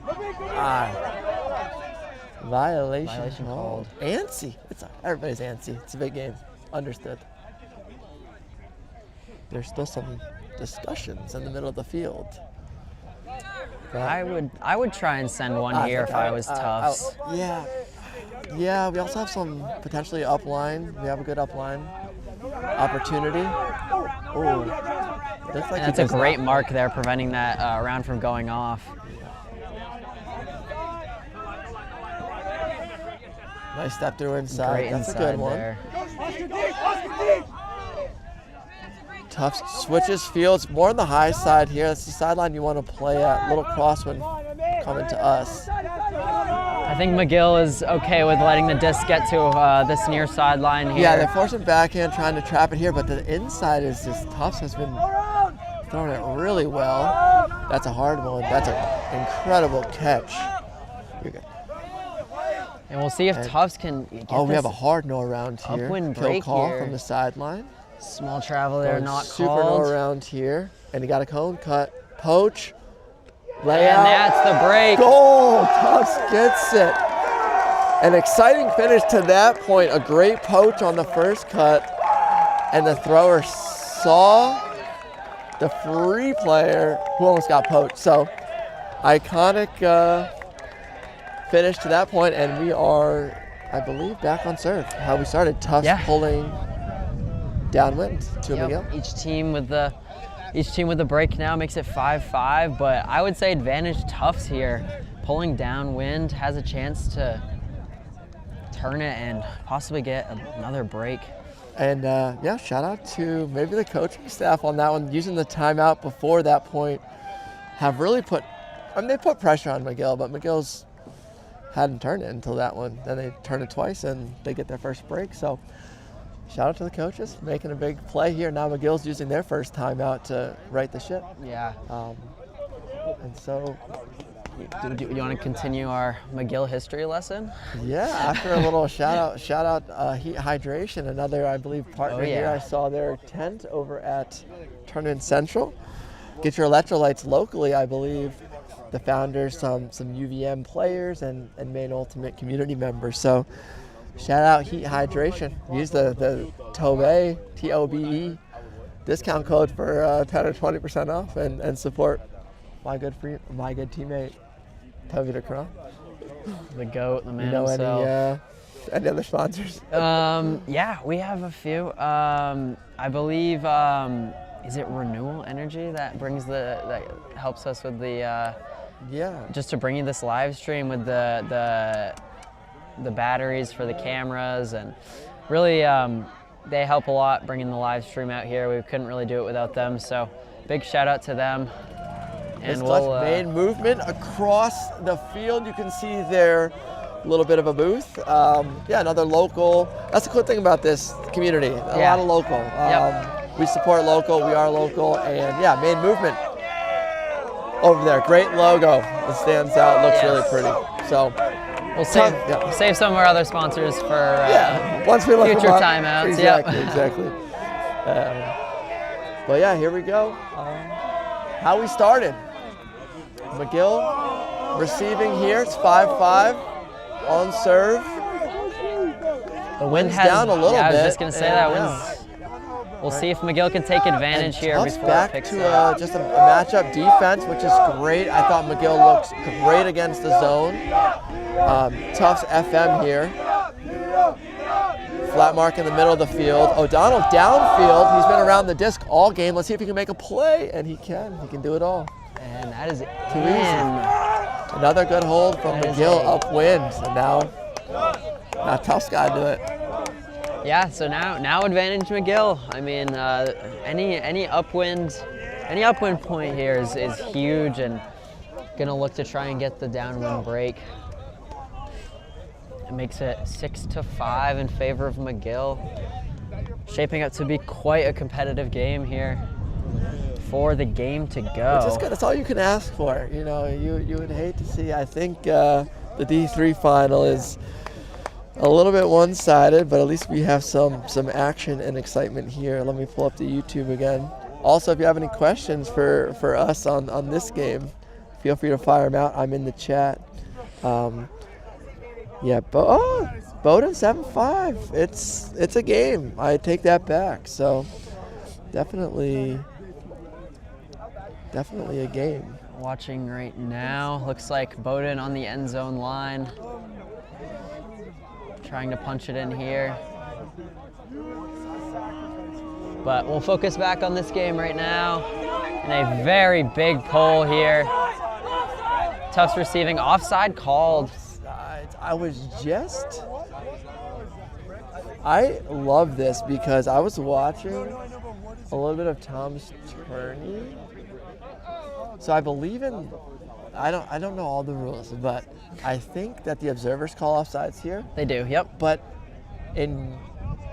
with game advisors or in Europe, with diff, some of your players have to watch the other team, and if they go offsides, you signal to your team that there's an offsides. And it seems so ridiculous that you have players on your team watching the other team for offsides. I know, yeah. So luckily here, that wasn't, it was the observers. And that's the shot Tufts has been making against this zone right through the middle. You can't let that up if you're Mcgill. You got to put somebody in. Unfortunate drop, looking for the next throw. And This is kind of a must get it back here. Their offense, Tufts offense had been looking great up until that point. Little call in the middle of the field. There was just a little bit of contact there. Accidental contact. I saw that. Not a big deal. Just it's a foul for sure, but nothing too crazy. Got Wu with the disc here, looking to get something open. We have Kolonsky in the open space, maybe looking to ISO him, or he was just trying to clear back to the stack when that violation was called.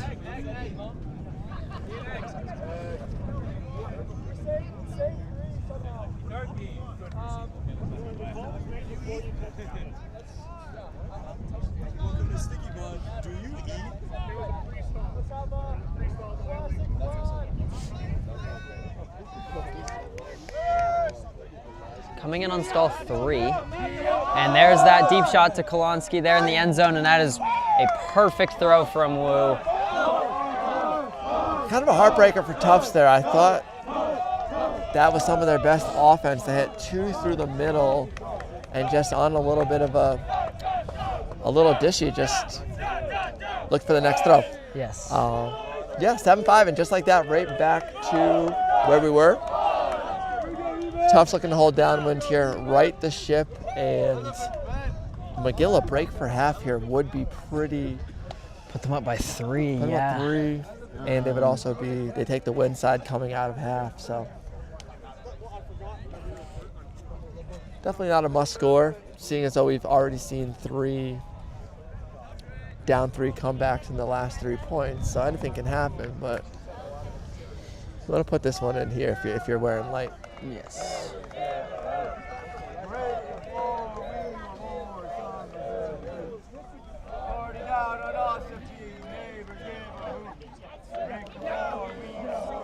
$300 people watching. That's awesome. Let's go. That's great. Yeah, that 320. Yeah. And if you didn't know, Maine Ultimate always streaming this stuff, so you can watch a lot of great games. Vacation Land, you have Lobster Pot, and hopefully more regionals to come. Pretty good pull, turning over, might go OB here. Oh, looks like it's fading back in, and yeah, we'll play it. Nice, great. Good upwind pull here. Tufts out in their host stack. Good pressure, and instantly a 10-yard loss. That's a great start if you're a Mcgill fan. Another loss back to the high side. We got a deep cut. And that is just a beautiful line drive throw there. To put it with that much edge is super impressive. That thing was not higher than 8 feet the whole way. And now Tufts back in the end zone offense. They're one pain point all day, but looks great right now. They're cleaning that up, and that's a goal. Easy break side there, score for Tufts. Great hook. Making it 6-7. Yeah, that hook definitely set up that score there. That is a very difficult throw, throwing downwind with that edge, and usually the bottom kind of falls out on those, but it stayed up just enough to get over his defender. Yeah, it's a big misconception in Ultimate. Hucking downwind's easy. It is I mean, it goes further, but it's just so hard. Like upwind, you can put, it's like you can get a little backboard on the disc. You can make it stop. Downwind, it just like pulls it out. I missed an easy one downwind yesterday. Yep. Against the Royale. I feel bad about that. That one, no problems. In stride, right to the chest, great throw, and Tufts is now looking to try to break here and extend the first half. McGill's looking to go into half 8-6 here. And I believe Glory is one of our sponsors as well, no? I think so. I see the Glory board across the field. Shout out Glory. Feels weird saying it. For 10 years in DC, but yeah. Hey, that's the squad this year, and having a lot of fun with those guys. But yeah, I believe we have some Tufts alum on Glory. My boy Oscar Graff right across the way from us. In my opinion, possibly the best defender in the world. So Tufts definitely makes some great Ultimate players. They're putting O'Donnell in the middle of the field here. Yeah, that's where we saw him a lot yesterday, but when they're going downwind, I think that's where he'll be. Wow. Wu stays with it. Great defense, and a great bid to make it a good bid on the disc, but also clean. Kolonski on the Pretty far impressive. sideline now.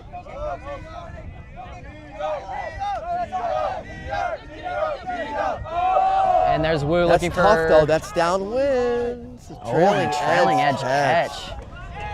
And that is a fantastic catch there. Great throw from Wu again. With this wind, I thought the wind was gonna pull it out the back, but just enough for a trailing edge catch. Didn't even have to lay out for it. And that's half. That's gonna take us to half. We are going to pause here and stay tuned because it has been electric, and we're expecting a great second half.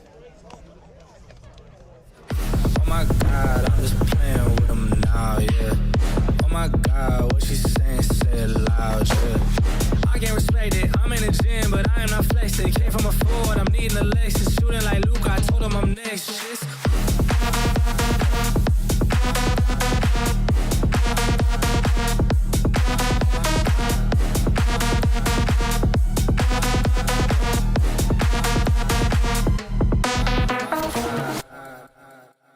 This is Rowan with Excel Ultimate, and we share my experiences from Truck Stop, Team USA, DC Breeze, Dig, and Boston Glory with you and your team so you can strategize, practice, perform, and play better. Just head over to excelultimate.com where you can get learning materials, training materials, and online coaching that's used to help national teams around the world. Get started and get better at Excel Ultimate.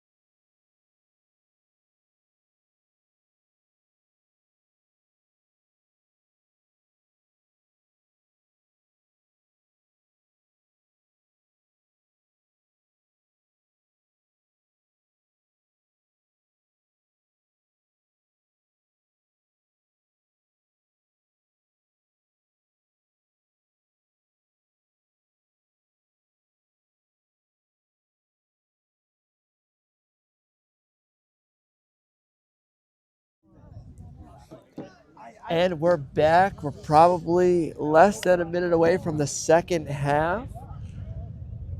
A couple other sponsors. If you're watching the commercials, you might have saw a familiar face. Yours truly, Rowan McDonald, talking Excel Ultimate, where any player or team can enter. And we will make you a better team or player with resources and educational material, plus focused training plans. So head on over to the website, and we will do our best. So, breaking news, I'm texting my cousin right now. Atlantic Coast game to go. 14-12, UMD up on UNC Wilmington on defense. So we'll keep everyone posted in the chat. AC Regionals, Maryland behind Isaac Lee and Miles Grovick looking good. Fingers crossed for them. Super biased. Love those guys. Love the program. So we'll stay tuned there. Any score check while you walk past the D3? I did not check the score, no, but I'm sure probably still a close game. We'll see how that one wraps up here soon. As Mcgill comes out up 8-6 right now on Tufts. Tufts going upwind here. We have Mcgill back in their 2-3-2 defense, which we saw some in the first half. They like running that when Tufts is going upwind just to try and limit the downfield options here, making them swing back and forth, staying patient, just kind of waiting for them to make a mistake. Yeah, and dare I say, in the last 5 minutes, we saw a little blue sky in the distance. The sun's coming. It's getting a little warmer, and the wind's been down a little. So we'll see how that affects the second half. Conditions still far from ideal. A little cold and still a bit windy, but Tufts has gone back 20 yards to start the point. In Callahan country right now, about halfway in their own end zone. So there we go. There's a good pump finally fake. Get one through the middle and get a little continuation there. Open cutter down the weak side rail, but they don't take it. It would have been a hard throw, and they opt to go backwards. Low one. Ooh. Down called. I wouldn't be surprised if it was down. That was very cleanly. close. Those are hard. Yeah. You know, we talked a little bit about the calls earlier, but this one I can totally see a reasonable argument for both sides. It's really hard when the receiver's fingers still get under the disc. The disc can still be down if even if it grazes the ground, or in this case the dirt, because not too much grass right there. But if it hits the grass, you can still get your fingers under it, but it's still down if it hits the grass. So I think the correct the call. Yeah, if you're catching that, it definitely feels and seems up for sure. So I absolutely think that's a super valid belief that it was caught. But yeah, it did look like it was low. And Mcgill's got a short field for a break chance out of half. And yeah, into a vert stack here, end zone offense. Tufts just holding the forehand force. Good little roll there. Maybe a piece. It's over the head and blocked. Tufts earns it back. And Mcgill gets into the 2-3-2 on the fly. Pretty impressive there. Usually on those like quick turns, you kind of have to scramble and fire. But another one of those. I don't like those travel calls, but slows the game down, in my opinion. Yeah, not a fan of them. But, you know, that's why we have the observers out here, just to Four dictate observers and working hard. Yeah, thankless job. Thankless job in the orange. Definitely. All right, Tufts back with possession here. Going back to their horizontal movement. There's a little chisel, getting some upfield. Their wings have just been... Haven't really been able to activate the wings. They're mostly just playing 5-on-5 right now. Yeah, trying to get it back to the middle. Wu and Kalinsky in the back. And that's an interesting look there. It does not work. A little upwind flipper, and here comes Mcgill right down the sideline. 20 yards and 2 passes. Stuck on the sideline. Right inside the change fields, and one more should do it. and does. And that is a break out of half. 9-6 now. Mcgill seals the downwind break, and now Tufts is going to have to get, I believe, 2 upwind breaks if they want to win this game. Kolinski on that goal. I was corrected in the chat on the pronunciation of his name from the first half. So I will do my best to remember that. Kolinski. Another goal, too. Quick update. Atlantic Coast game to go. 14-14 double game point. University of Maryland is streaming that on X, I believe. That's where we're getting this information. Shout out to my cousin, Thomas Owen, for texting me. All right, let's go Space. 14-14 receiving. I really hope they can get this done. Ball game. Space Bastards win. Maryland off to nationals. Let's go. And now we can bring our focus all the way back to New England Regionals. Shout out Miles. Shout out Isaac. And shout out Mcgill, who's looked like the better team up into this point. But Tufts is definitely showing signs, and I think that they can make a run here. Yeah, going downwind, looking for the hold here. Trying to utilize the good field position here. That will be inbounds. The wind picks up a little bit.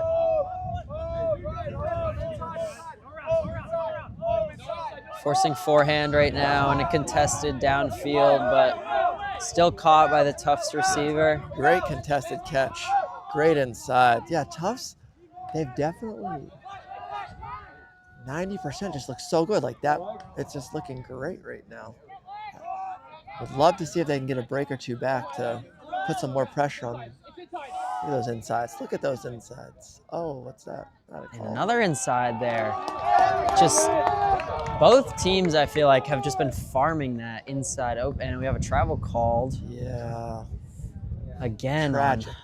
On tragic. Double zeros there. There's been a lot of travels called in him. Don't know if they actually are travels or not, but looks like the common defender calling those. Still need to look out for those, but yeah, some ticky-tack calls there, which are going to come in a game like this. Yeah, and I think after the second point, there was a few calls there, but it's definitely cleaned up. The no travel is observed by the observer, so it's going to go. It's not going to be a goal, but I think it's going to go to the second throw there. So Tufts will have it on the goal line here, looking to punch it in. Yeah, like I was saying earlier, both teams really utilizing those inside looks to beat their defenders. Here we go, Ethan. All right, about 2 yards out here, Tufts is going to have it. Look, a pretty good spot in the front of the stack. They want to stay with. They want to stay with that look. I think they should. They go backfield. But first 2 cuts got cut off by the Mcgill. Nice throw. And right around there. No, missed it. I thought it looked huge good off the hand. But a tough sideline. It's going to be a hard one to get off the sideline here. Both of McGill's kind of quarterbacks are off the field, so it's going to be a pure D-line grind here. Instant hammer across the field. It's so good. I honestly really like that immediately. Not getting trapped on the far sideline cone there. It's a great throw. No mark right now, taking his time. Oh, and that's an errant mistake there. Pretty impressed, though, with motion from Mcgill there. Check back. Tufts back on offense.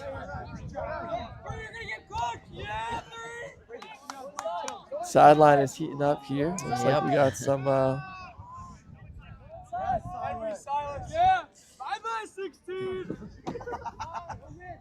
And just a front cone dish there. I wonder if some Tufts alum in front of us, but we're getting some heating up. Game's heating up a little bit. Yeah, some chirps from non-players right now.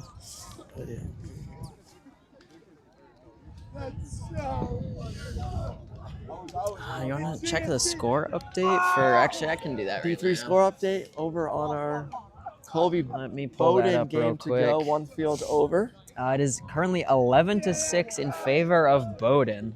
Dang, it got close for a second, 7-5 for a bit. Yeah, I'm but- sure Cole Moore is keeping everybody on.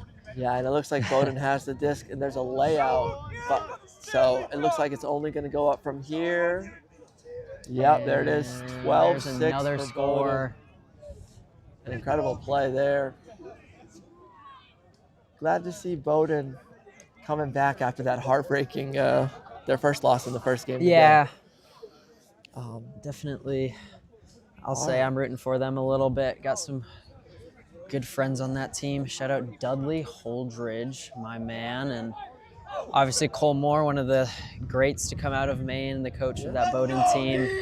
Hopefully looking to go back to nationals for the second straight year. And here we go. Let's see if Tufts can start to get a little bit more pressure. They had that 1 point, but other than that, Mcgill just clean hold after clean hold. Post act here from Mcgill. Tufts going back with the pressure defense here, which is good. Their zone hasn't done much at all. It looks like they are in the FM here. There's a shot. That's a tough throw with this wind. Good read. And that's a great catch. And a goal for Mcgill. They're fired up. It's 10-7. That is huge. And McGill's shown that they can do both. They haven't taken that many deep looks all game, but that little blade to the back shoulder is. I don't have my roster in front of me, but from yesterday, I believe that was Jingrad on the catch there. I apologize in advance for the pronunciation. Yeah, but, we are not. We have no rosters. We're just freestyling everything off the top. I probably know less than 3 players in this game, but I have been impressed with quite a few, to be honest. So.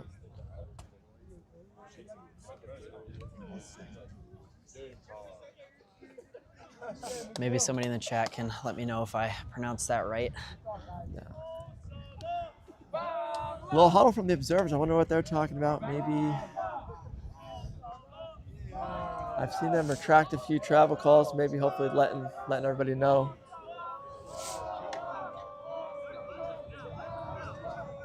Tufts back on offense. Their offense has looked clean since the first break in the half. Mcgill's been opting for FM when Tufts going left to right on your camera, which is mostly downwind. There's a little cross from the far side of the field to the near side. Great pull, winds down. That's going to get almost all the way to the reverse brick. There's a little diamond in the front. They're not taking that look. Good poach. Good find. Wow.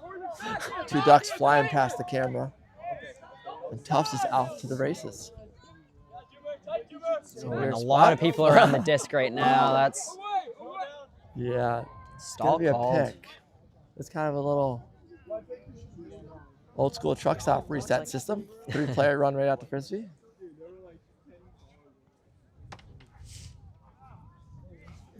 And this is gonna stay here. High stall situation. Good defense, good pressure, but Tufts works the way out of it and gets that throw. That's going to open everything up. Looks like they're just sticking to a forced flick here. They're out of FM. Oh. I'm gonna some fake away calls from the sideline. I see what we're talking about with Double Zero's travels here, though. He's stepping everywhere, Okay, interesting. Well, but yeah, I'm gonna start looking for that more just to see if that's the case. But on that last throw, I did notice it. A little hop. Yep. Okay. All right. Fair. I haven't looked. Not gaining very much of an advantage, but kind of just moving his pivot foot around in place here and there. So we'll see if that continues. All right. Well, Tufts down 2 breaks here. Got to start with one. Got to start with just getting possession. Haven't had possession in a little bit here since the break right before the first half. Yeah. And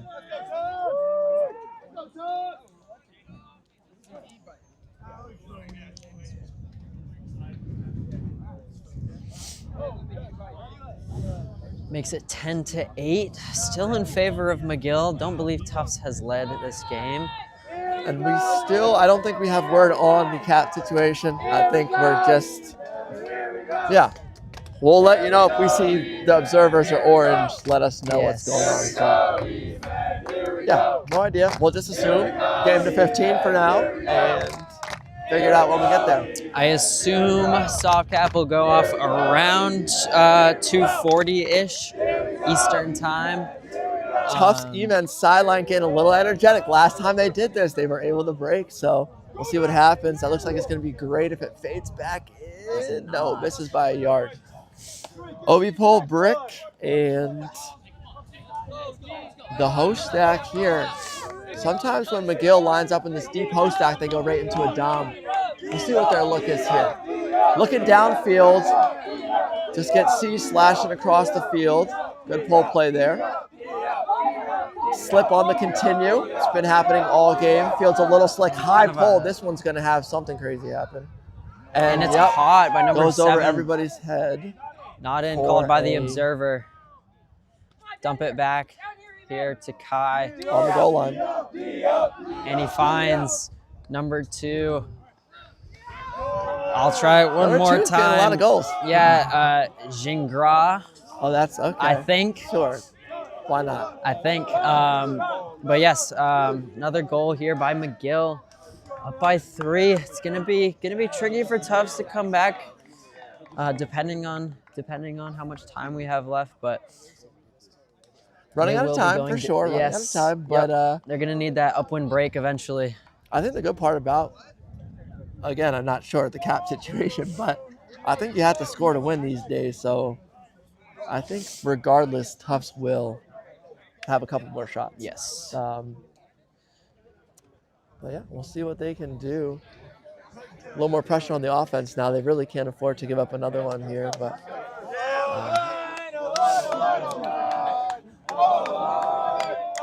again, some more love from the sideline. Yeah, they're gonna need that energy. They're gonna have to ride it to. See the coach checking his phone for the time. So there's definitely going to be a cap.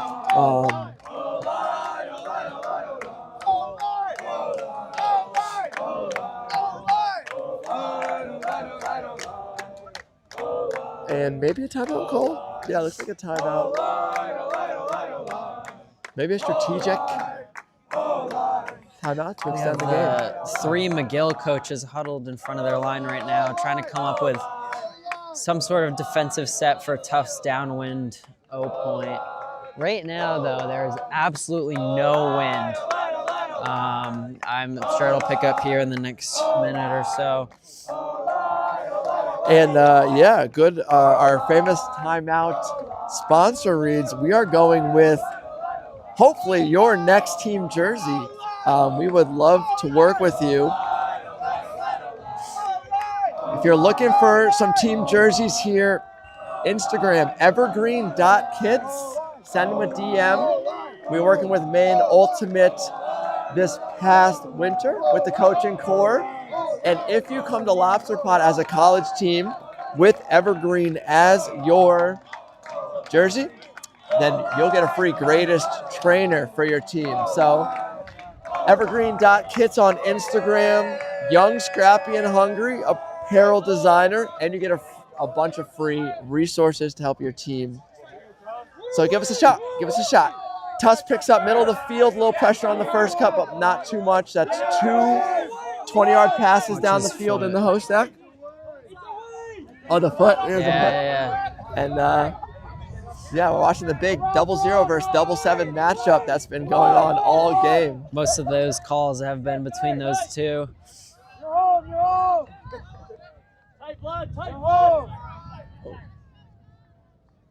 And there's a call. There's another. It's a battle. It's a battle. It is, yes. They're both very talented players, and yeah, a lot of times at this level, you just literally had the same matchup all game. Oyo Great up leading. inside throw from Great break. Livingston there. Clean one there. Kind of just working through those 3 guys here, being patient on the end zone. Yeah, and Mcgill's doing a good job of bringing a second in the front of the stack. They really don't care about the 3 Tufts players in the back of the end zone. I still haven't quite understood that. Teams are starting to go 3 across the back. But there's just no way with any wind they're getting thrown to. Look at that, though. And you take one and it's just a turn. Exactly. Like, end zone offense, once these brackets start coming in end zone D, end zone offense needs to change a little bit, I think, around the world, not just in this game. Yeah. So y'all if you're out there, you got to figure out what to do with those 3 players in the back doing absolutely nothing because only 1 or 2 players on each line is able to hit them. So Mcgill looking to really try to put a nail in the coffin here. 70 yards, 77 does have that hammer. He's thrown a few. Oh, and that's a bad drop there. Right on their goal line. Tufts should be able to hopefully get this in the next few throws here. They haven't, but like I said before, their end zone offense, I think it's been their weakest spot. No mark there. That's ambitious. Oh, bye-bye, buddy.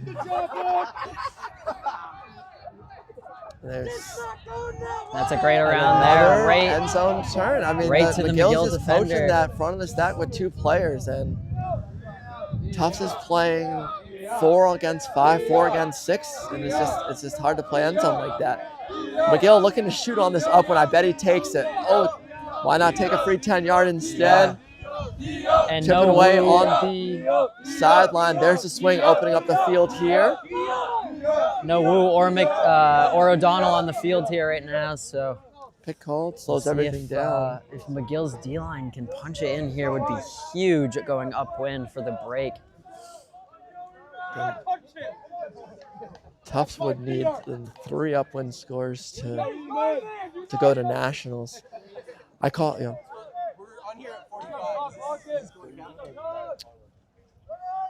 I'm not sure.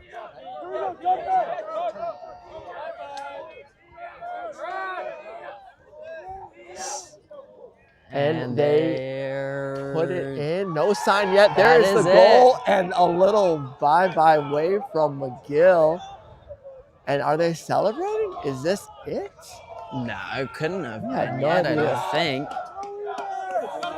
But that is probably going to be the dagger. Timeout Tufts. Timeout Tufts.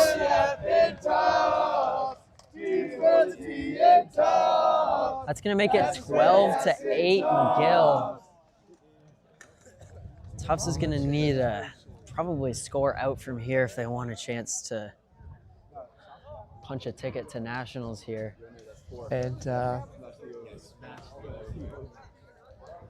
And we have, I remembered another sponsor, Impact Melanoma. You might not need too much sunscreen today. It's 35 degrees, but the summer is coming. So it's almost time to start getting your sunscreen ready. Impact Melanoma provides free sunscreen to almost every single event here. It's so cool, and we do appreciate that. So yeah, anyone's, you remember any from yesterday on the ad reads? Yeah, there was a few more, but don't remember them well enough to try and let's see. I see read some off the sign. dome. I see a Discraft sign. What's that one over there? Oh, that's the Revision Energy. We got them. Good, we're doing good. Multi-world banner over there. But, yeah, enough with the ads. We're back to the action. Tufts O-line walking out to the right side of the screen here, looking to stay alive, I would say. We still haven't heard anything about the situation, although somebody just asked us like we knew what we were doing.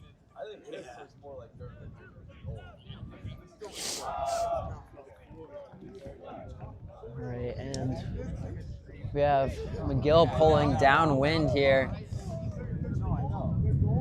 Tufts is gonna need to be patient, work it up all the way up the field here. Oh, and look, we have Mcgill stacking their D-line. They're really kind of going for it here. Yeah, it looks to be their what would be universe line. Interesting. Off the timeout, everybody's fresh. Makes sense. We'll see what happens. This is gonna be an exciting one. Great Trying pull, to seal it fantastic here. pull. That's gonna get And that is not gonna be caught. all the way down. And yeah, here we go. Tufts out. Oh, 2-3-2 from Mcgill. They've been playing this one all day. Tufts is living on that middle shot. And I like that. Instead of just taking that swing, just run up and just catch it, just so you don't lose that 5 yards. They just haven't really been able to utilize these wings too much. No, it's just been mostly through the handlers. A few throws through the middle like that one, That might but work. again, that's just gonna flow. Stay with it. Yeah, and it does work. The wind helps him out a little bit Anything there. can happen. Let it rip upwinds. That's my favorite upwind strategy. And now Tufts off to the races. Here has been where they've slowed down. And there it is, another block. You know, inside the 20 yards, I think they just 75% of their And a turns. very And floaty Mcgill throw. launching way down. And that's why, good block. Yes. Secured it with the catch. If you mac that, anything's going to happen. No mark on right now. No mark on. Taking McGill's his getting time. into their 2-3-2. Oh, fire call. Full field from McGill. Interesting. Let's see how.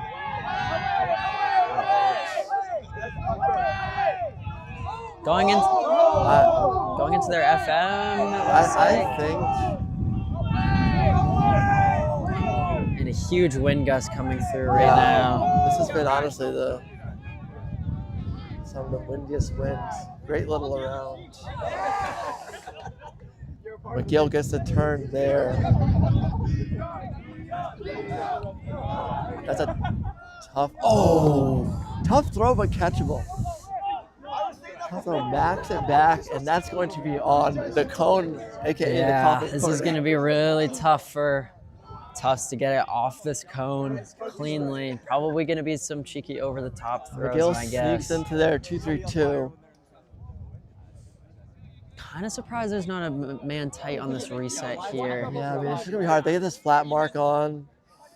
They're okay there's with just- losing there's those really yards, nothing yep. Great. If you don't have a good upwind hammer, they have to take it off, which is good. Mcgill just trying to contain them in their own end zone right now, on their own half of the field. Low one. And it's called down. That was up. I agree. He retracts this call. Which retracts the call. It was close. It was close. It was close. But you also, I don't know if you call up or down with observers, to be honest. I'm not sure how that works. Tough still.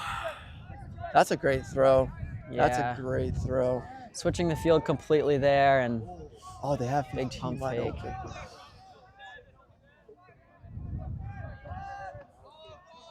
There is kind of that open space right in the middle of the McGill defenders, and Wu with the D there, trying to punt it, I think.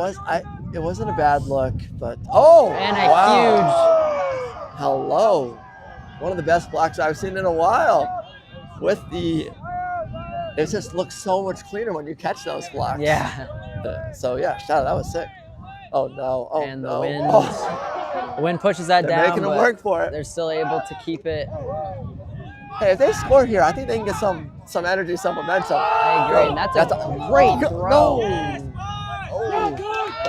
Wind kind of Just over the shoved legs. that down. Long weekend. Yeah. You know. You do hate to. Sometimes upwind, though, they float forever. Might as well give it a. Yeah, I'm give it a surprised run that just in one case. didn't float longer. Kind of Turned over a dropped bit. out of that. Kai cutting across the field right now. Somebody's going to be going deep for I him. think. And Nose down, push pass. Love to Yep. see that. Troy Holland special.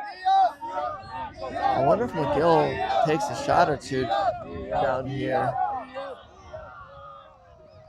Offensive foul call.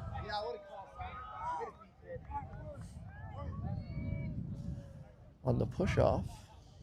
Yeah, he did seem to create a lot of space there. Wasn't quite looking at it.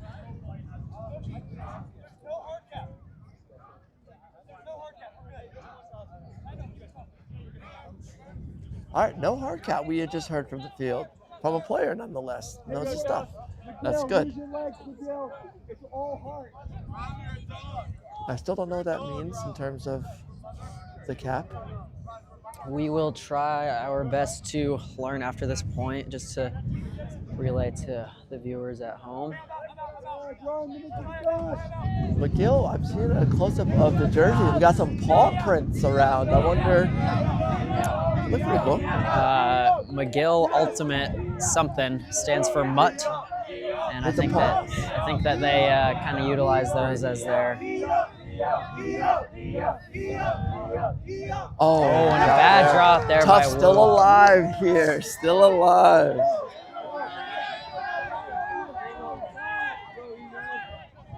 They're just one-way force here, it looks like. Oh, that's going to be on. And Popped O'Donnell up with the backhand D. here.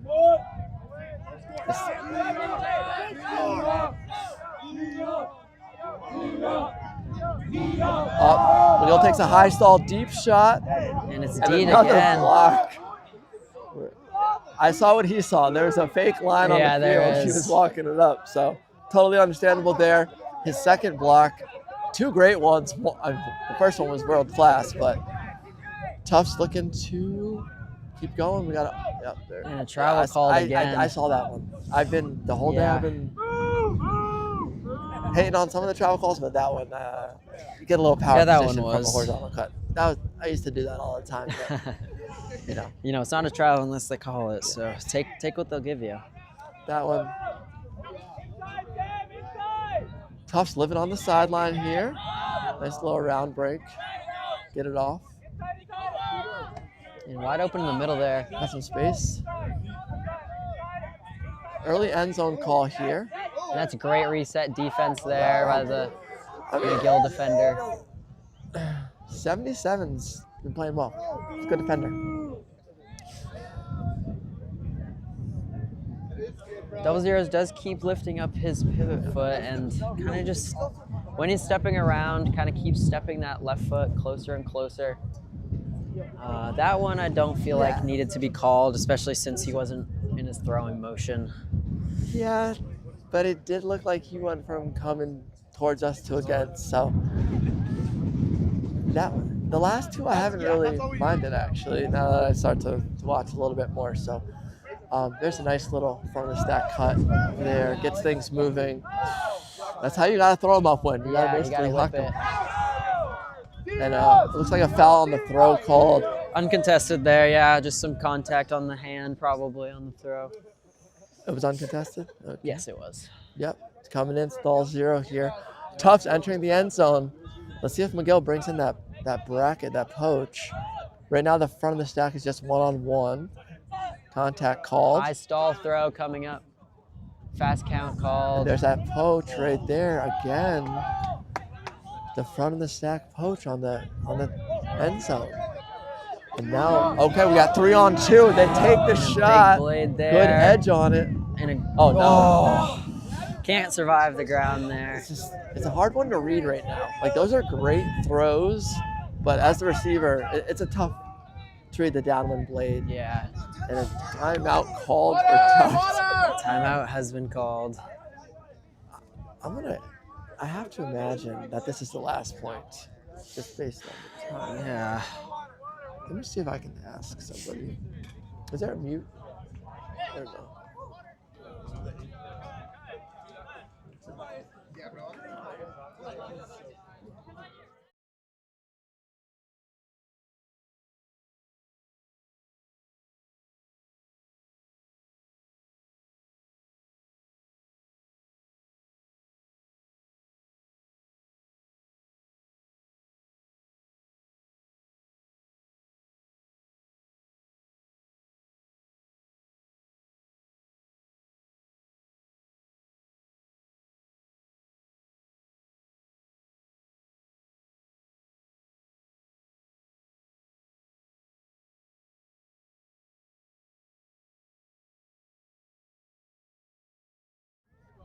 All right, our little break there was us getting the situation and the score and the cap. Sully, what is going on? Yeah, so right now we just heard that we are in soft cap, which means there was 1 point added to the highest score, which was 12, because Mcgill is at that 12-point mark, so we are playing to 13. However, there is no hard cap, so it'll be a game to 13 regardless, so Tufts is gonna need to come out and score at least 9, 10, 11, 12, so 4 consecutive points, at least to force a universe point. And they're going to need to start by going all the way upwind here. So Mcgill is just one score away from punching their ticket to nationals. So we'll see how it plays out. And the wind is just ripping right now. It is now. I know. I thought it was getting calmer. It's not. Tufts, if they can get this one, it's going to come back. We're going to be all right. One at a time. You can't think about getting 5 right now. Yes. And there's a youth ultimate game that's waiting for this one to finish. So hopefully they can get 5 quickly. If you're a Tufts fan, or Mcgill scores and ends it. They're chipping away here. This is a little bit of a different. This is a 2-3-2, but a little more aggressive on the handler reset. The chisels are there, and I'm glad Tufts is going through with the chisels rather than the swings. Just the wind's a little bit too hard to throw 40, 20-yard passes. Even those little cuts are fine. Yeah. Getting it to the near sideline here, opening up maybe some new looks, and upline cut there. And just throw through the middle. That has been a space that's been open. I don't mind them looking at that one. And Mcgill with the disc again to go to nationals. I'd like to see them work it up here. I mean, they've just been looking deep over and over again. I think they're going to take it to the guy. Oh, and a pump fake turn. Hate to see that. The wind is blowing the jackets off of our booth right now. Take a shot. Yeah, that's a great upwind flick.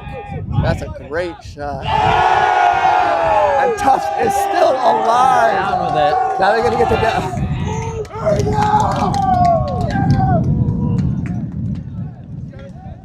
All right, there's 1 of 5 needed from Tufts. And we have probably the hardest one to get. That was definitely 25 miles an hour wind. This one should be easy, get the downwind. But then Mcgill, I believe, is still going to have, they're going to have 2 more downwinders. So yes, it's going to be a grind for Tufts. Tufts. Are slim, but hey, you're playing for your life. Some of these guys are your best friends. There's some seniors and 5th-year seniors out here. So you pedal to the metal, play to the end, and see what happens. Mcgill has a chance to work it all the way upwind, all the way upfield for the win. It's not going to be easy, but Tufts' energy's up right now. And MDI Ultimate, poor MDI Ultimate. Hopefully we can find them a new field to get their practice in.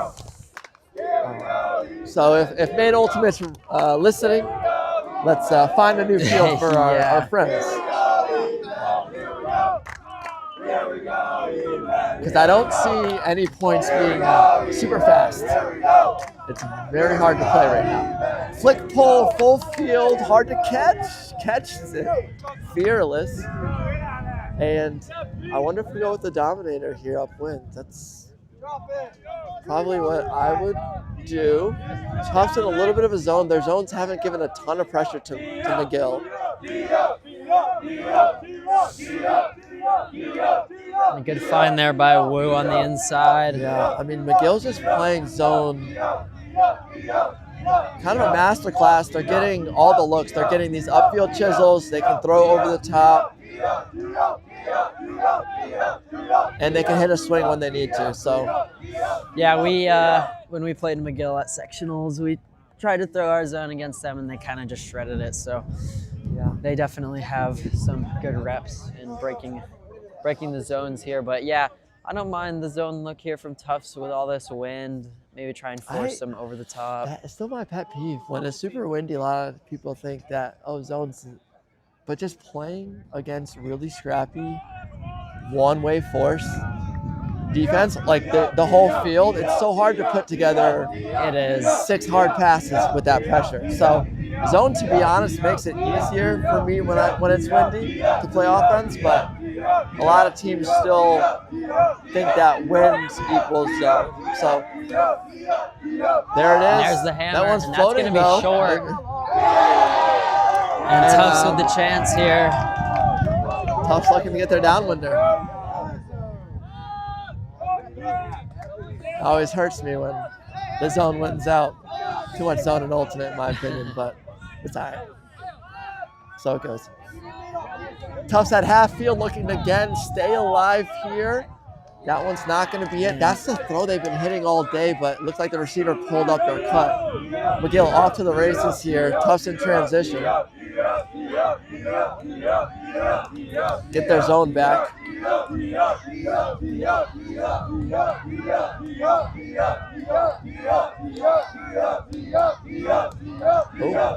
good catch there.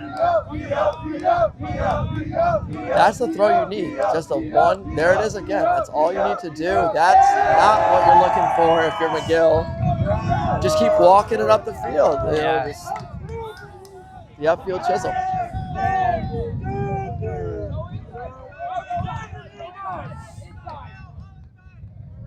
Oh. No. That's overthrown. Good defense. Good handle defense. Definitely. Good reset. Great throw there, upwind. Oh, and you like to try and get that continuation. That's a double team here.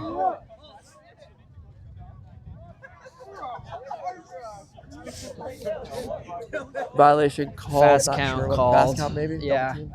Ask him to go down 2. Yeah, fast count is called. Then the defender is supposed to drop the stall by 2, and if he does not, then it's a violation and it goes back to 0. That's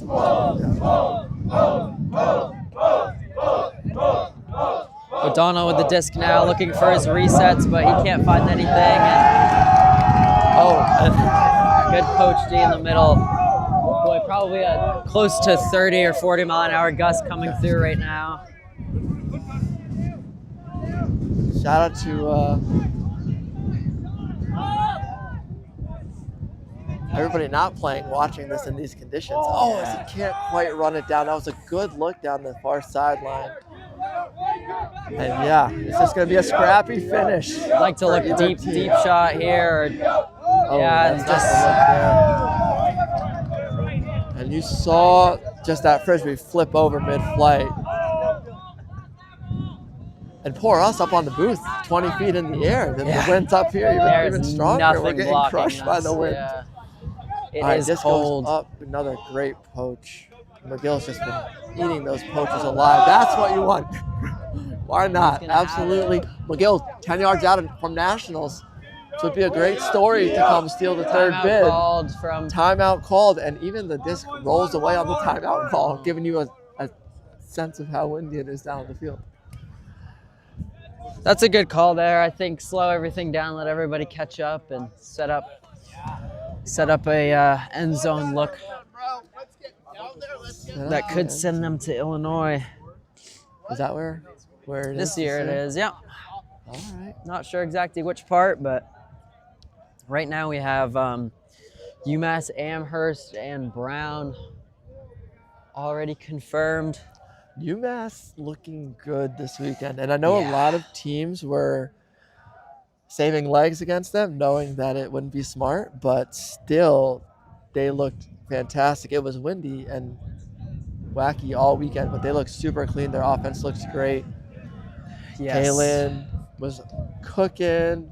Gavin was incredible. Jonas back. So, yeah, would love to see UMass make a run at nationals. There's some. I think really they good got a teams shot this year. for sure. Yeah, But lots of great competition across the country though, with Carleton and Colorado and Oregon, and those are probably the big 3 right now. But from this region, I think UMass is definitely the favorite to go the furthest. And yeah, let's see here. Tufts is gonna come out still in a little bit of a zone, which can make some sense here. Interesting option. Disc is in. Mcgill looking again to qualify for nationals. They're gonna stick with their handlers for a couple throws here, move it horizontally. Wind's down a little bit. Very interesting. Sun's out surprisingly. And there's the look, and it's a goal, and it's nationals for Mcgill. They flood the field. They've done it. Coming out of New England with your third bid. Congratulations. They played a fantastic game. Yeah. I thought that they absolutely deserved it, and I'm very impressed with their offense. Mcgill, congratulations. Great if you're a weekend Mcgill fan from watching. Mcgill. Congratulations. Tufts, to be honest, I thought played really well too. They couldn't convert around the end zone. But yeah, shout out to all the college kids graduating. I know it means a lot to them, and heartbreaking to see the E-men on the field. But there can only be one winner here. Mcgill earned it. Much love to Tufts in Somerville. Great fight from Tufts, yeah. This Tough coming off a really hard-fought UMass game against Vermont, and as soon as they get to this field, I have to start right back up. But in the end, it was Mcgill, and they played fantastic all weekend, beating their seed. And yeah, I was saying from the beginning, I said Mcgill's a sleeper pick. People were telling me that, no, it's gonna be Northeastern, Vermont, Tufts, and Mcgill finding their way into the game to go and taking it. So it'll be interesting to see how they can do out there against some of the best teams in the world. So yeah. Absolutely. Well, it's been a pleasure here. We'll be signing off shortly, and thanks for tuning in to Maine Ultimate streams. Yeah. For both of the D1 and D3, 2 streams. We're moving up. That's awesome. Yep. And we'll see you at the next and upcoming tournaments here. Much love. This is Sully and Rowan, and signing off. Thanks for watching.